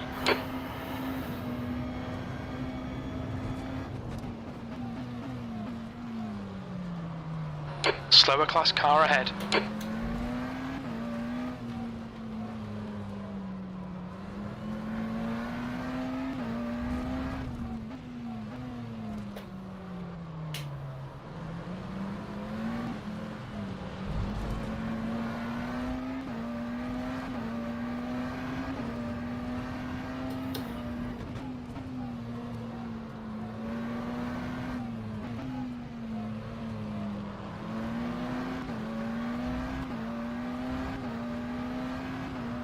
Left side, clear left. Slower class car ahead. He's their class leader.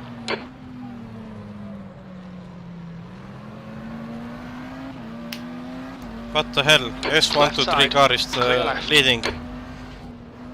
Second race in a row. Nice.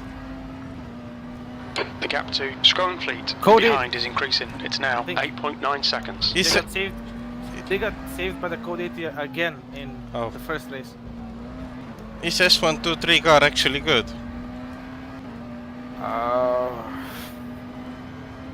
Can I say it? Car right, clear right. But no, not true.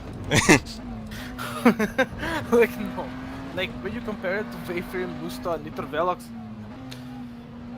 but they're decent enough to win, so I guess they're good enough. I don't know. Sector 1 time's okay. You're 2/10 off the pace in Sector 2. Sector 3 is 0.4 off the pace.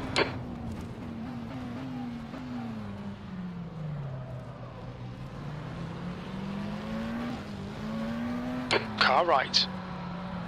Clear right.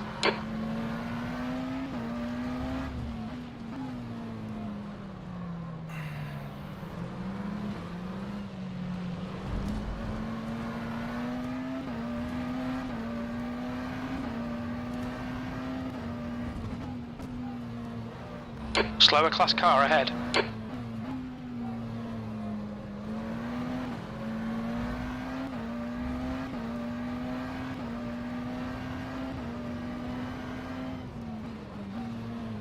Left side, clear left.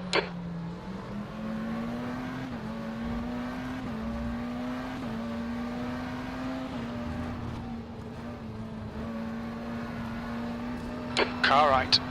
Right side's clear. What time did you say for pit stop? 2 hours 24, because we can also stop at the 1 hour and 10 mark. I say 2 hour 20 mark for you, basically, you know? Okay, so in 80 minutes we can do a stop. Yeah, I know.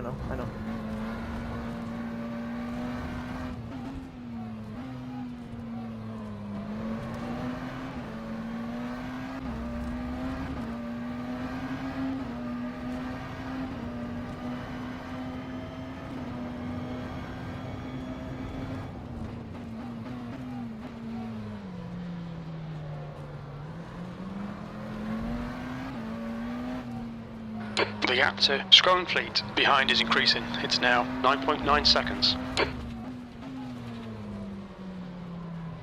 You're approaching a group of slower cars.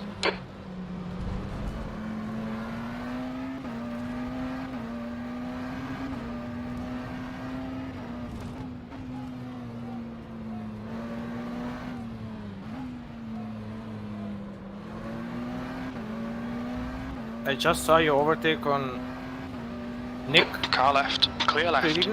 Pretty good, must say. Yeah, did you see him flashing lights? Omega lul. You flashed them? Yep. Why? You didn't... What?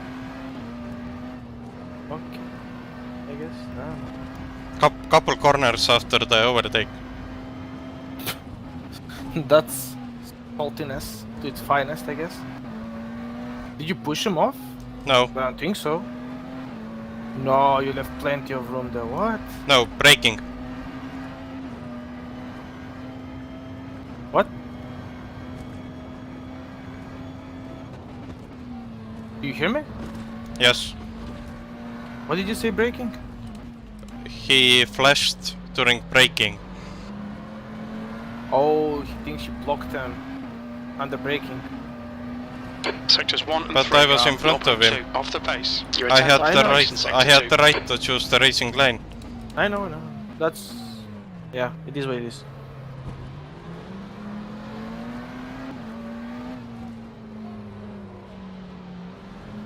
There's a group of slower The thing cars is, he ahead. must do 2 stints, you know, Car left, in clear order left. for Arne to not get DQ'd, so... We're actually pretty decent at the moment. Car left, clear left.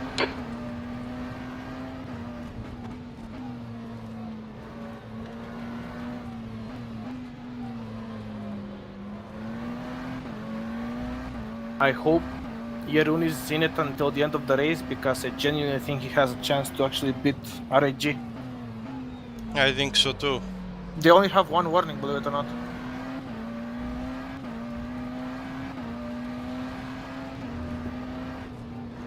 I think RHG has like 2 or 3. I think they have 3. You said 3, didn't you? Then it's 3.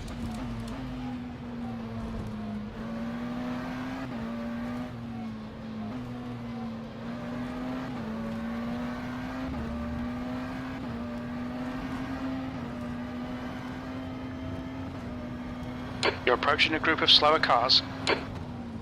Something's buggy about the live timing.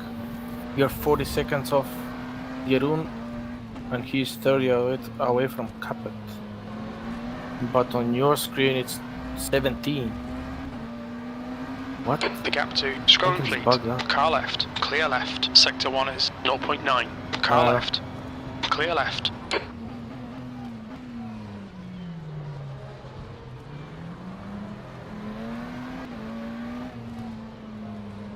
In 14 minutes we pit, right? Yes.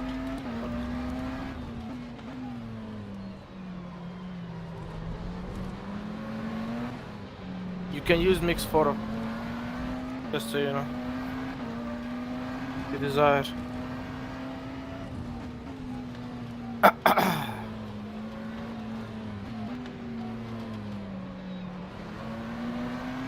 Left side, clear left.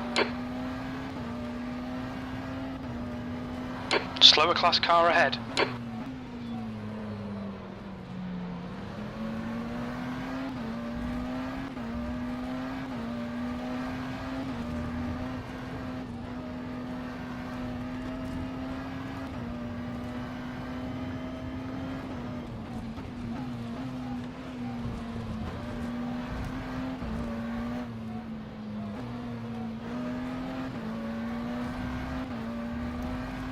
Next time Risto stops, I think Honey will drive to the end.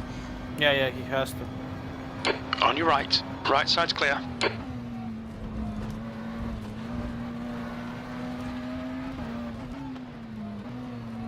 And I think Jeroen will beat Honey. Nah. Honey is better than Sector Risto, 1 if is 0.2 off the pace. Sector 2 is 0.4 off the pace. You're 2 tenths off the pace in Jeroen Sector at the 3. moment is he doesn't have enough experience in traffic. On a clear track he would smack it. He would smack them, but not like this. Not like this.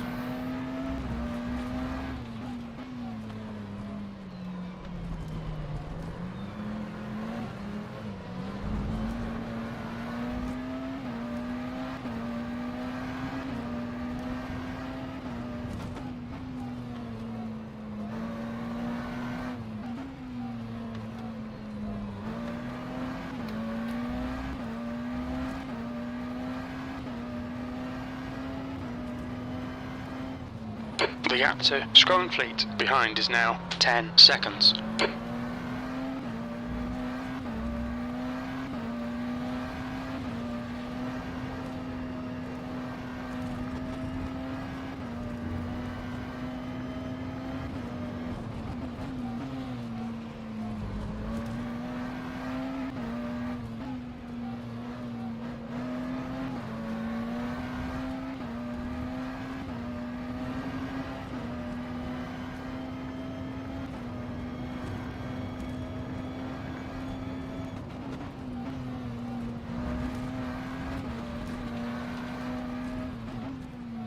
You're approaching a group of slower class cars.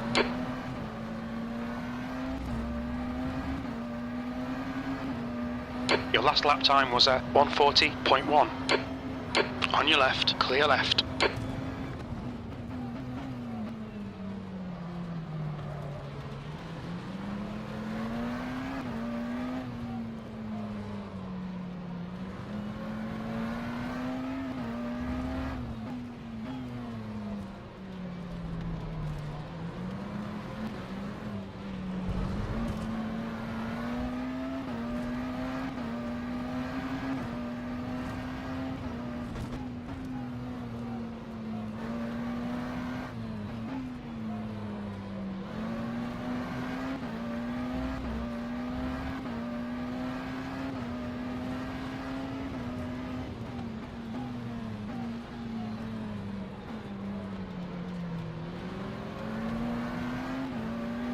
Car left. Clear left. I think I had small bit of lag. Is the car okay? Yeah, but the cars in front were stuttering a bit. I'm on watching your stream. It's going into the hairpin. Oh, let's see. You can see LMP2 and GT stuttering. Oh yeah, I see. No, I think that's the game. Alright. But Clear I don't right. know, I think that's the game. You're coming it's up on not a you. slower class So car. you're not losing time. I think I had the same.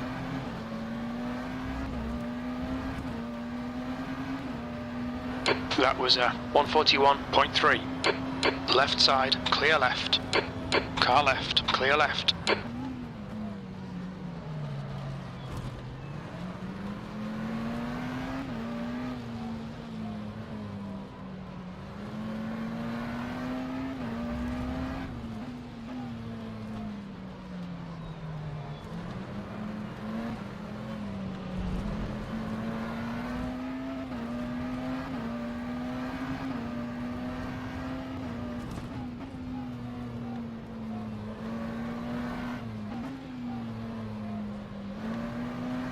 Should I start joining? Yes. Okay, we'll do in 2 minutes, just to take a quick bathroom break and get some water.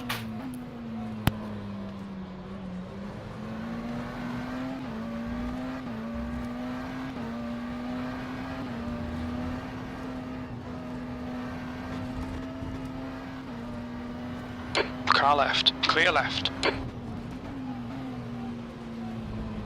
Slower class cars ahead.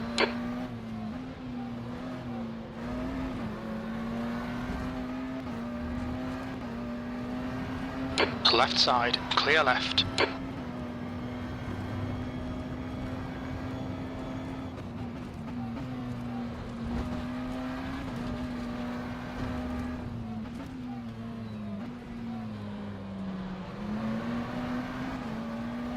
Car left, clear left. Sector 1 is quick, Sector 2 is 0.2 off the pace, Sector 3 is 0.4 off the pace.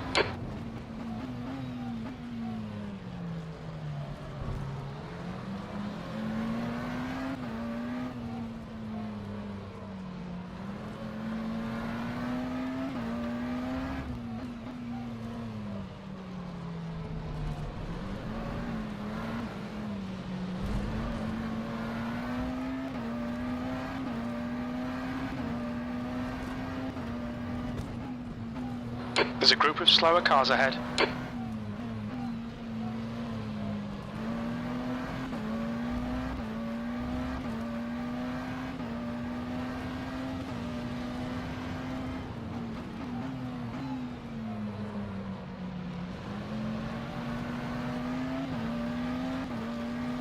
Car left, clear left.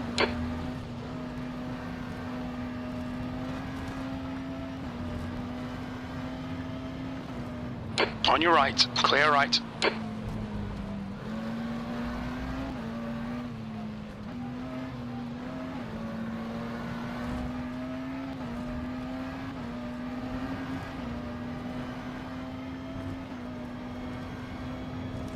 Right side, clear right.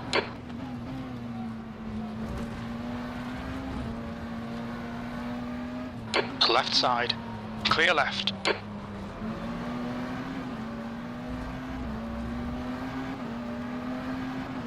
Left side, you're coming up on a slower class car. Clear left. Your lap time was at 140.9. Sector 3 is 3 wide, you're in the middle. Clear all round.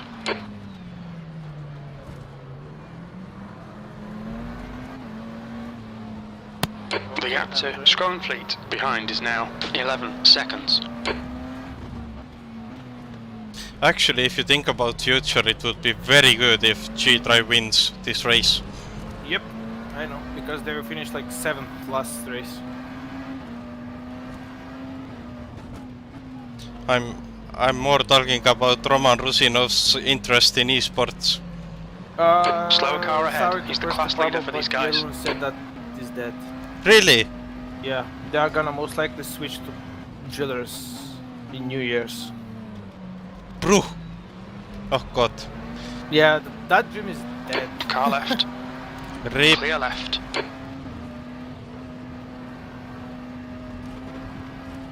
Time to find new sponsor. Left side. Clear Gloria and left. Jeroen are trying. That's about it.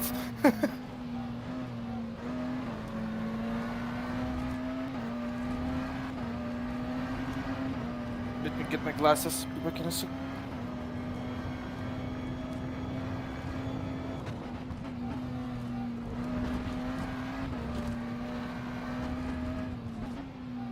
You're approaching a group of slower cars. Okay, Henry? You've got 10 minutes of fuel remaining.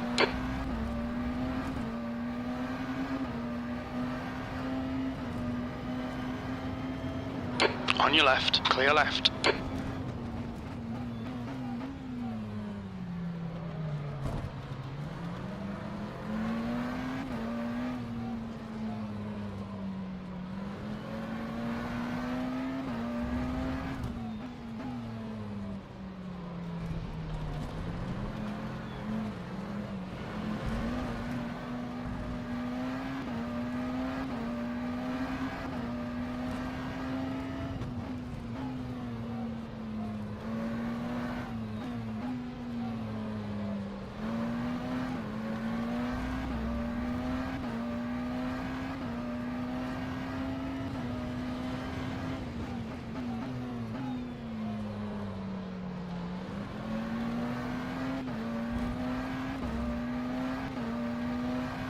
Slower class cars ahead. Car left. Clear left.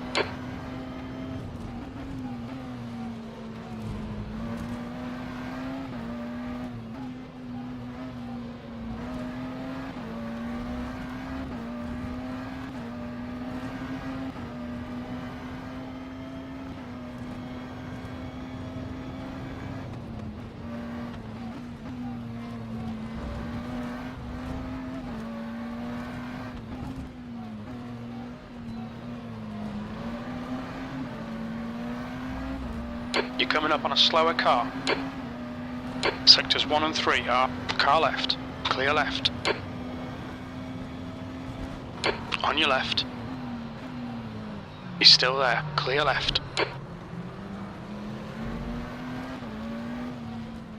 The gap to Fleet behind is now 13 seconds.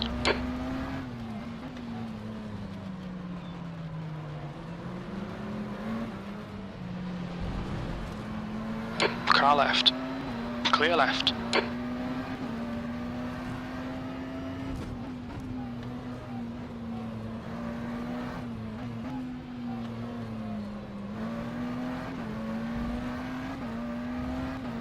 You can select me whenever you want.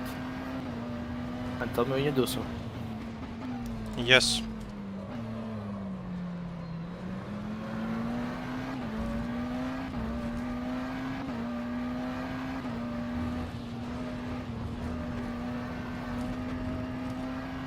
Acknowledged. Pit stop requested. Are you pitting now or next lap? Next lap. Okay, that's excellent.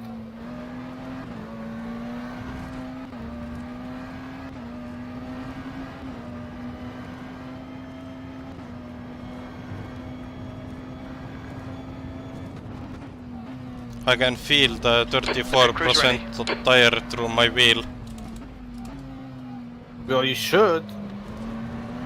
All that money spent on the wheel. Car left. Clear left. You've just done a 141.0. Sector 1 is 0.8 off the pace.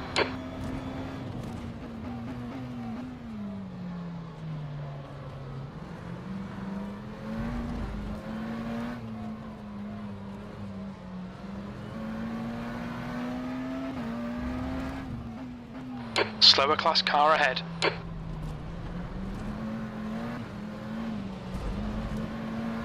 I think we have pulled like 13-second gap to car behind. 13.3.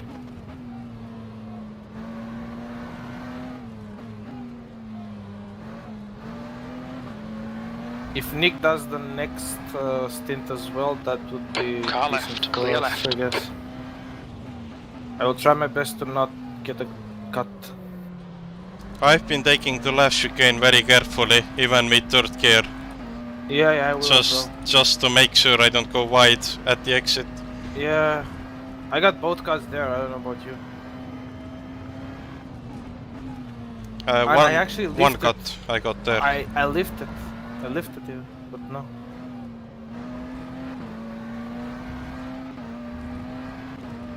Beating this lap. Okay.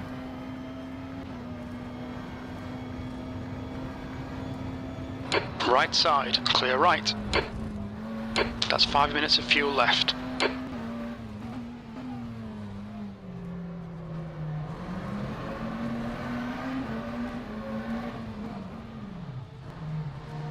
Watch your Excellent. speed. Chop.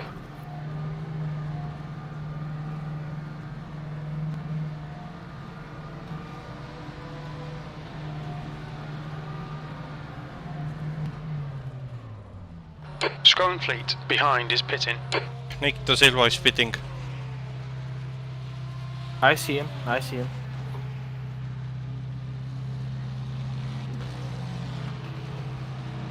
Yep, gap is exactly 12 to 13 seconds.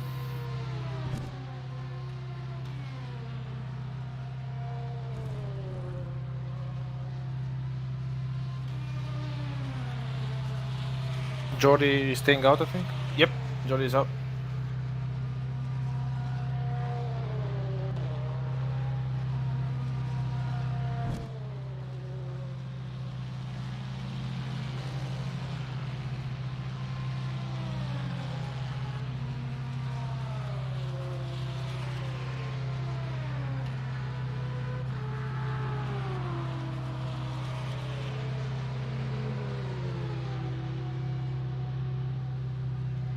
Did the car feel different compared to the start of the race? Not really. Okay, that's Pretty good. much the same. Okay, that's good. That's good.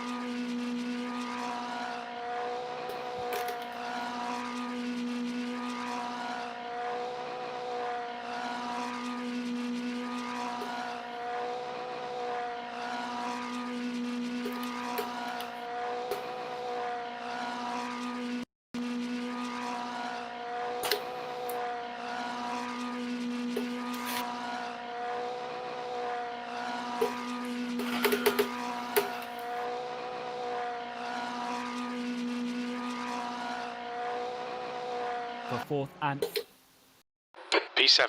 Okay, it's over.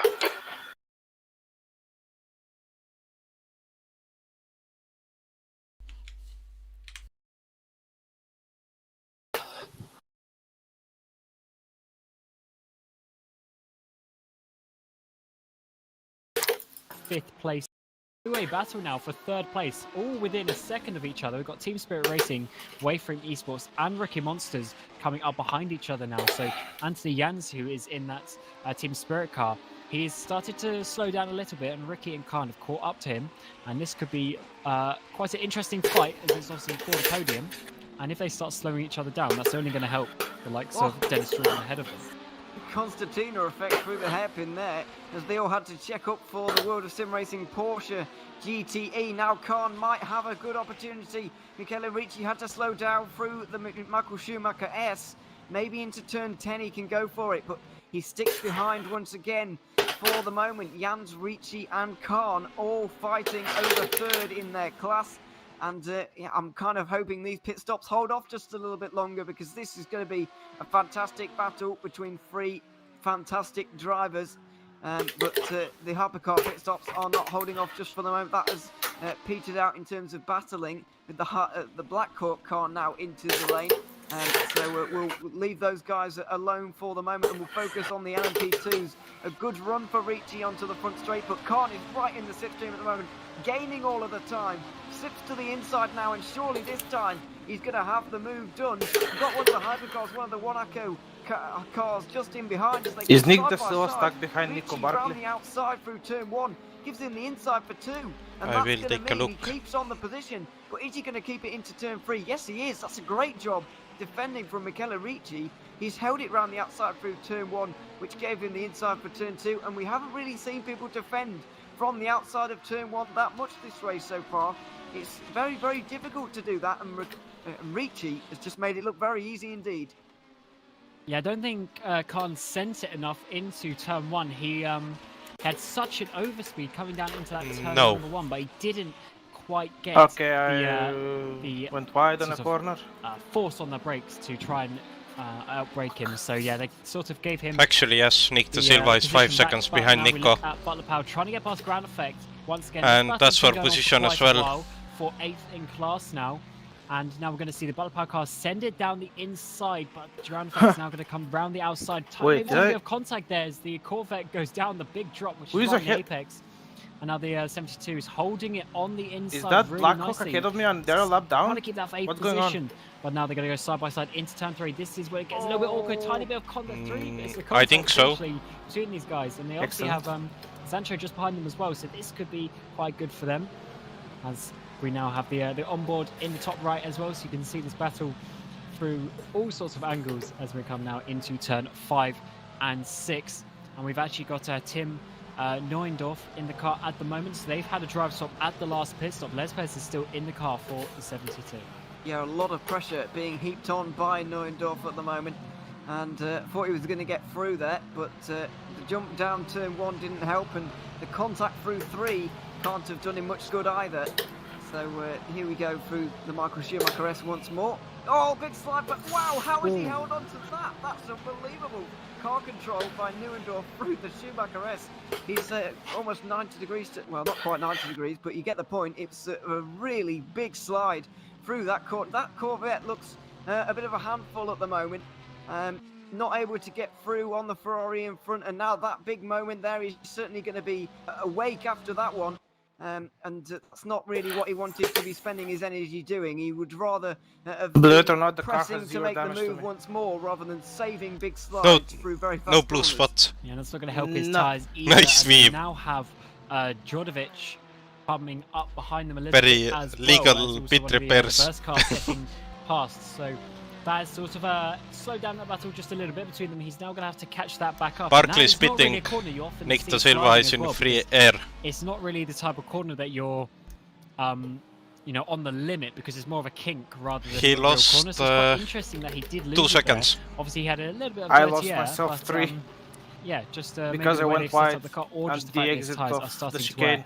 a little bit, as they now have the DX Droids car coming on the back of them as well. But we move to this battle for third place. It's still going on, still in the same order for now, as Riki is trying to get onto the back of Anthony Jans, but he hasn't quite been able to do it. He obviously defended from Khan earlier, as they now have the Jira hype car coming up behind them as well, which could get involved.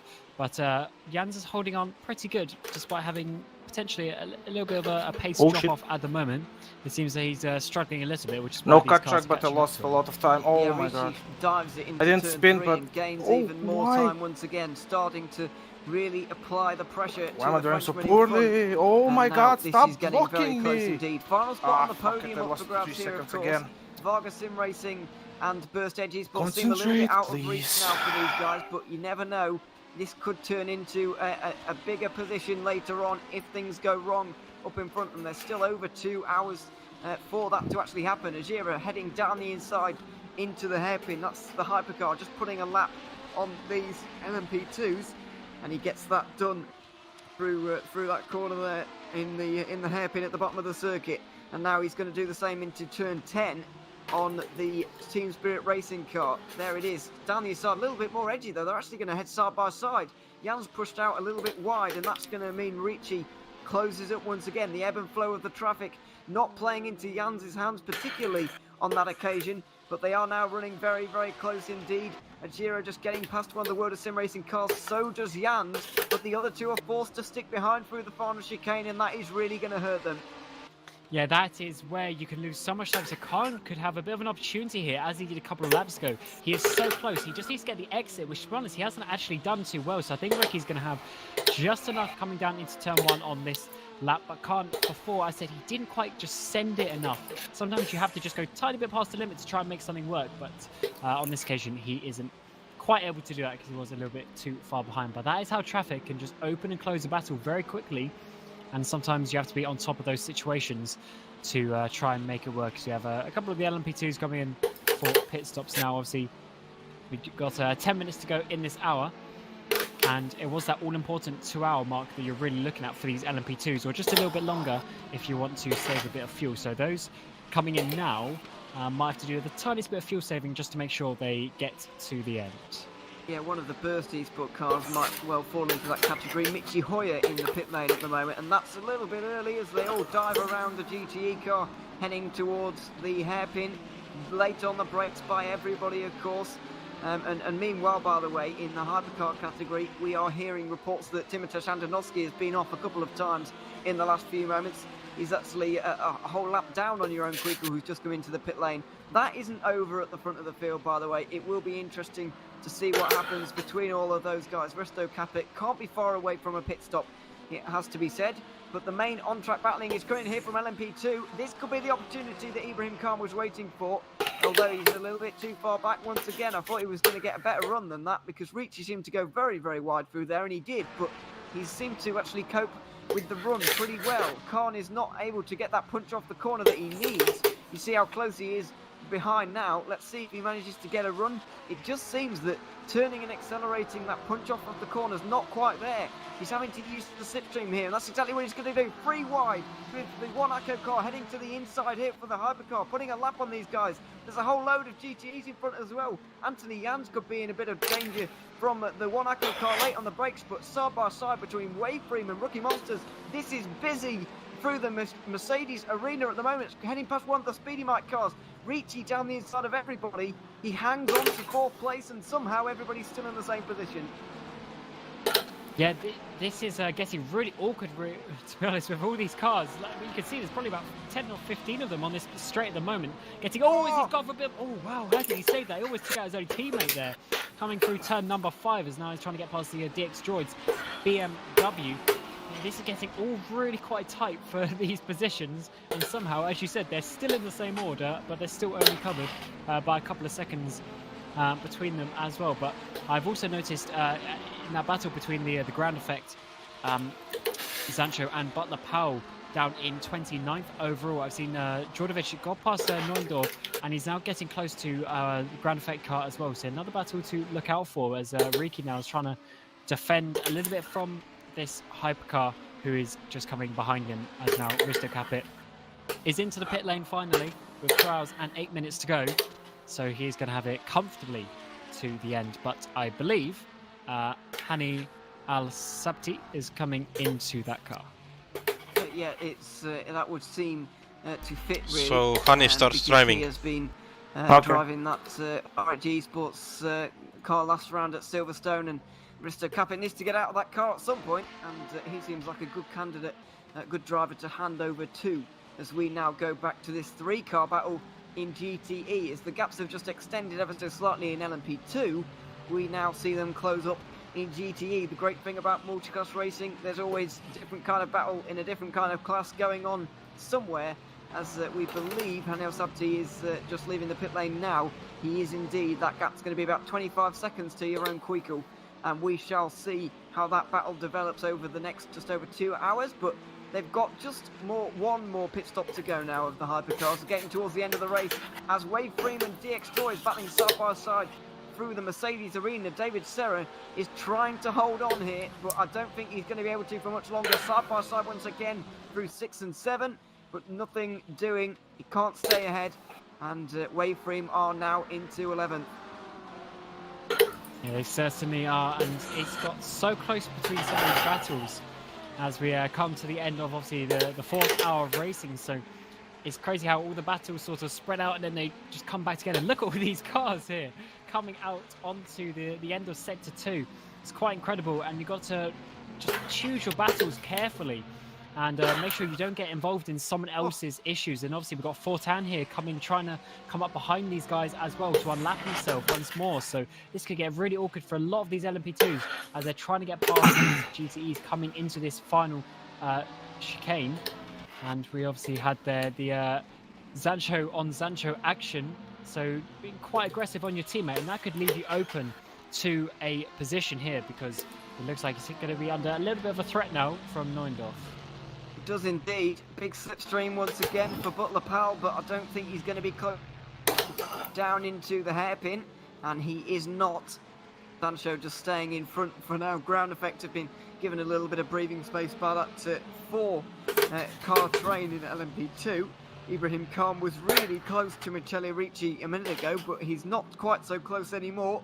He's just sticking behind for now, as in GTE actually we have a battle for the lead of the race. Satellite Racing has been leading for the whole pretty much so far, but as we head towards the end of another hour, Deuces Motorsport Club are really starting to pressure them now. Mikhail Fulcher is starting to apply the pressure, and that is interesting now, because I wasn't expecting that, to be honest, from Deuces Motorsport Club. I was expecting that in the final hour maybe, but not quite just yet, as now we're seeing a yellow flag in Sector 1. Who is that for? I wonder. It looks like the 12, I wouldn't like to say actually, but whoever it was have recovered pretty quickly. Either way, back GTE is really where all the battles are once again, as we're seeing race after race. But this means Pfeiffer's going to be coming in soon if they are doing this 1 hour stint strategy. So obviously they're going to be coming in very shortly. So if he can hold Fulcher up here, that could be to his benefit if he obviously isn't losing too much time. But then that's obviously going to work out quite interesting, because Fulcher's going to go for way longer and then have a way shorter pit stop as well. So Pfeiffer really needs to make use of these newer tyres that he's going to get in the next few minutes to really make that strategy work. But once again, we're seeing Djordjevic getting on the back of the ground effects, but can he get past finally? Got I think it's Alan Terzic coming past him as well. Obviously got a couple of LMP2s as well, so this could affect their battle. So maybe not on this lap, but certainly this battle will be quite interesting because they've stayed so close. What have you seen? I thought the LMP2 was actually losing under brakes there, and that was going to be a big accident because there's a lot of cars in quite a small space, but I don't think that, I think they all got away with it somehow. But a very busy part of the circuit is kind of busy everywhere right now. Michele Ricci is starting to apply the pressure once again to Anthony Jans, but not getting through just yet. Ibrahim Khan is in the pit lane. That is very interesting indeed. But because we've nearly reached that 2 hour mark, that magic 2 hour mark. Not quite there yet though, and that was a short stop from Khan. No tyres being taken on this occasion because he took tyres on the last pit stop. That sets him up pretty nicely for the end of the race. One more set of tyres with 1 hour and 20 to go, and they'll take him to the end of the race. But he has now left Jans and Ricci to battle. Hopefully for him, they're going to lose time battling and he can jump them both.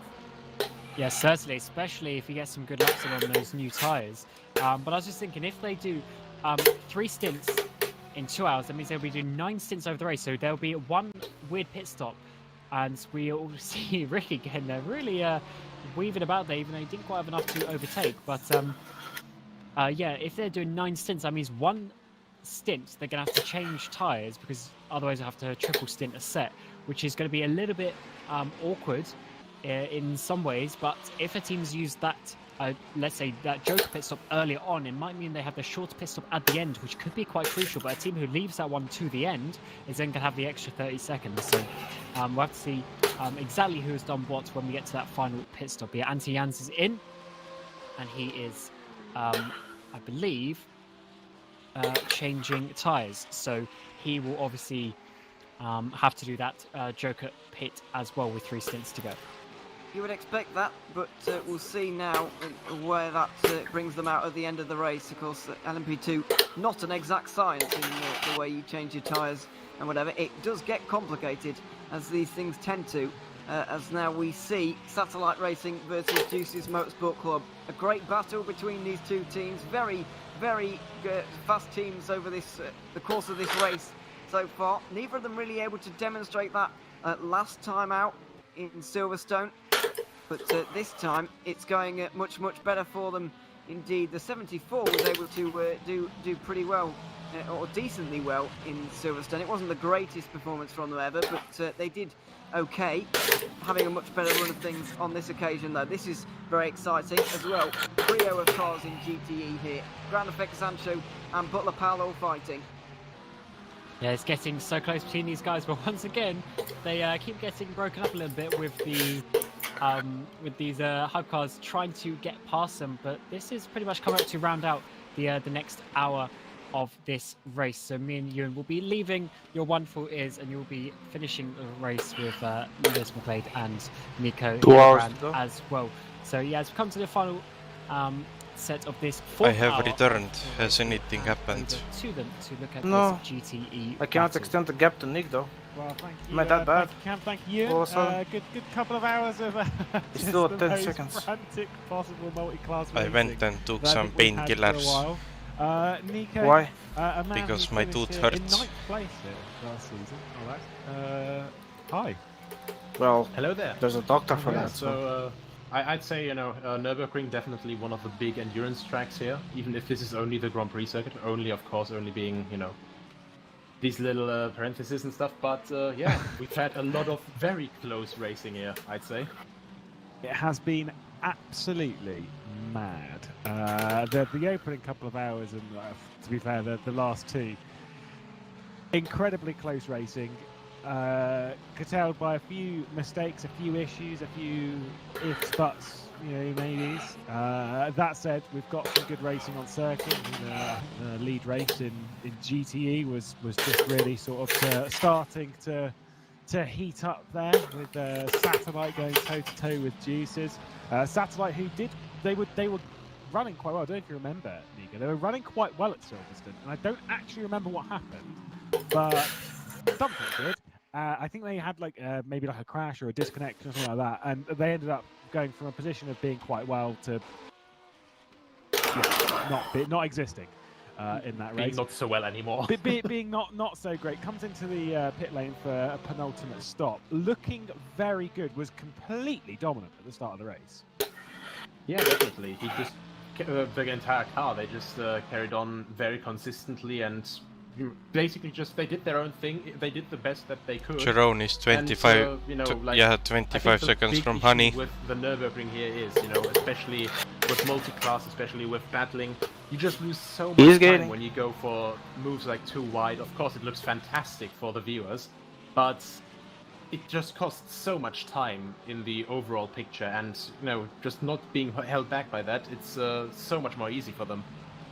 Speaking of not being held back, Turger Hakkinen's trying to make some moves here. Currently sat in 5th place in GTE, staring at the back of Richelli and nearly getting him on the cutback there. I'd say they need to balance. They've strategized their way up the order quite nicely from a position where they didn't qualify particularly well, and arguably they've not run particularly great, but they've flown under their radar. Christian Mikel put in a great opening stint, got himself up into through double stint tyres, got himself up into 2nd, 3rd place, and just held on to that. And Turger Hakkinen, we know he's a quality driver. We see that in GT Challenge. now running in the 5th place and applying pressure to Ferrari. That's pretty good. That is pretty decent. As Dennis Jordan, by the way, has entered the pit lane for his what will be 3rd to last stop. I'm going to hand the car back to Jene Simovic. Yeah, just in general, as I said, just to keep a calm race, keep it completely under the radar. As little attention as you can drag yourself into, the better it is actually in these races, and especially at Nürburgring. The circuit is so flowing, it's very open, it's a lot of high-speed corners but also mid-speed, so there's never really a quick move done. You always have to give up momentum, so it's really just tricky to get a proper move done completely quickly. Absolutely. I don't think I've ever won here. I don't think I ever have. God damn it, like whoever is in the first car next to team me, I drove either for it's in Michi season or 8, the other fuckers. I wasn't in the car at that point They're because so I was useless. too busy getting told off for running out of fuel or something. I will say, by the way, the leaders, Hani Asapis is taking over the R8G esports car at the front of the field, has started pulling away. So it's now up to 24 seconds. It was 20. Red Quakel still behind the wheel. Heard in chat, I think it's his birthday today. If It is, Michi. Mr. Michael. I'm not sure if that's 100% legit. Imagine that. I guess like, under lockdown, it's different circumstances, isn't it? But like, normally, if you're racing with your birthday, it's kind of like, that's a bit for you. Yeah, basically, I mean, if it's his birthday for realsies, then, of course, nice present would be an overall win. And if it isn't, well, it would still be quite nice to get an overall win. Absolutely. Absolutely. Well, we'll see. We're keeping our eye at the moment on Neudorf, who's closing in on the Zancho car, which is running better here. Speaking of Zancho cars that were running better, there was the LMP2, I believe, in the foreground that split itself into a wee bit of trouble this round. Disconnection from Jan van der Heide, and then Mama! Some issues. А у газ ги селите удневна. Coming up the order, I think. Ми дава тоција. We heard some things. We'll go with that. Yeah. But either way, the two Corvettes battling out towards the bottom end of the top 10. Comfortably, obviously within the points all the way, I think, these days. But still in the good point section, in the top 10. That's where you want to be.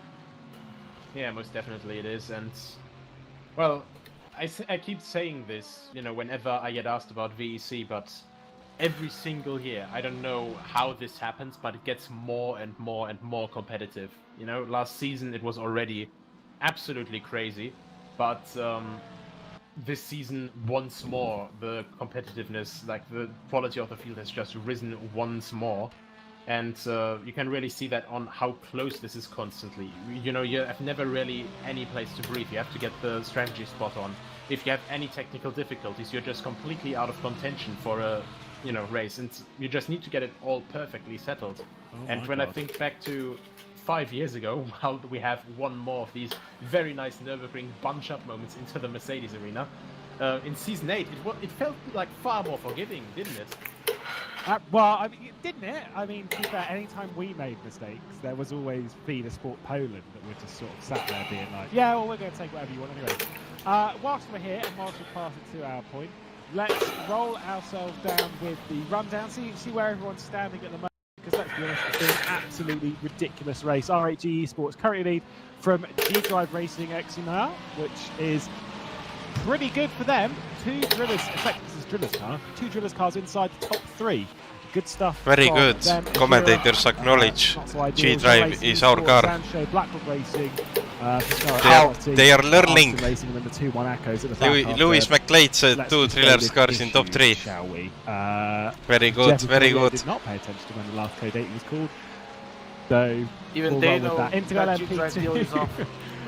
We've got Varga currently leading in the hands of Marcel Chinchik after a pole position earlier. Back-to-back pole positions in the Virtual Endurance Championship. Waveframe Esports behind with Rookie Monsters, number 37, on the podium at the moment. Ibrahim Khan behind the wheel of that one. Jene Simovic, watch out for them. Coming back up the order, Burst Edge Esports then. First Esports Simplexity, moving back up the order. Nice work. They did well to lead a little bit earlier on. Team Spirit Racing with First Esport Hungary.dk. Bottle Motorsport, Nita Velix, who was slightly off strategy courtesy of a brake issue from Herman Stocky when Roy McDuff has taken over a little bit too early. I'm sure they'll strategize their way to the end of the race. And then DX Droids, who did some leading earlier in the race. Unfortunately, it's kind of not really worked out for them. The final one of that is the Sancho car, who's 8 laps down, so we'll ignore that one for now. Fulcher currently leading the way for Jesus Motorsports Club in that battle with Sim Racing for Holland. Things are looking pretty good, though, for Jesus Motorsports Club to bounce back from a not-so-great first round. Sim Racing for Holland behind after their victory. Back Sim Racing also on the podium. Wayfree Esports developed inside the top 5 with Mustang Esports, Rafactor Sim Racing, Sanjo, Bullet and Wayfree Esports also up there. It's been a pretty tight order, Nico, and it looks like the battles will continue their way to the checkered flag. But for some of the teams, like particularly the leaders and stuff in certain categories, they've almost filled out enough of a gap to feel a little bit comfortable, with the exception of GT, where there's like 2 seconds between them. Yeah, just overall, it's really what you want, you know, like a minute or like at least 30 seconds of a gap, especially in these traffic situations. Something so you can just go a little bit more on the safe side, because of course it's still just Jerome less than 2 hours is left, 28 seconds behind Honey. Well, to put it in the nice Yeah, way, it's too much. There's no way he can make it, I think. 2 hours without damage are still nicer than 2 hours with damage, or, you know, if it goes completely wrong, goes completely sideways and stuff hits the fan, you know, a repair is not really what you need right now, because that you can definitely not catch up in 2 hours again in this field. Well, I think it was so in season 8 when we were leading. I wasn't in the car, but was still with DHR. We were running 1, 2, and 3, so we kind of thankfully had that. But and this is the thing, is that you don't know when things are going to change, right? And this is why you kind of need big gaps. You need that kind of comfort, because with the final, I think it was the final 6 minutes of the race. Bearing in mind, I'm pretty sure it was an 8-hour race. It was a 6-hour race. It was only 2 minutes. Yeah. It was only Lars and Bailey. But with 6 minutes to go in the 6-hour race, coming through this corner that we're coming up to now, looking at the Arm Sim Racing. Oh, woof, that was scary. Coming out of here, Arms almost crashed in turn 5. BMW had spun out of the corner, and there wasn't anywhere for Bailey to go, and there was contact, and there was quite severe damage in that car, which meant that we were effectively crabbing all the way home. And the choice was either to come down pit lane and have a What's the gap from damage repair, P4 which isn't to going to P5? happen, to be honest. You're just going to try and crawl. Now, my 30 point seconds. is that you don't know when something is going to change. So as much as you may have a minute gap, you still need to be putting in the good lap times. As much as you feel a little bit safe, you can weigh up a little bit better with how you're going to attack traffic. But you still need to keep on it, because you don't know when a code 80 might come out that's going to go against you, or when there's a crash ahead that you can't avoid. You just don't know when it's going to happen. Yeah, exactly. And even if there's, in comparison to a track like, let's say Spa, for example, you know, where you don't really have too many zones where you can just evade long over the grass. It's more the case here, but still, you have a mental blockade, you know. Of course, like, you want to stay on the tarmac. If it goes very, very sideways, then of course you evade over the grass and all that, but still, when there's suddenly just a car stationary, the first thought is don't hit the car, but your gaze is focused on that point. And yeah, you can't normally, you know, if you just come sideways in a real car, don't hit the tree, you look at the tree, you're going to hit that tree. Yeah. It's the same thing with like with skiing and stuff. They always tell you when you start skiing, it's always look where you want to go, because you'll end up going there. Yeah. Right. And it's kind of like it's almost that thing like in sim racing. You're looking at the crash happening. You're staring right at it, and you're kind of like, I need to avoid this. But because you're staring at it, your body's automatically just like, yeah, I'm going to go straight into that. Come on, mate. Here is the Butler Power Motorsport car on the back of Zancho and Ground Effect. This tight battle. Is that also part of it? I don't believe so. No, it's not. I was wondering if the Volante was also part of it, but no, they are a good couple of laps down. I did assume so, because they've not had a particularly good race, but a three-way fight for 6th place. Ground Effect Sim Racing will be pretty happy with that. So, you know, apart from maybe delivery.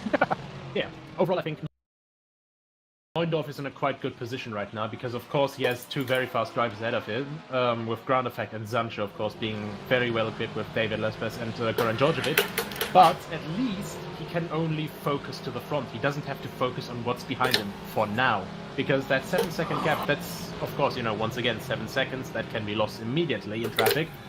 But for now, at least, he doesn't have to have one of his eyes just, going fully cross-eyed, one eye to the front and one eye to the rearview mirror or to the monitor that they have in these cars. He can just focus on attacking, focus on staying error-free. You know what I'm happy about? For Imola, we don't have to do a setup. Well, whilst we'll ride on board a little bit here with the Butler, we can understand what it's like.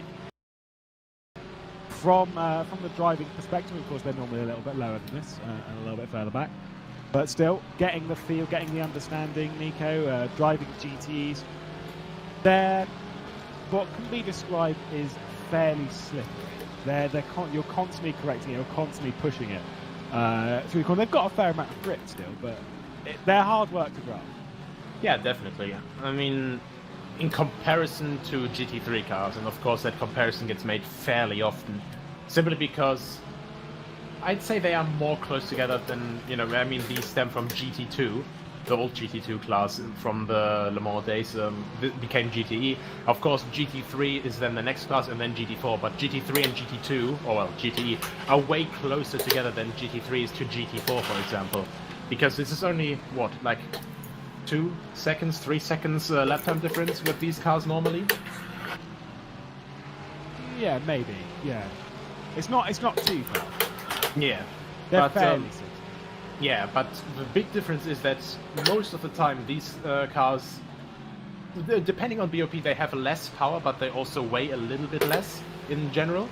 And they also just have way more sophisticated downforce. I think, for example, the Aston Martin is very nice to see that way, with that absolutely enormous diffuser that it has. Not right now in the picture, but the Corvette is also quite nice here because, of course, the first time the C7 Corvette got launched in 2014, and it didn't have a big diffuser, and then it got quite a nice update, which we actually have in game here. Or in simulator, sorry, I dropped the G word here. Oh my goodness me. You are going to get in trouble. Someone's going to... Marcel is watching. His team's doing quite well, so he's Marcel is going to sue me now. His team's leading again, actually. I mean, I'm sure he's become a bit more of a fan of the EC in the last sort of 6 weeks, now that his team's won the first race of the season, is leading the GT category. Of course, naturally, in a Corvette. I'm sure there's a bit of a push to get a C8 in the game now, right? I would think so. I know that... no, Marcel. just trying to probe into him, maybe we'll get some reply, Just trying to provoke a bit of leakage. But, I know that Corvettes are a very beloved car of Marcel, as he drives one in real life. But just in general, it would be a great addition to this class. I mean, GTE has gotten... overall, the car diversity in rFactor 2 has gained so much diversity. It really improved over the last couple of years, especially with GT3, I think 13, 14, 15 cars now. And in GTE, almost all of the cars, the only car not being there from the last couple of years, being probably the Ford GT, isn't it?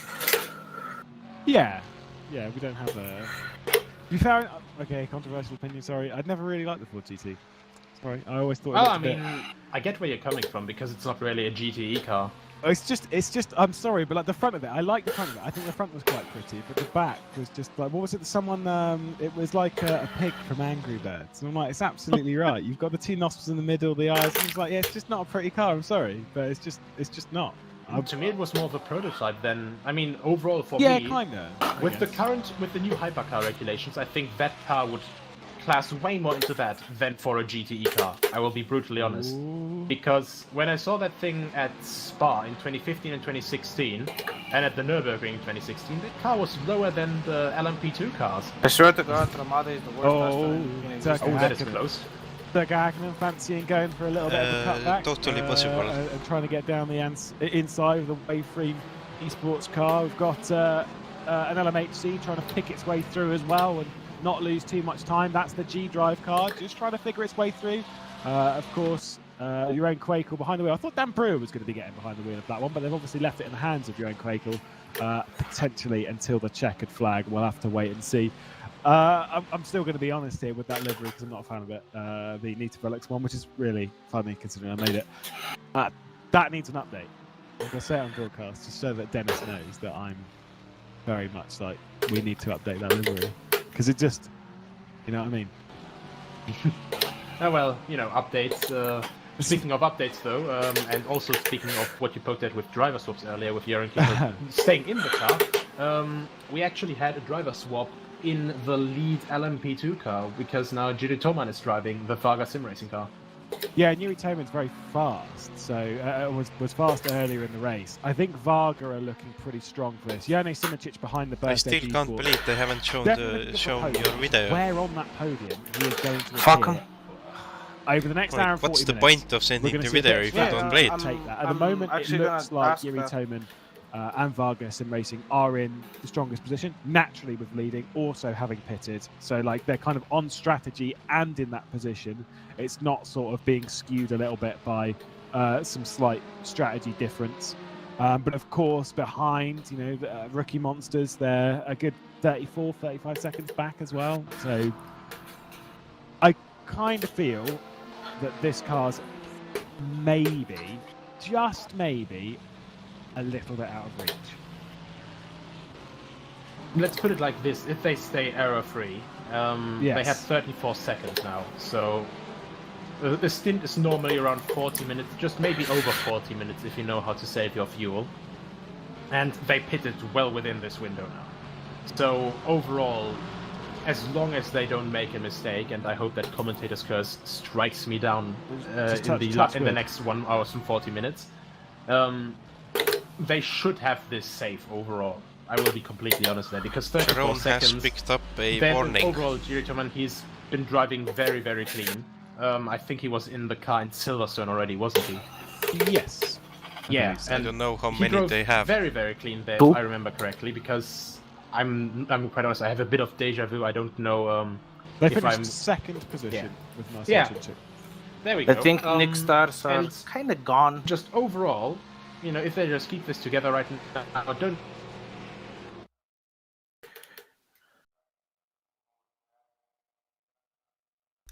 Oops, official stream got disconnected. Nice. Okay. Even the commentators dropped. What to say? Okay.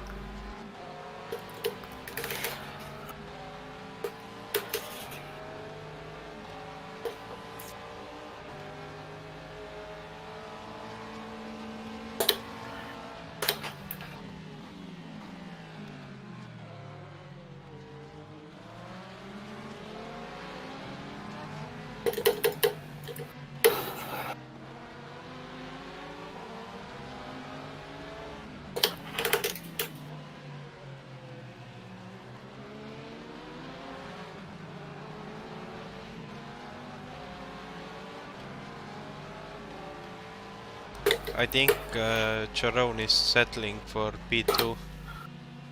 That's not too bad of an idea for him. Gap is 27 seconds. Or he had traffic. And they just picked up a gut track as well, so I don't know. I mean, they can push as much as they want, I think, because even if they got a drive-through, we are like 40 seconds behind, so 48 actually, so nowhere near it.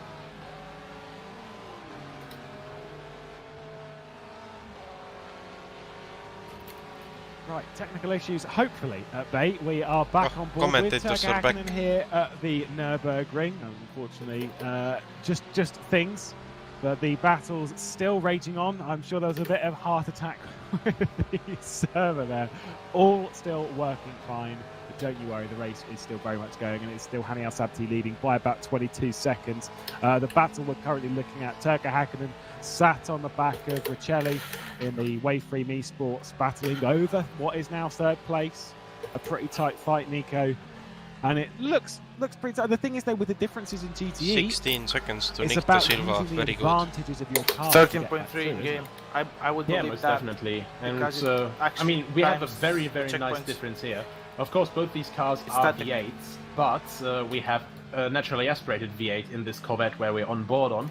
And then we have a twin-turbo V8, which is also mid-engine instead of front-engine like this, in the Ferrari. So you really just have to use this to your advantage. And for example, like just in general in this situation, you can see how much more this Ferrari wants to actually turn into the corner, how it has different mid-corner behavior than this Corvette. And it's really up to the drivers to just make the most of these situations, you know, of when they're in their strong zone. They really have to just try and get the car around the quickest, just so, in this case, Andrea Riccielli, that he can build this gap that we see right here, so Toka Häkkinen is just out of attack reach for this hairpin. Yeah, because the thing is, this is where it's important for you as a driver in GTE. You need to know how your car's good and how other cars are good as well, as we see in LMP2 just sneak its way through. That was close, my goodness. That was a very tight a bit there from the Burst Esports DK, Hungary DK car. You need to know the advantages of your car, where your car's stronger, where their cars are stronger, because the thing is you need to be able to take advantage of what your car does best. Now, I know that sounds basic, simple, but it's it's one of those things that a lot of people overlook when it comes to this kind of racing, is they don't really think about it. That's why I tend to race in LMP2 or LMH2, because you don't have to think about it, because everyone's in the same thing. Yeah, definitely. And I mean, to be honest, the added factor in GTE is also not just how you place your car in the best way for you, but also just how you overall place the car in a manner that's in traffic, you know, it doesn't handicap you. Because as we see, like, a little bit of a slide here, you know, a lot of rotation in that Wave 3M Esports Ferrari, as they also now go up to 2 and 3 because of some pit stops still happening. You know, they really have to watch out how much time is there how left they will handle in game with these car characteristics when they are off 1 the hour line, because of 35. course a mid-engine car reacts a lot different, just generally while it's sliding, for example. When to save it, you know, you have to act a little bit differently than a front-engine car. Well, let's talk strategy here, because you just said there that we've seen a couple of drivers coming to the pit lane. We've got an hour and 40 minutes left on the clock, and these cars can roughly do around about, realistically, I think it's an hour and 5, realistically. The GTs, it used to be an hour, but like realistically now they can do about an hour and 5.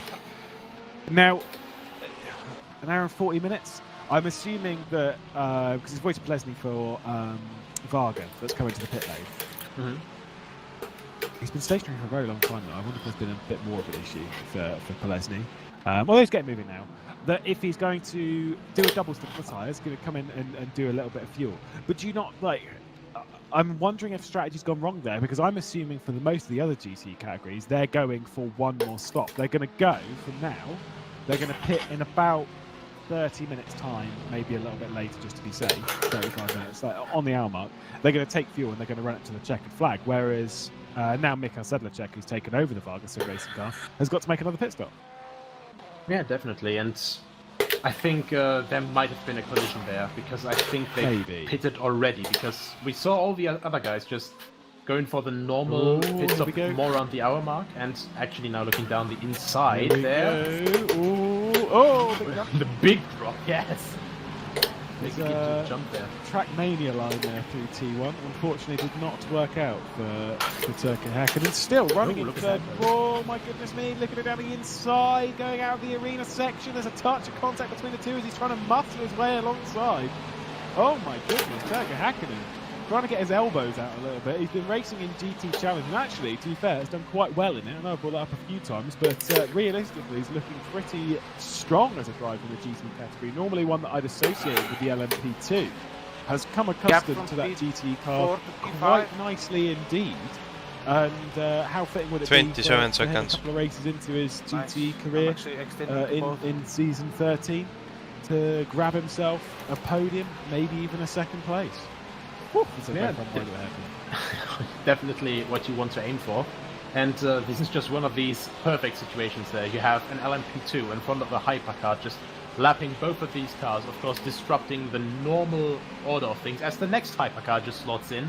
You know, in a lot of senses, you know, the GTEs really are just victims in this situation. So they really have to just adapt and trust the faster classes that they are going to lap cleanly.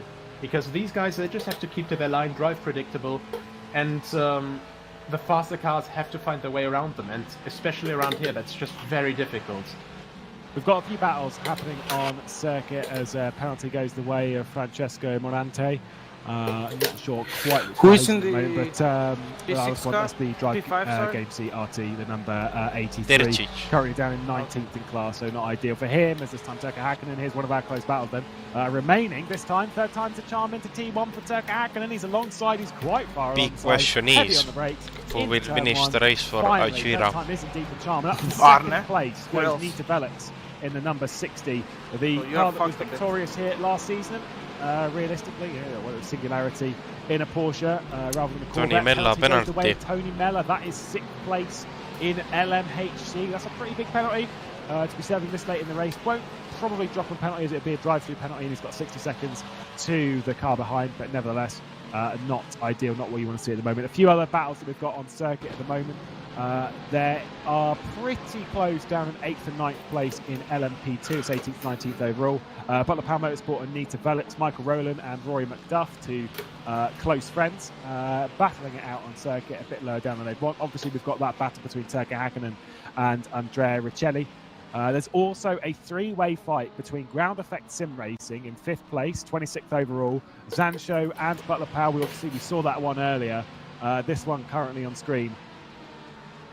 A three-way fight, 4.5 hours into a race. You couldn't write it.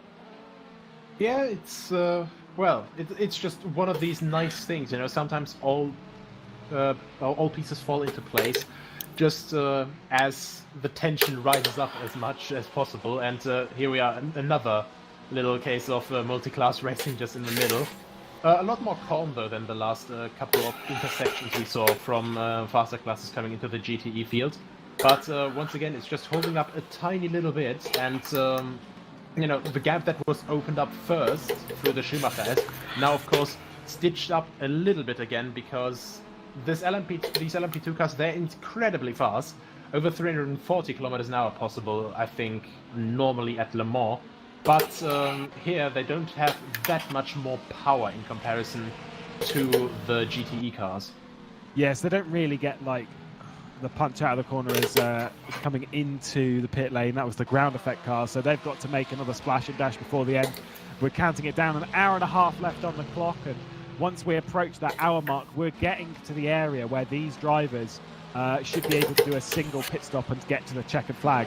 As far as I'm aware, this car, which strategy's done by, obviously Nick Dealey's overseeing a fair amount, but I'm pretty sure most of the strategy for that car is being done by Mr. Dan Kell, trying to basically push that car up the order. And to be fair, it's running in 5th place, and I'm assuming, knowing them with their experience and stuff, as we see this battle between Michael Rowland and Rory McDuff for 8th place in LMP2, I'm assuming they're on strategy to do a single more stop, and they're not going to take it any much more than that, because they're, you would assume so anyway, you hope so, because they're experienced enough in the car to know exactly what they're doing. They are the defending GTE champions. Yeah, that's definitely true. And there's Michael Rowling seeing it down the inside there. I know from a few inside sources as well that Rowling is also struggling with a brake pedal. So, fittingly, McDuff, who jumped in after Stocci, has had problems with his brake.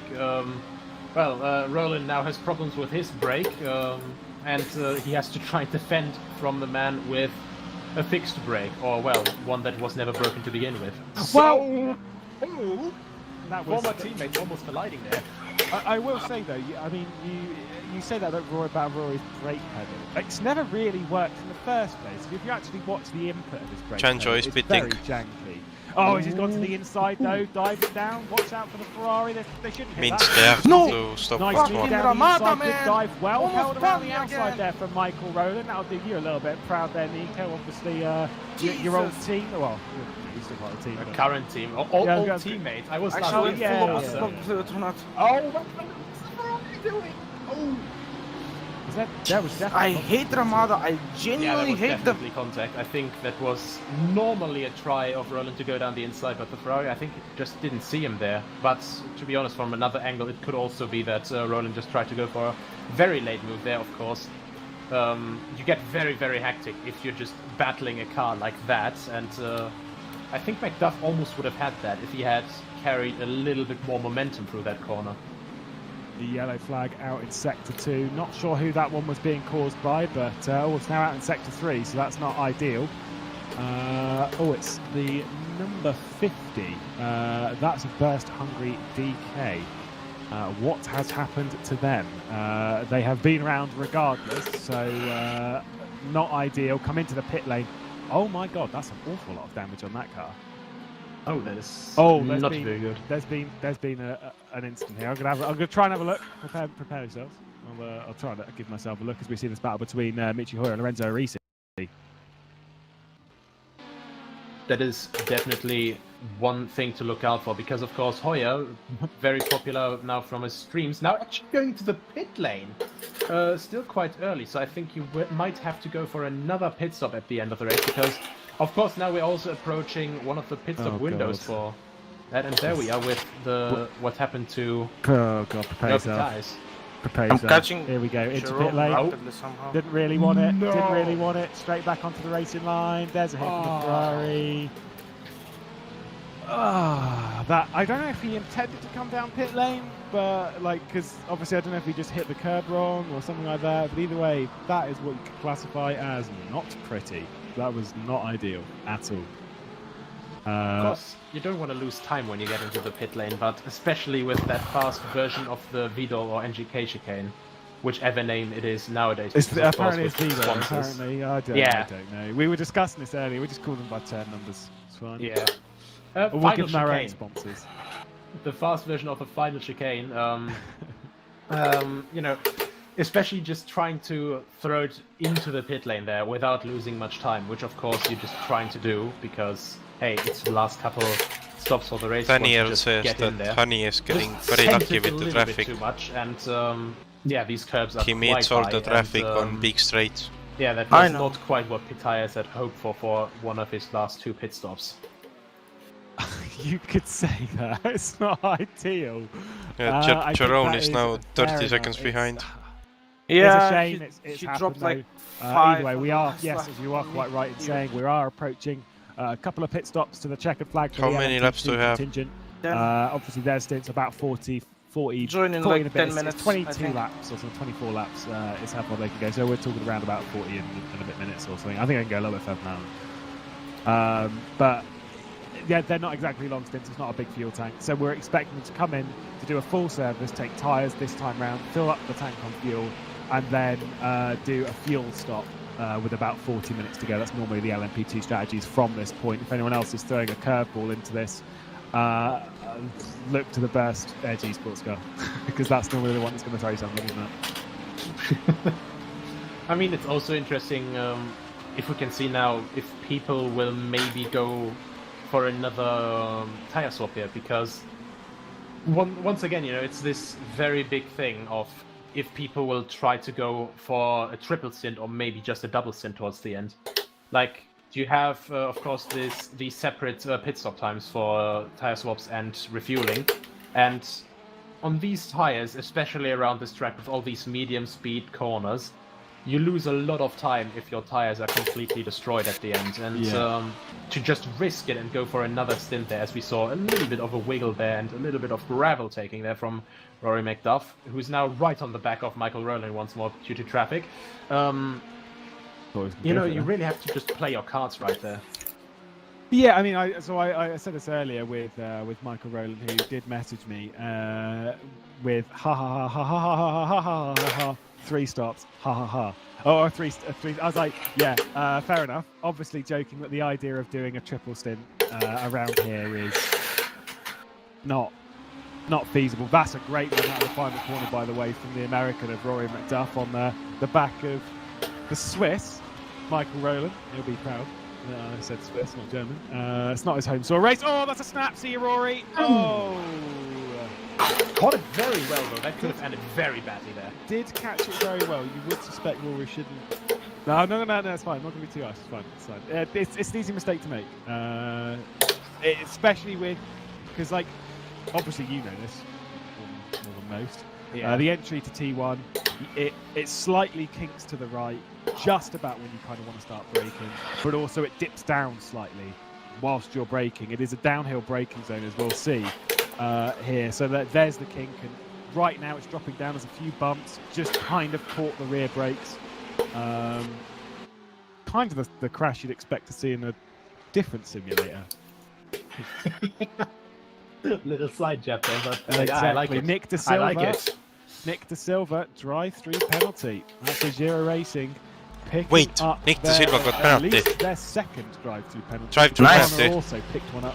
What the just fuck? prior to 2 hours. How can you cut so Giro much? Racing, No. Like I never seen him cut. to be honest, I it's don't been know a bit how. of a throwaway Like, race. I always had it's his easy to say delta. throwaway you know? race, but they're still in fourth. Like fourth's I'm good, pretty but this sure is a team that after we're they expecting to battle for the drive-through, championship. I'd say the Arne same picked for up John two Lacey penalty, Esports, two warnings. Academy. Like it's not been.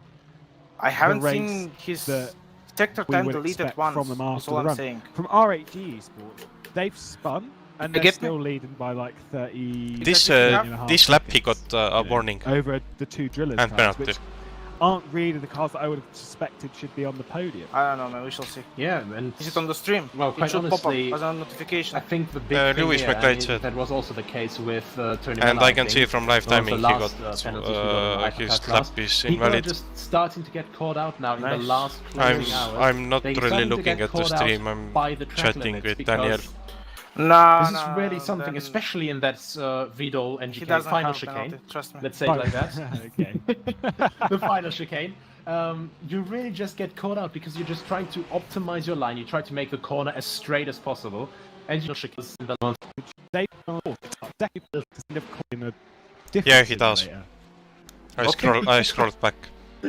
You really It just popped get up. caught out because you're just trying to optimize Maybe it your was line. a You try sign, to I make don't the know. corner as straight as possible, and you just take a little bit too much on either inside part or on the outside even, and you know it's instantly a cut track. And once too much, and immediately you just get this penalty. And of course, that penalty you lose way more than you would have gained at any point while trying to cut that corner a little bit. As I spoke of, he also had another cut track, and Nick De Silva now in the pit lane to serve his last penalty. But he also had him in the pit lane, I think, for one of his last scheduled stops. Yes, I believe so. He handed over to... No, he's still in the car. He's out of the pit lane, though, down in 5th place in class, where that'll sort of circulate him out into. It's the thing with LMP2, the strategy's still a little bit open, a little bit spicy, a little bit juicy. Still plenty to play for. Okay, and the thing is, he got a penalty. as we all know, every time you come into the pit lane, you're at risk. Liam Rance, that's a drive-through penalty.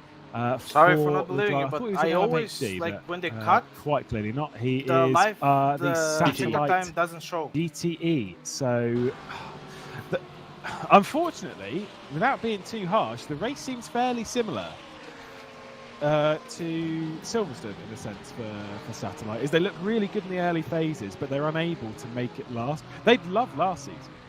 You know, if they were running this good last season, they'd absolutely love it. 4-hour races and stuff. Because they don't seem to be able to make it to the 6-hour mark without various issues. But It's just unfortunate for them because overall their pace seems to be quite good, but then to put it like just together in the last couple of hours, you know, there's just something missing, and I think they as a team have to work out what is missing. Yeah.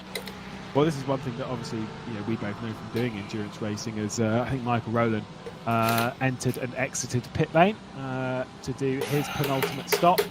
The thing that we know from doing endurance racing and stuff is one of the hardest things in endurance racing is the fatigue, and that happens to a team. When fatigue sets in, that can happen to a driver or to a team itself. And having that endurance, you can start joining next the lap. stamina to get to the checkered flag, doing good times towards the end. That's the difference between good teams and great teams. Is that good teams will be fast at the start and sort of all right towards the end. A great team, though, is fast at the start and fast at the end, or even the other way around. Like being decent at the start is fine, as long as you're fast coming to the checkered flag, because that's where things are important. That's where stuff can be made. And so having that stamina to get that distance, it seems like there's a few teams at the moment that just don't really have that stamina. Satellite seems to be one of them after the first couple of rounds. Azira in LMHC seems to be one of them. They don't really have the stamina as a team to reach the checker flag at the same time. Because again, like Arna's very, very fast, but it's no real. I'm not trying to disrespect Mr. Silver, who is plenty fast enough, but it's just he's not close enough. Lewis McLeod just said Nick De Silva is not good enough for Arne. You know, because Thank the you, pace, Lewis I think, McLeod. for De Silva is there. The pace is Very definitely cool. there, but just how consistently he can put that pace onto the track without having slip-ups like with that cut track, you know? Maybe. Can you believe Maybe. it? I For still, me I and still Arne think there is pace. Today we might have actually. And like I say, I'm not trying to rip into it. I'm just saying, like, if you're wanting to win races at this level, it's like I said at the start of the broadcast. It basically, like, perfection But is the only thing that's acceptable if you're going to Arne win races. has picked up You need to be on the limit, pushing as hard as you can. Until the 7 second warnings track. It's ridiculously this hard race. work. Another penalty. Yeah, that's a lot. They're all being dished out now. Like I say, I think people have had enough of these track limits. Just all coming in there. We don't need tarmac runoffs to get cut tracks. It's easily done. Speaking of easily done, I don't think he's going to be making too many moves from the current position that he's in. But you know, normally the whole video thing, and we'll listen into them and see if they can make. I think this is like Seawolf moment that But let's have a listen to what Ibra has to drive over the limit to make up for his teammates, and the same thing in Ajira. We had 2 sprints where we got collected by another car. So instead of losing like 20 seconds, we lost several. You can start joining, by the way. Time. Okay. Phase-wise.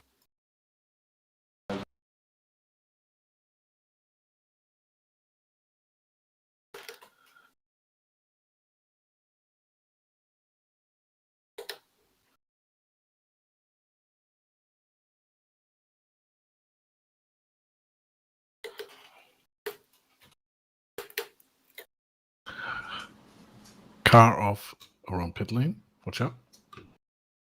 Bruh. What did he say? Car in pit lane.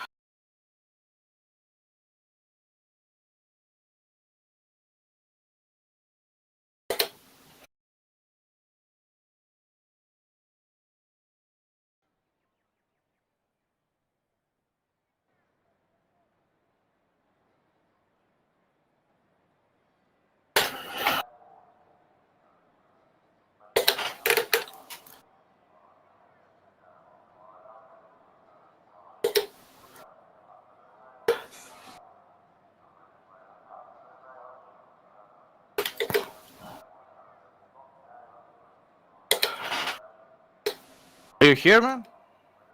Yes. You're not riding with me. Loading. Ah, okay. How many laps to go? 3. In reality, you should have joined a bit sooner.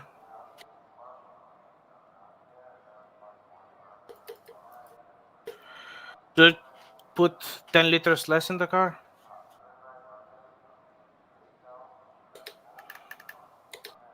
If I go the whole 3 laps.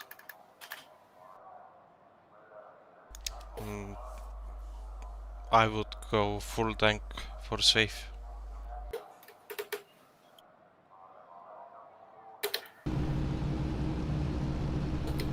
Okay, full tank, but go with mix 4. Have more than enough fuel.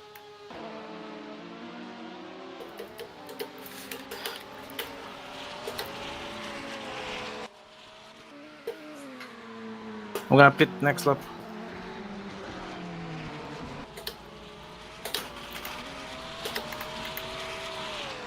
You're selected, full tank tires.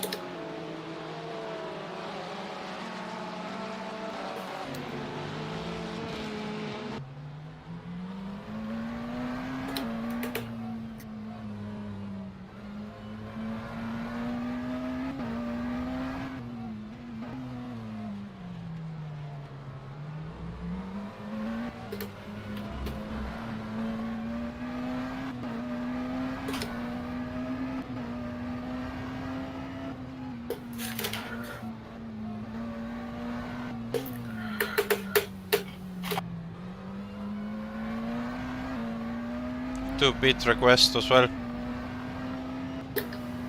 It was requested. Oh, can't you see it? I can now. Okay.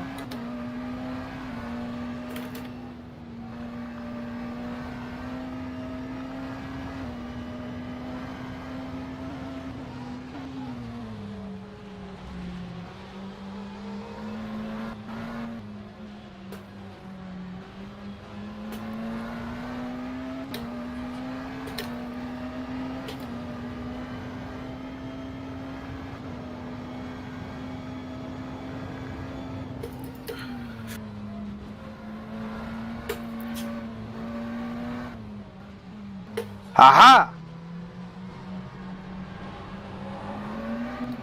It stopped loading railroad as you entered the pits. It's gonna load during the stop, so. Yeah.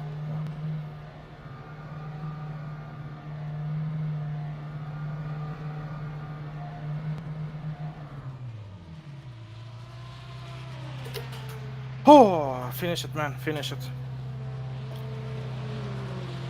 This track is so intensive, I didn't have gaps big enough to fucking drink water.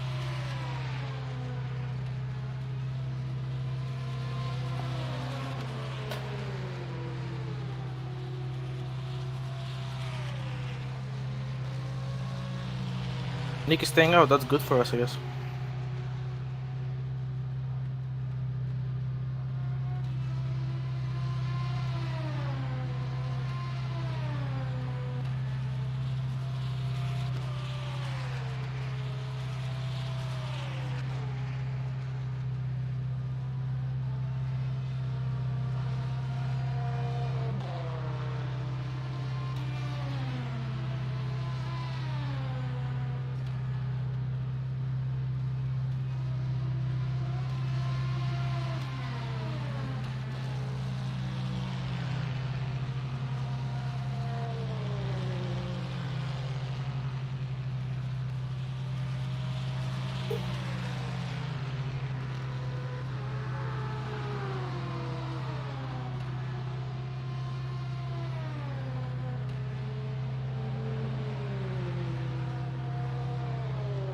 Okay, man, best of luck.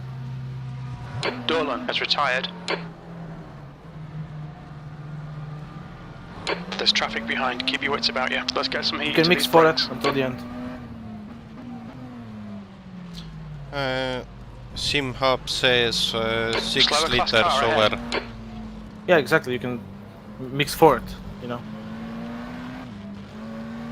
Aim for Car right. 285. Right side's clear. Even with mix 4, you will be below it, I think. Car is on TC4 and brake bias is forward for safety.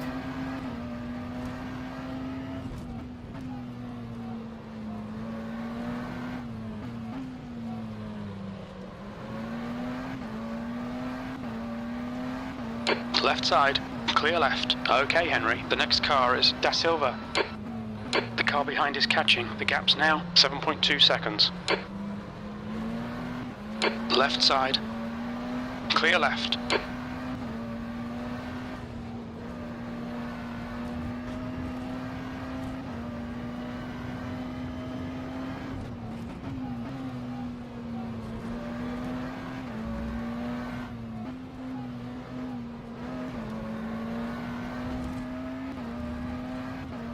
Slower class car ahead. Car right, clear right. Da Silva ahead is pitting. Nick is pitting. Yeah, it was expected.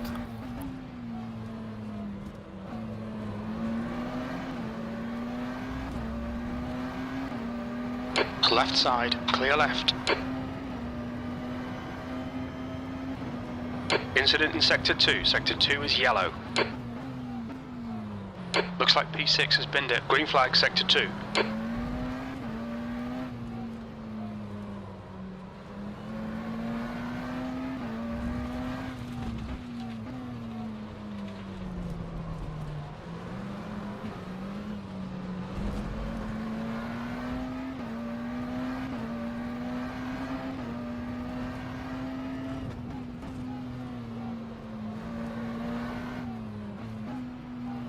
I like how in the background I've had everything on. I forgot to turn off. Nice meme. That's why I had some stutters. Left side, clear left.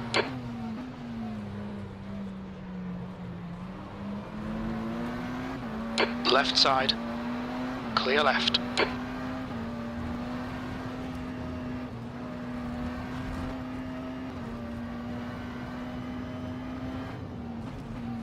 Yep, Arne is driving. Understandable. Have a great day. You know what to do, man. Like, the gap is more than big enough.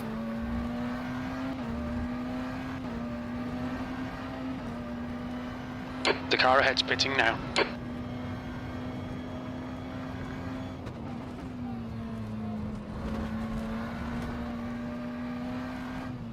You're coming up on a slower class car. Alright, Henry, there's a car exiting the pits, heads up. The gap behind is now 7.6 seconds. P4, that last lap was a 140.5.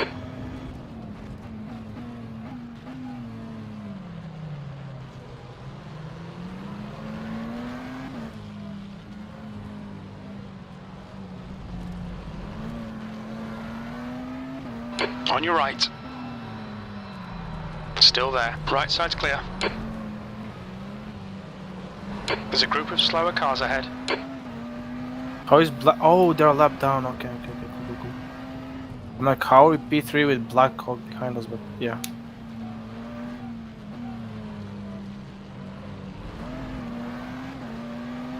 Car left. Clear left.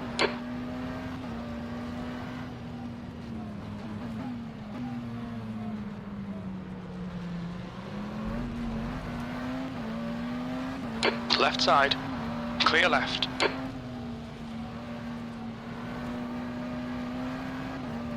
On your right, clear right.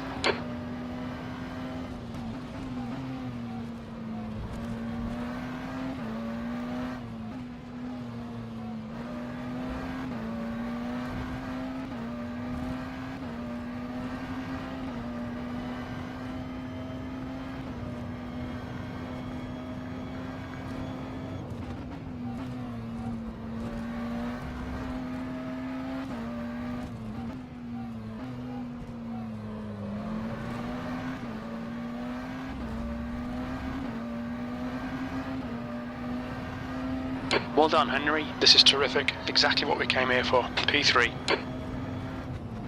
The car behind's pitting. You're coming up on a slower car. Car left.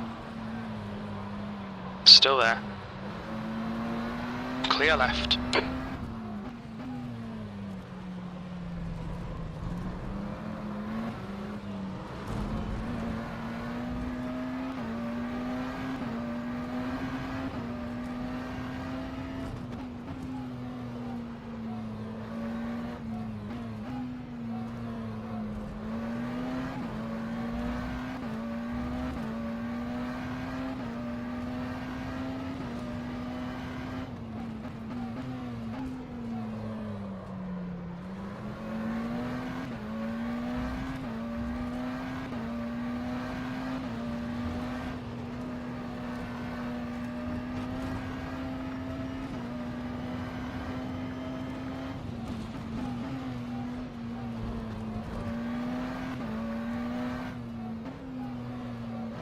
Slower class car ahead.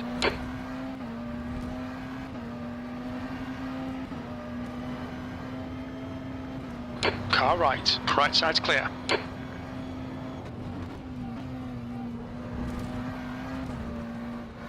Mate, I'm gonna go take a quick shower. Be back in like 10 minutes, okay?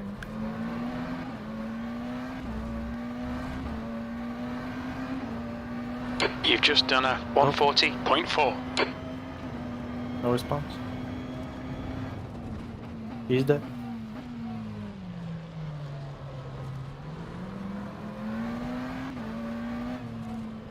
The gap to Barkley behind is increasing. It's now 14 seconds.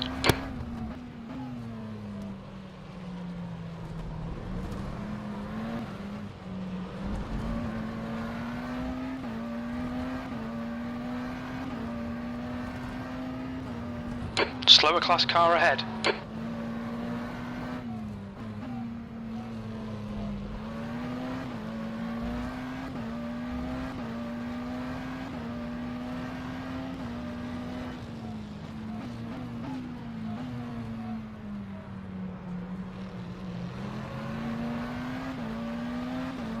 Car left. Clear left.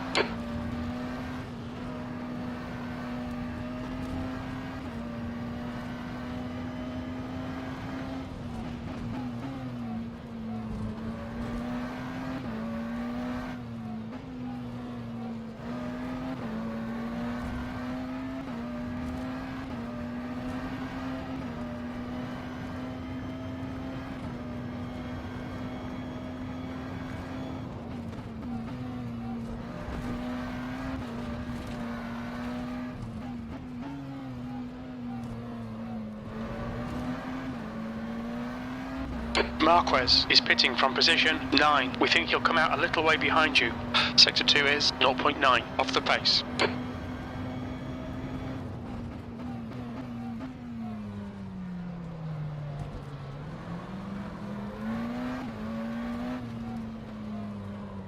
Barkley behind is pitting now.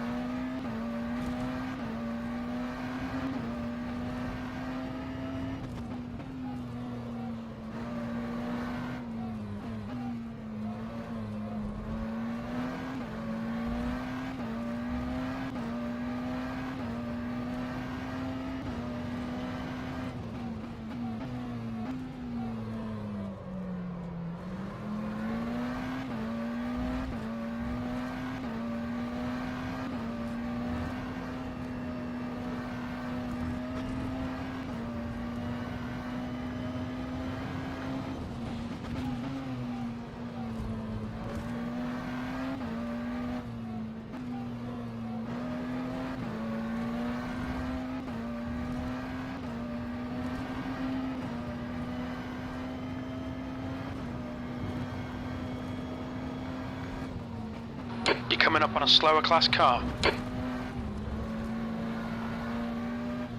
On your left.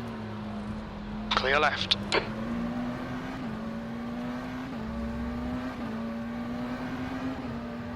That was a 140.6. Car left. Clear left.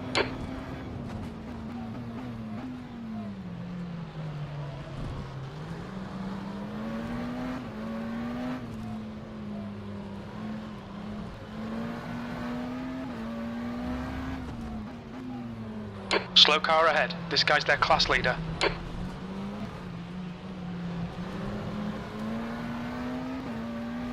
Car left. Clear left.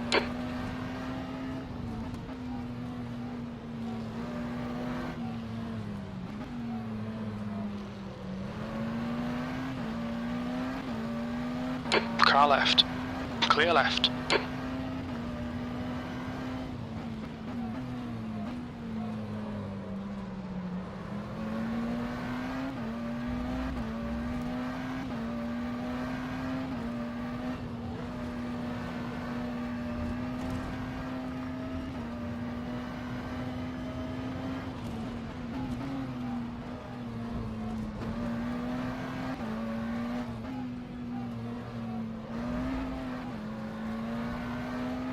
Left side. Clear left.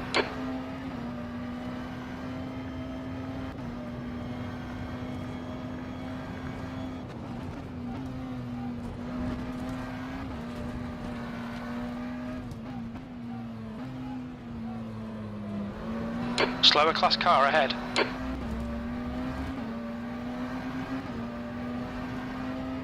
P3. Car left. Clear left.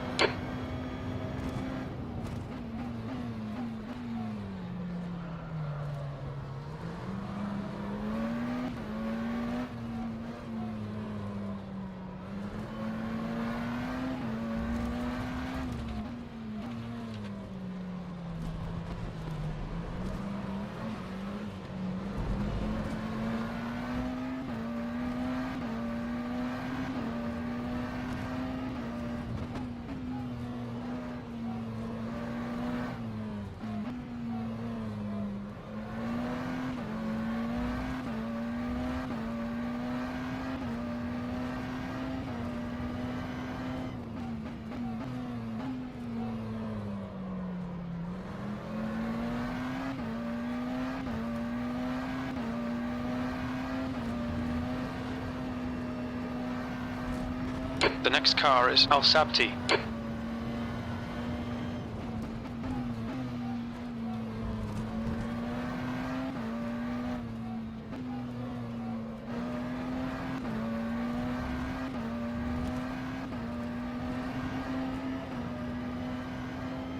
Al Sabti, ahead is pitting.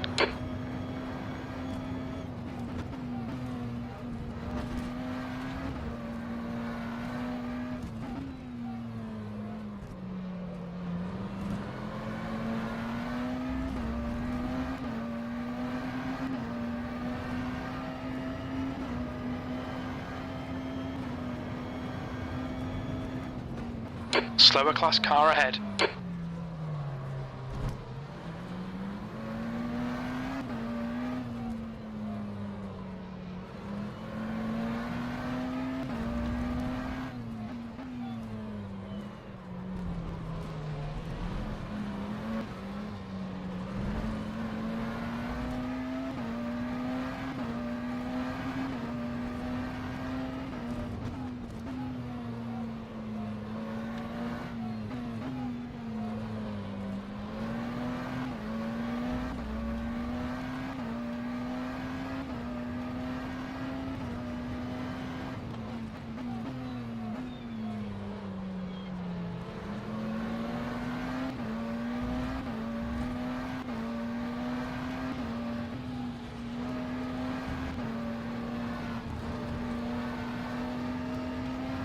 You're in the middle, 3 wide. Clear left.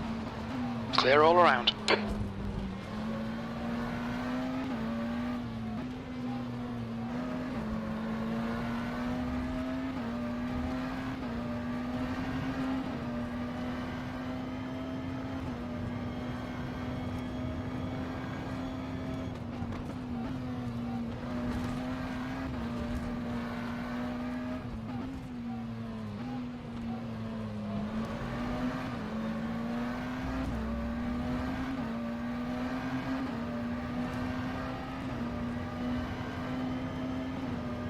You're coming up on a slower class car.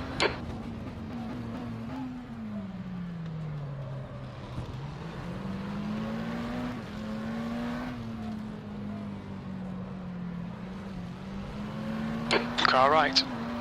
Clear right.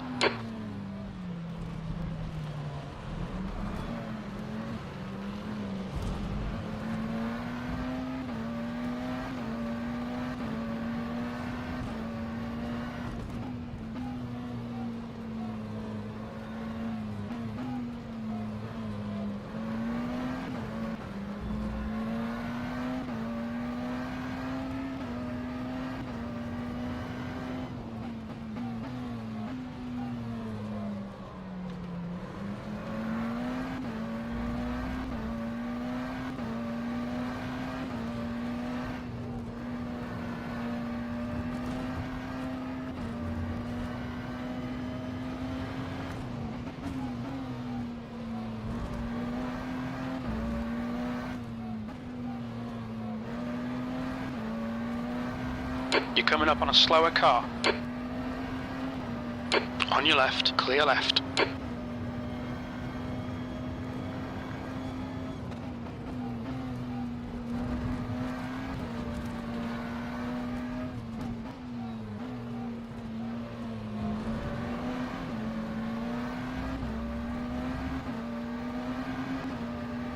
Sector 1 is car left, clear left.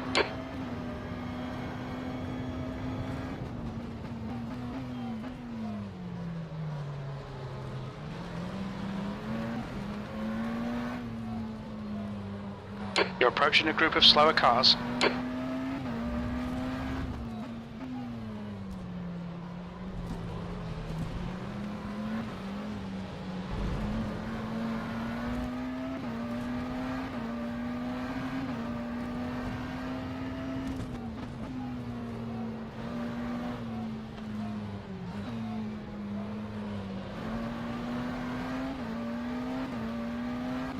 Left side, clear left.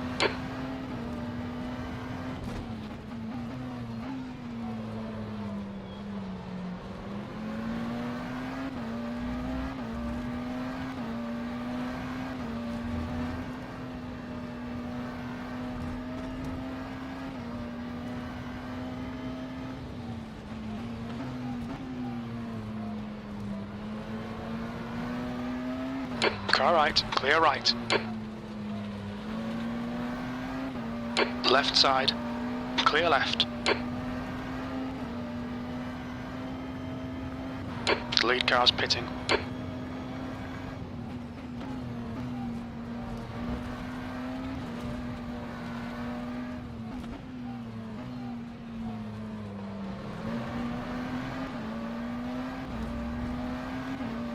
Left side. Still there. Clear left. Sector 2 is 2.0 seconds off the pace. Slower class car ahead. Al Sabti is now leading.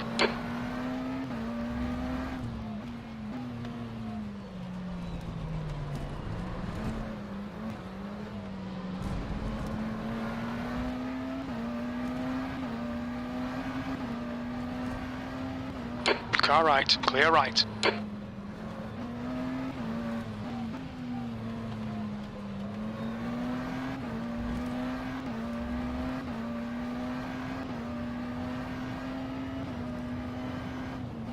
Da Silva is reeling you in. The gap's now 19 seconds. Okay, Henry, slower cars ahead. These guys will be fighting for position. They might not see you.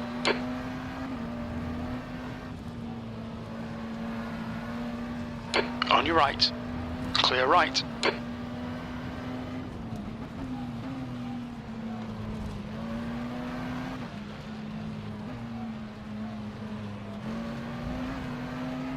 Car left. Clear left. Car left. Clear left.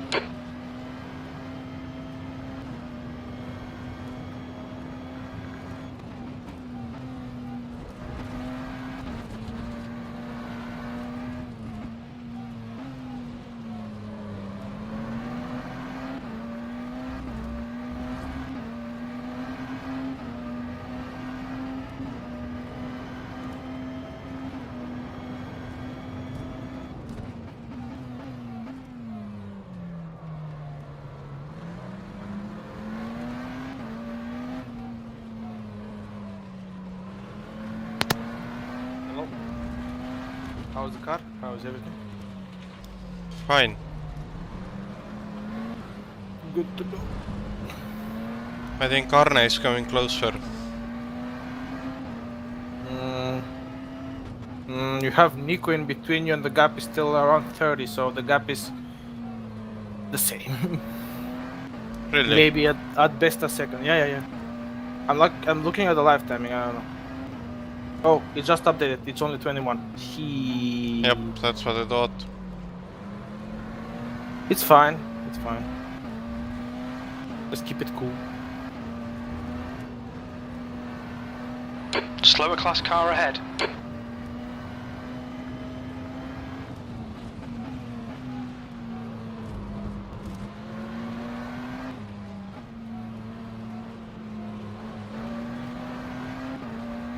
Car left.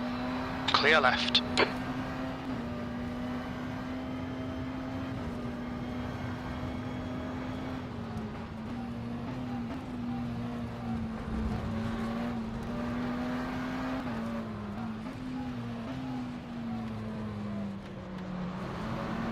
You're approaching a group of slower cars. Left side. Clear left. On your left. Clear left.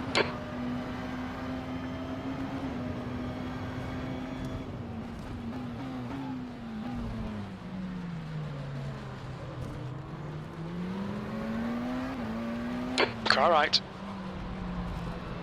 Right side's clear.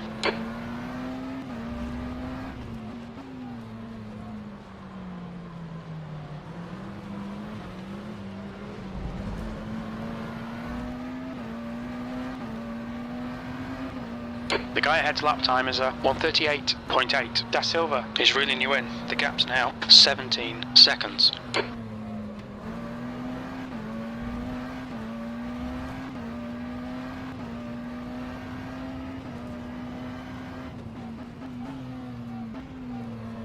Yellow flag sector 3. Sector 3 is clear.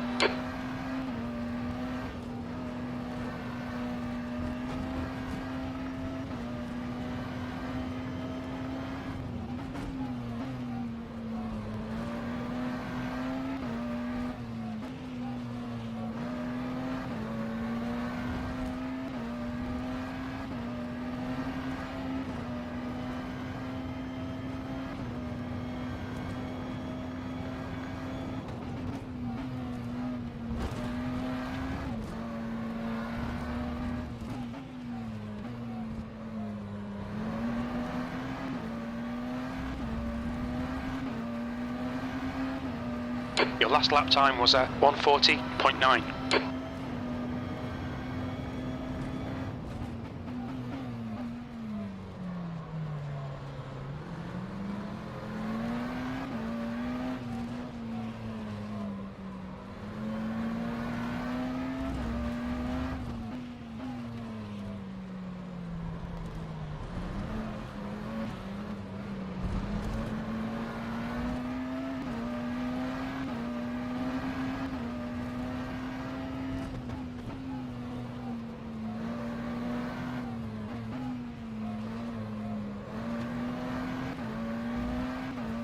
Are you on mix 4 all the time? Yes. Okay. Arne got a car check. Again? Yeah. I'm looking at the lifetime. I think this is third or second one after penalty. After Nick? Yes. Oh, nice.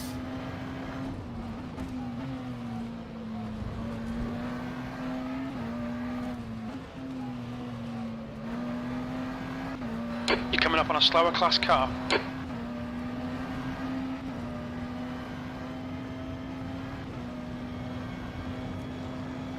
Car right, clear right.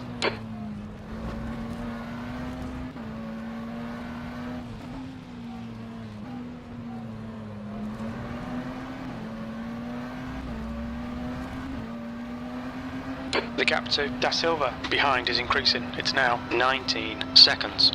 Your lap time was a 1:40.4.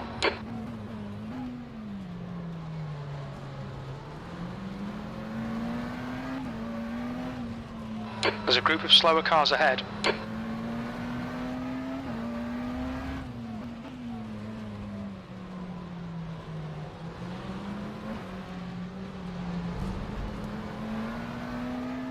Car left. Clear left.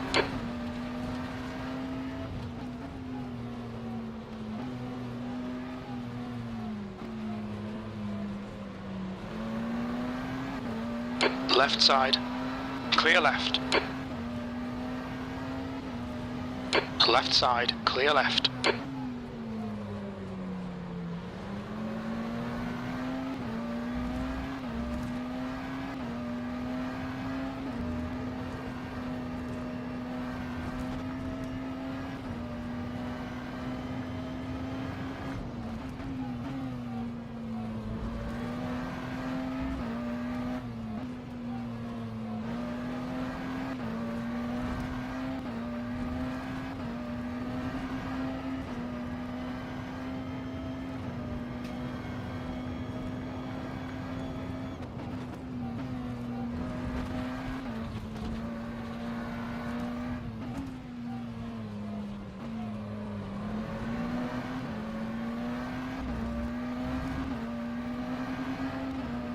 That was 140.8.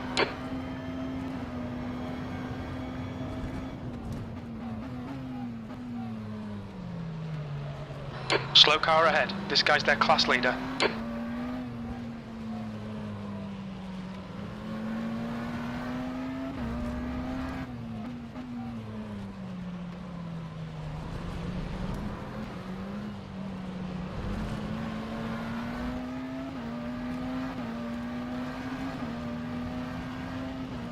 Car right. Right side's clear.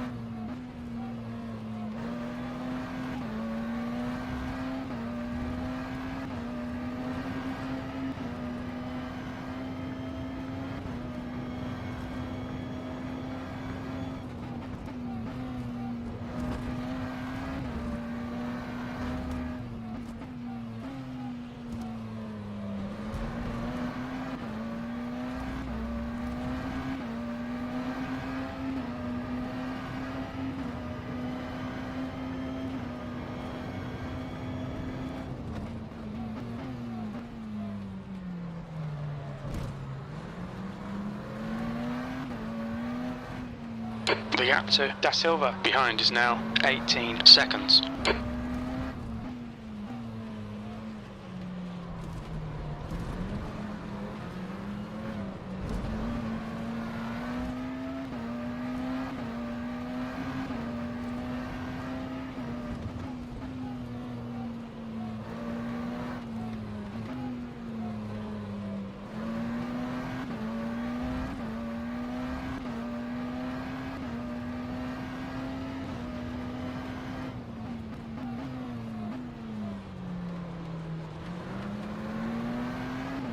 You're approaching a group of slower class cars.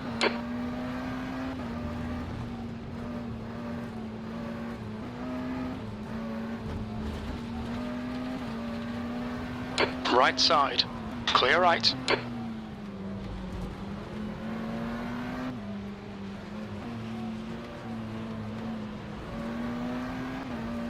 On your left. Clear left.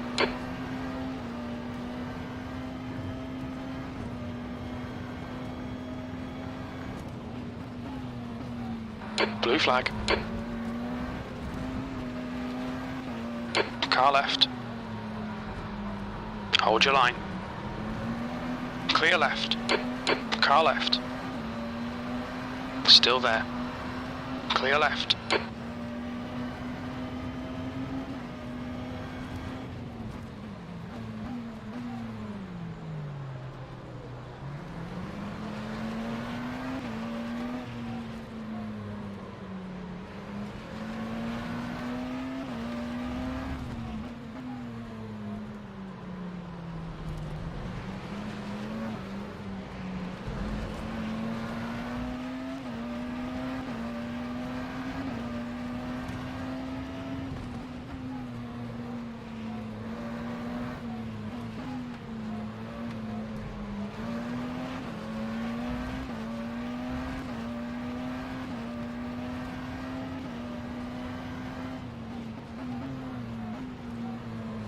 You're coming up on a slower class car.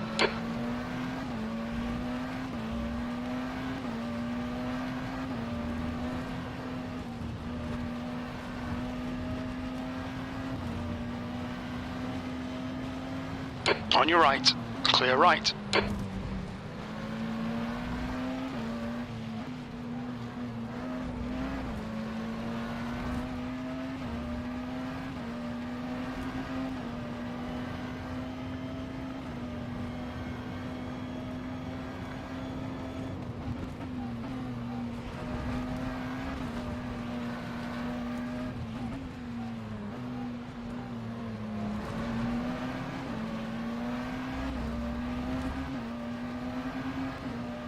Okay, Henry, your lap times are pretty consistent. Sector 1 is 0.9 off the pace. Sector 2 is 0.6 off the pace. Sector 3 is 0.4 off the pace.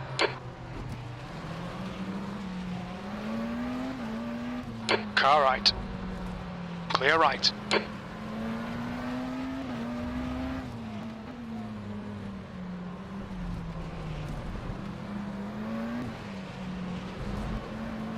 How far is Arne? 13. Da Silva is gaining on you. The gap's now 12 seconds.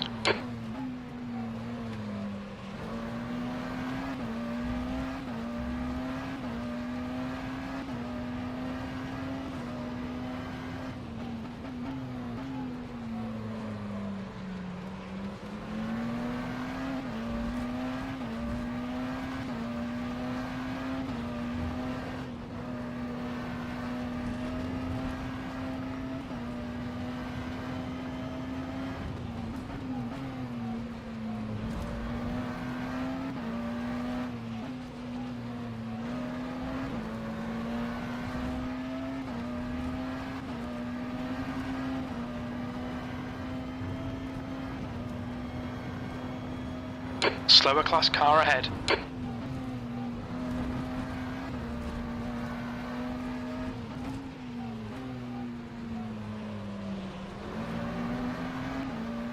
Car left.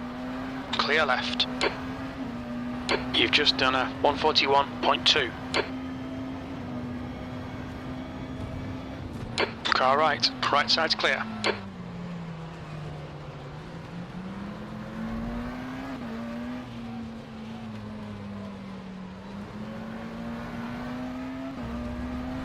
You're coming up on some slower cars. These guys are busy fighting, they might not notice you.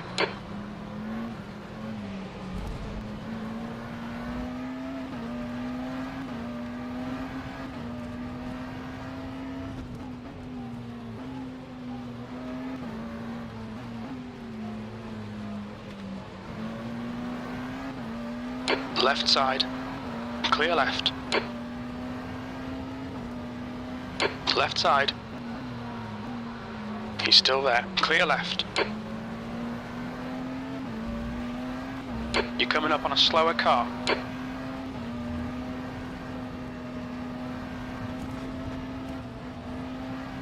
Car left. Clear left. Car right. Clear right. On your right. Right side's clear.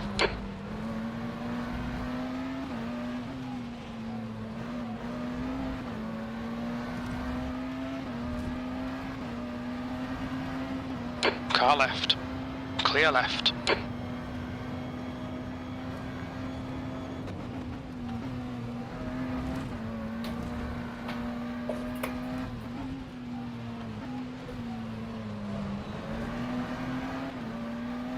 There's a car exiting the pits, heads up.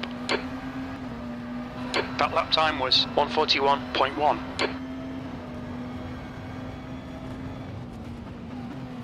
Left side.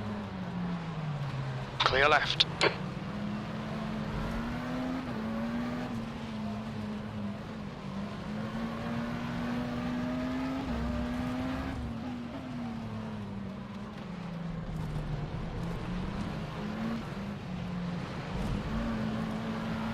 Left side. Clear left. Car right. Clear right. You're coming up on a slower class car.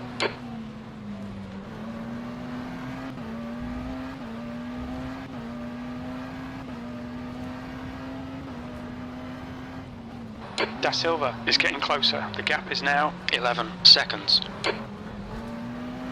Left side. Clear left.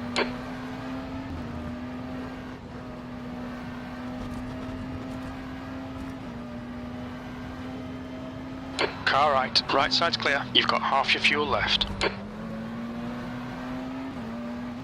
On your right. Hold your line. Clear right.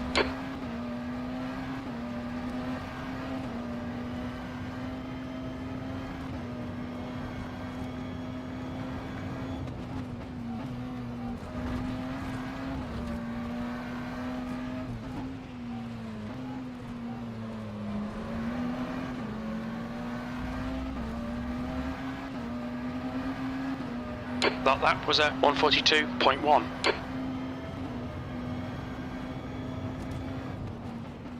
Okay, Henry. Slower cars ahead. These guys will be fighting for position. They might not see you.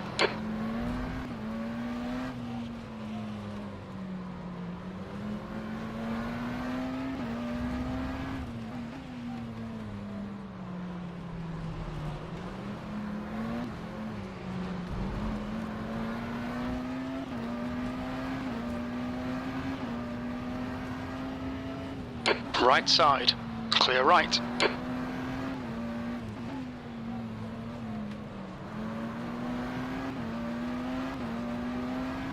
On your left. Clear left.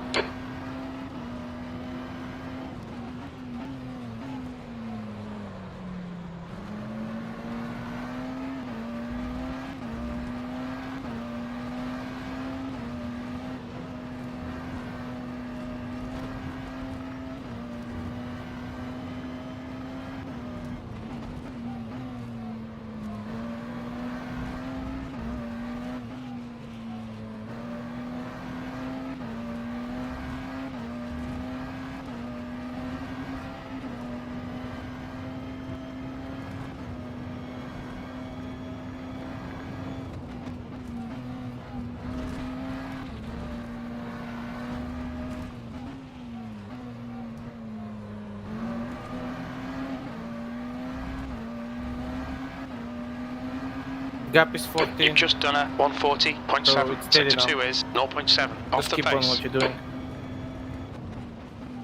Slower class car ahead.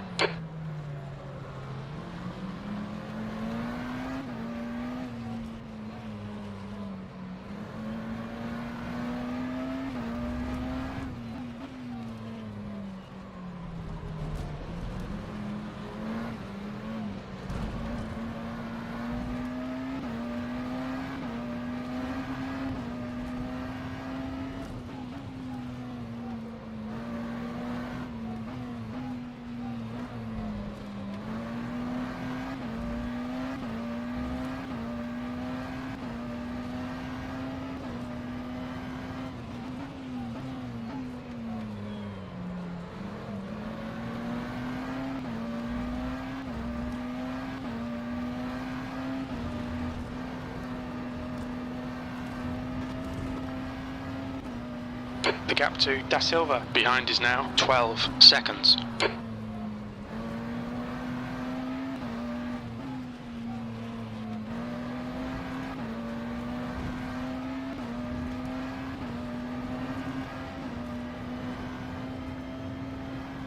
Car right. Right side's clear.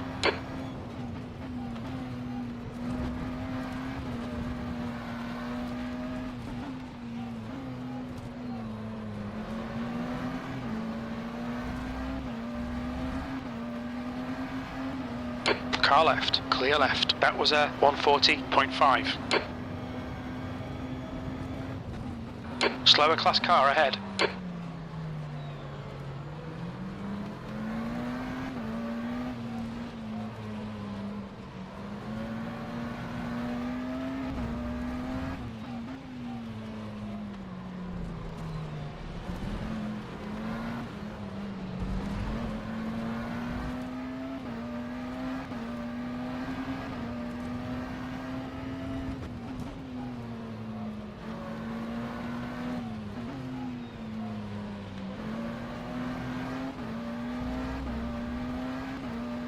Car left, clear left.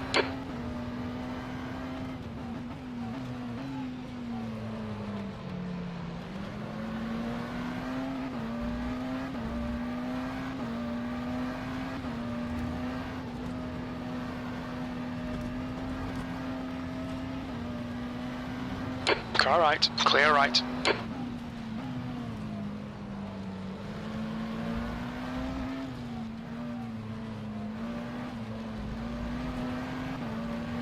Car left. Clear left.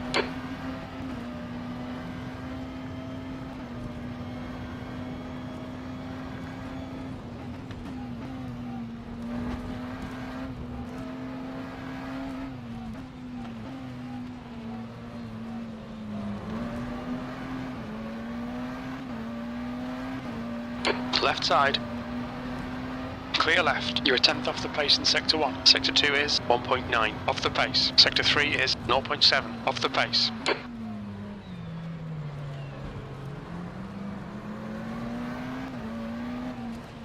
Da Silva is getting closer. The gap's come down to 10.0.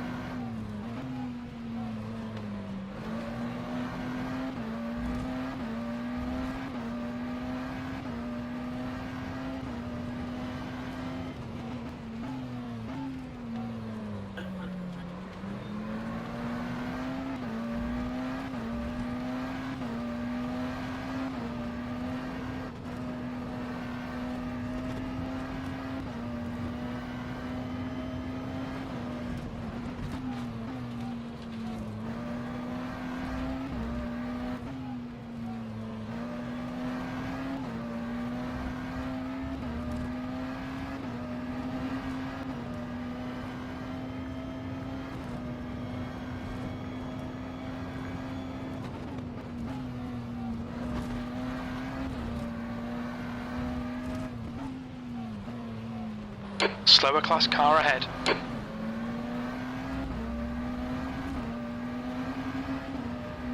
You've just done a 140.4.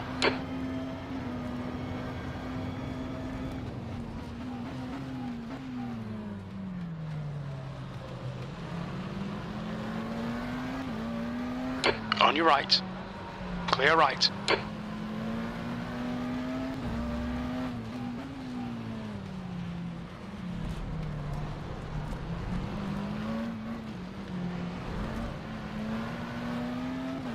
Car left.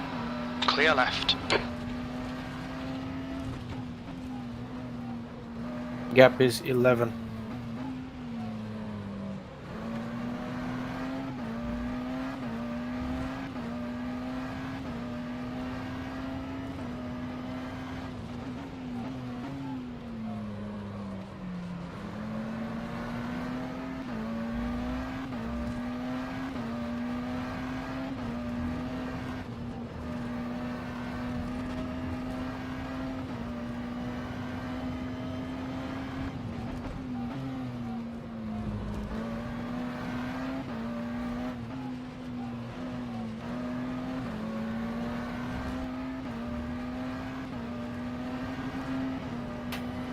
You're approaching a group of slower cars.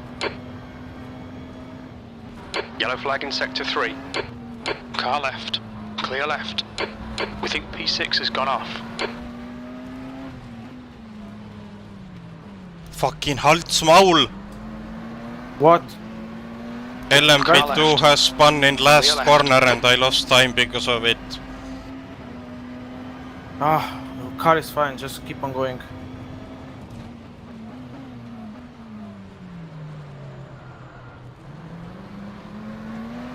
On your right.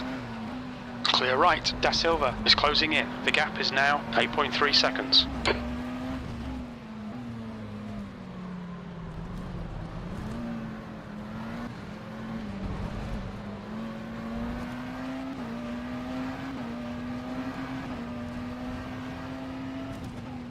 Sector 3 is clear.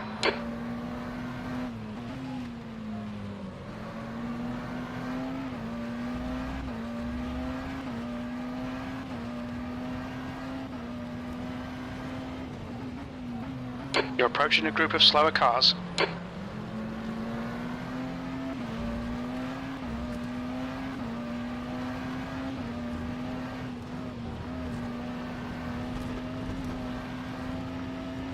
Left side, clear left. On your left. Still there. Clear left.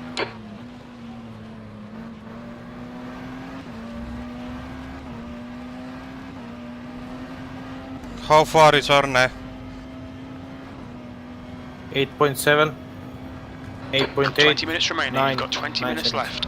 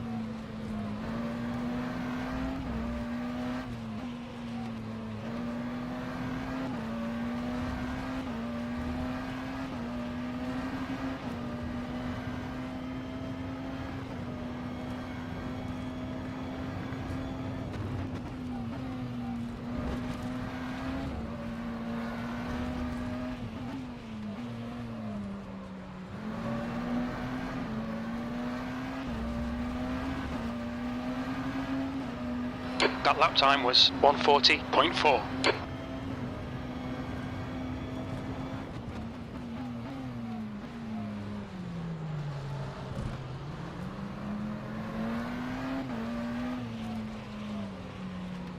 You're coming up on a slower class car.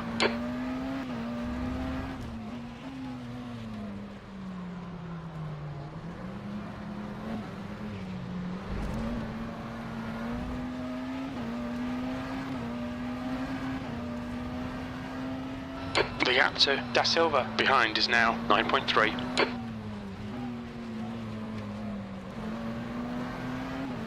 Left side. Clear left.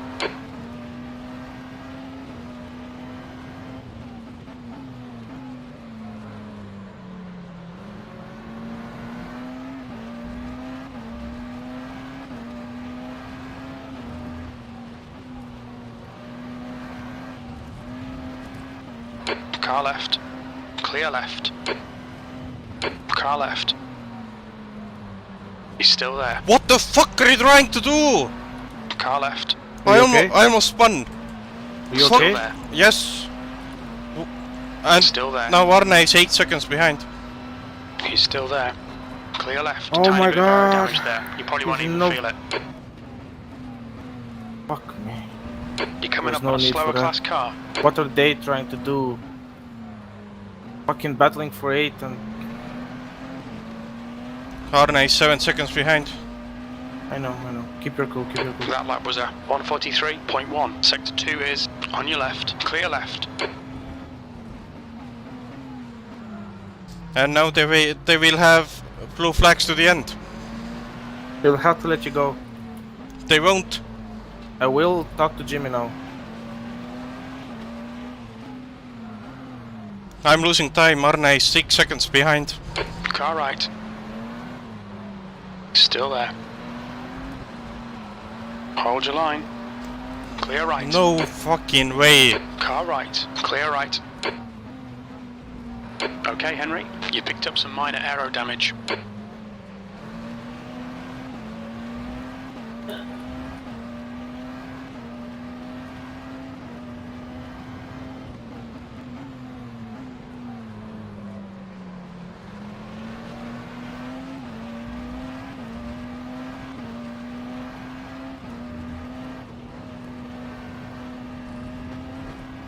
Imagine they will crash Coming now up on a in slower front of car. us and take us with them.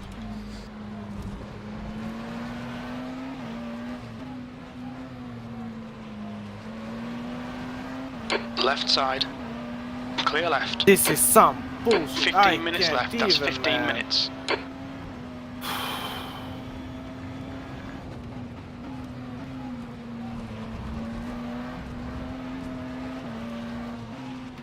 Left side. Clear left.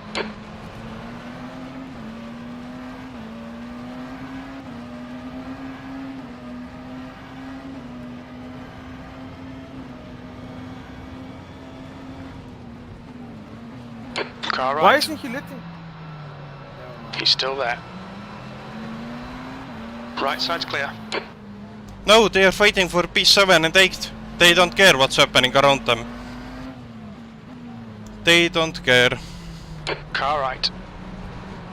What the Right side's fuck? clear.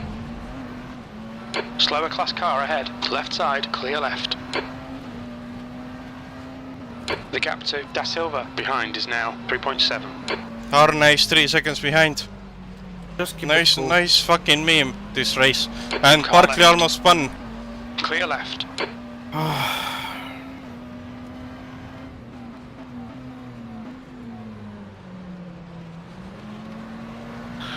Guys, remember blue flags. Remember blue flags. Thank you. And Barkley Car immediately left, let me clear through. left. Damage is already done. Arne is 4 seconds behind. What a joke this moment is. Just keep your cool, man. Arne still has to pass you, okay? He can abuse warnings, I can't. No, he cannot. He has Right side, 2 clear more right. or 1 more, so yeah.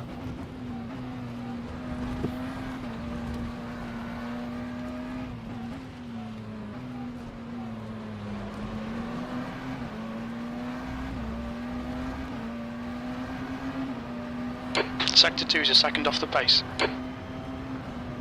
Left side, clear left.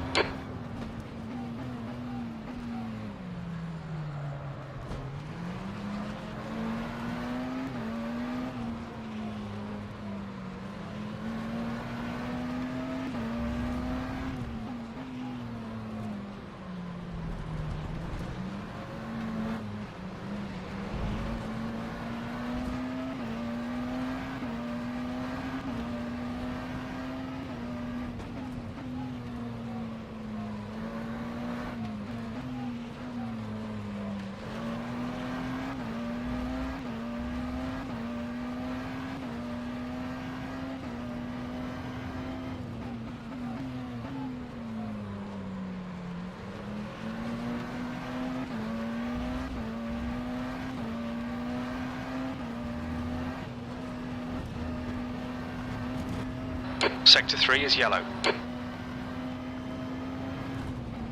We think P5 has gone off. Green flag Sector 3.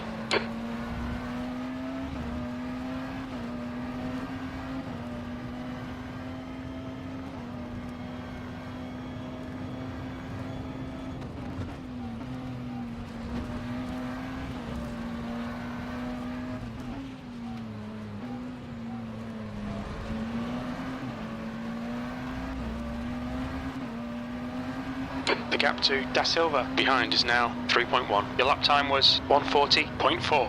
Good lap. That's your quickest so far. Sector 2 is 0.2 off the pace. Slower class car ahead.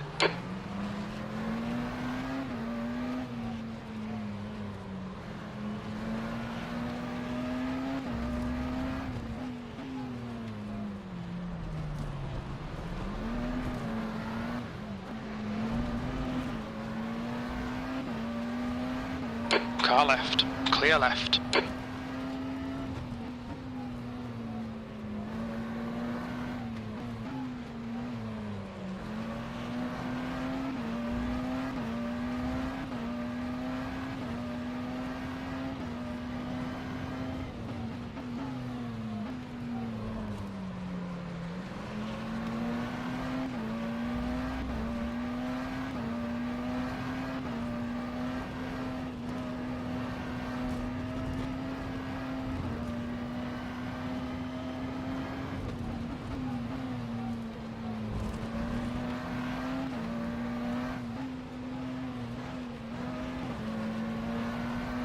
10 minutes remaining. 10 minutes. Yellow Those flag will in sector be 1. longest 10 minutes of my life.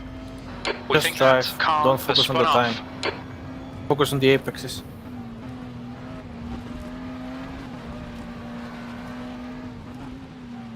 Focus on not getting cut You're track. coming up on a slower class car. And that. Car left. Clear left. Car left. Clear left.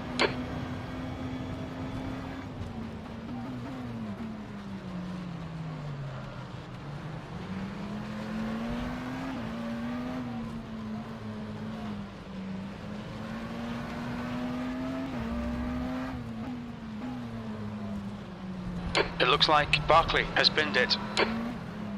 Green flag sector 1. Barkley has spinned it.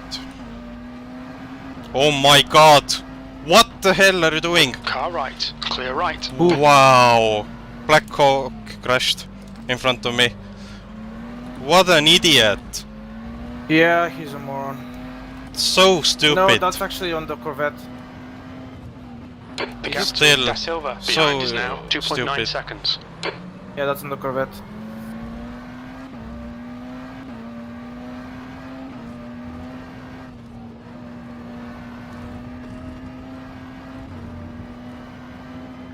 They have to let Arne go now. If they let him go... Oh, they don't. Yeah, they do. We're coming to a short code 80. Short Bruh. code 80 incoming in 10 seconds. Make sure to brake at exactly the right time. Brake at 5, 3. 4, Slower car 3, ahead. This guy's their 2, class leader. 1. Code 80 enforced. We lost 1 second, I think. Nice meme. Still, he has to pass me. No, I will Incident in have a sector look 1. at Sector this 1 is yellow. after. I think I braked at 5 or 4. Yeah, that's way too early. Yeah, You but should have done it at 3. I don't want to take any risks at this point of the race. Take shortest line. Take shortest line. I'm watching the stream. You're not taking the shortest line. Burn fuel. Burn fuel. Stay in first. You have extra.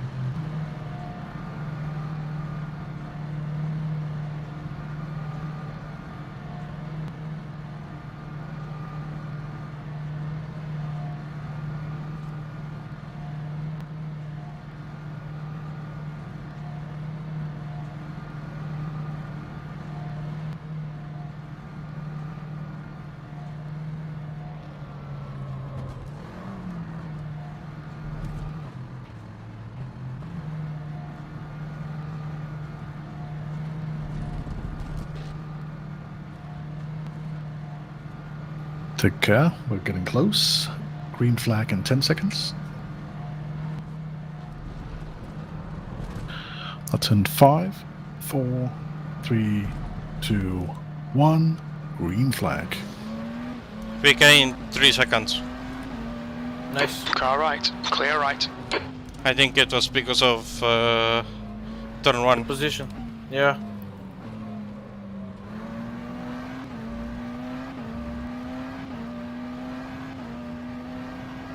Just keep your cool. Keep your cool.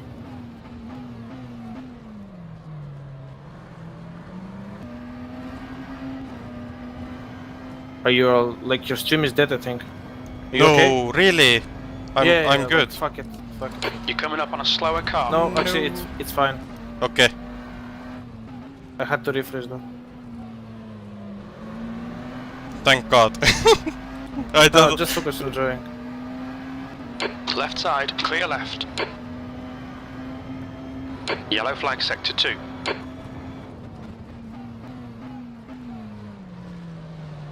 Sector 2 is clear.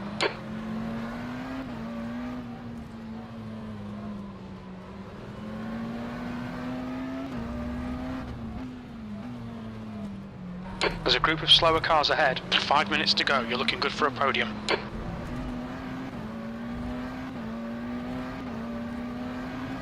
Left side. Clear left.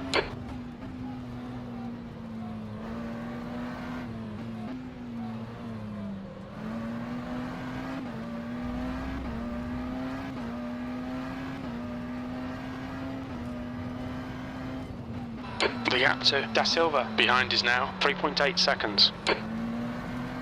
I wish crew chief would update the names. Update what? Like when driver swap's happening, it would update the names, but it doesn't, so crew chief thinks that Nick is driving.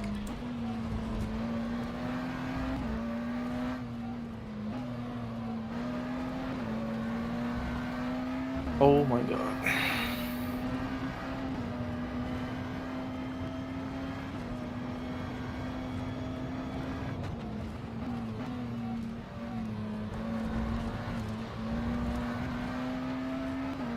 On your left. Clear left.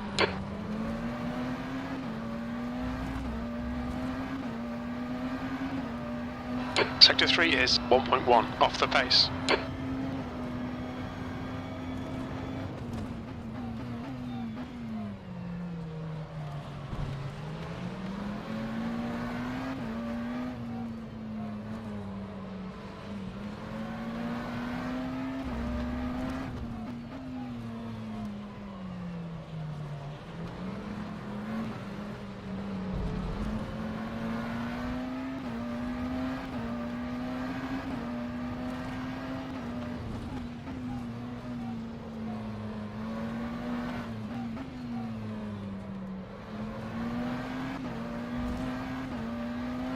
LMP2 was Right drifting side. mid-corner. Right side's clear. I was sure he will spin. I'm seeing it right now. Holy shit.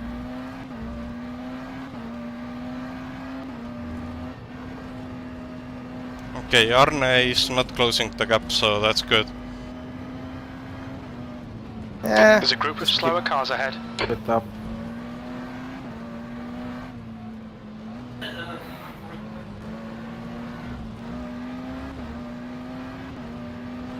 Car left, clear left. On your right, clear right.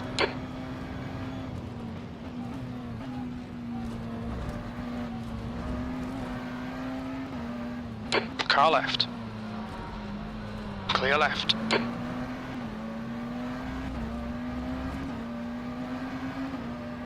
That lap was a 141.3. You were 10th off the pace in Sector 1. Sector 2 is 0.3 off the pace. Sector 3 is 0.9 off the pace. 2 minutes to go, 2 minutes.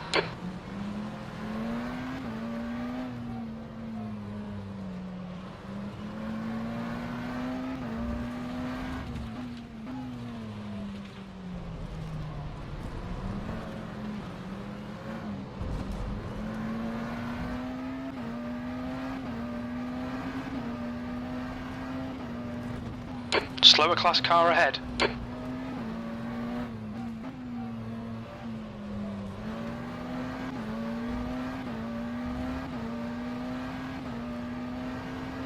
Car left, clear left.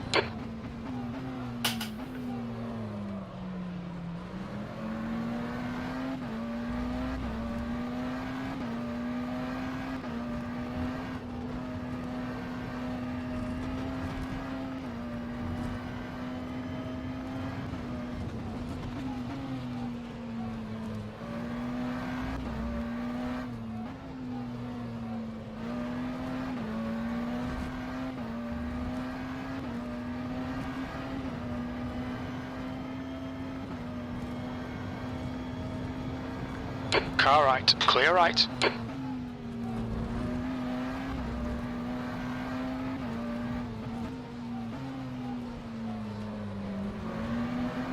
You should feel the vibrations through my wheel.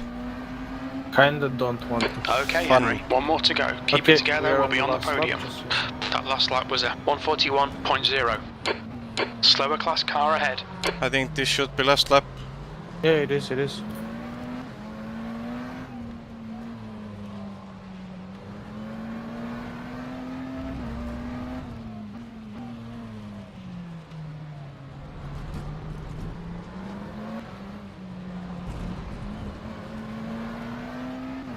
Car left, clear left.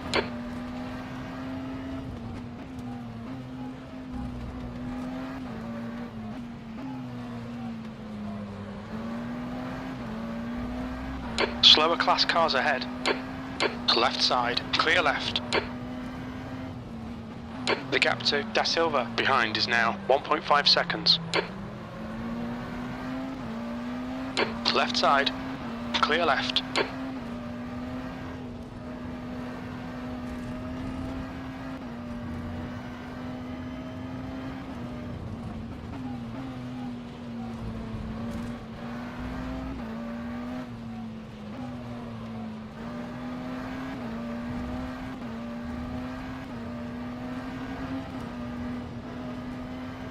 On your left, clear left. Car right, right side's clear.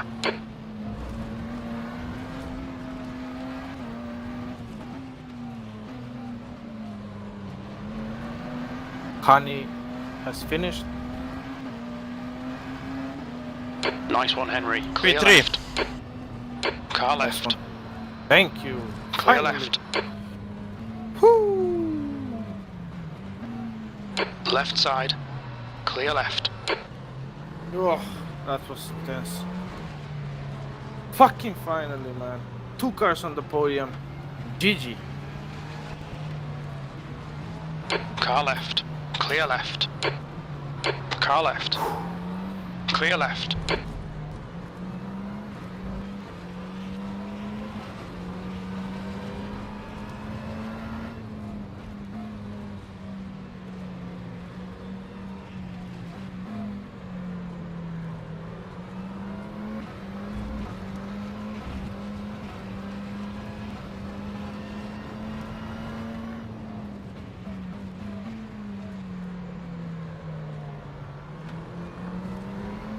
Nice one, Henry. Thank you. We survived. We actually survived.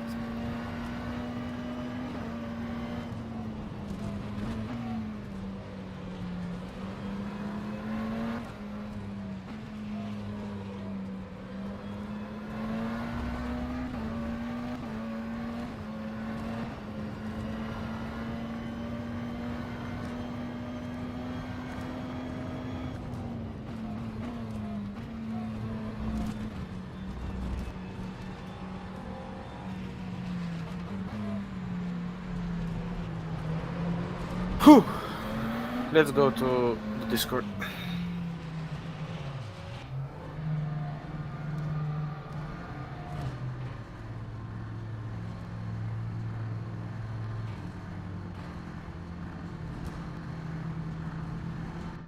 User disconnected from your channel.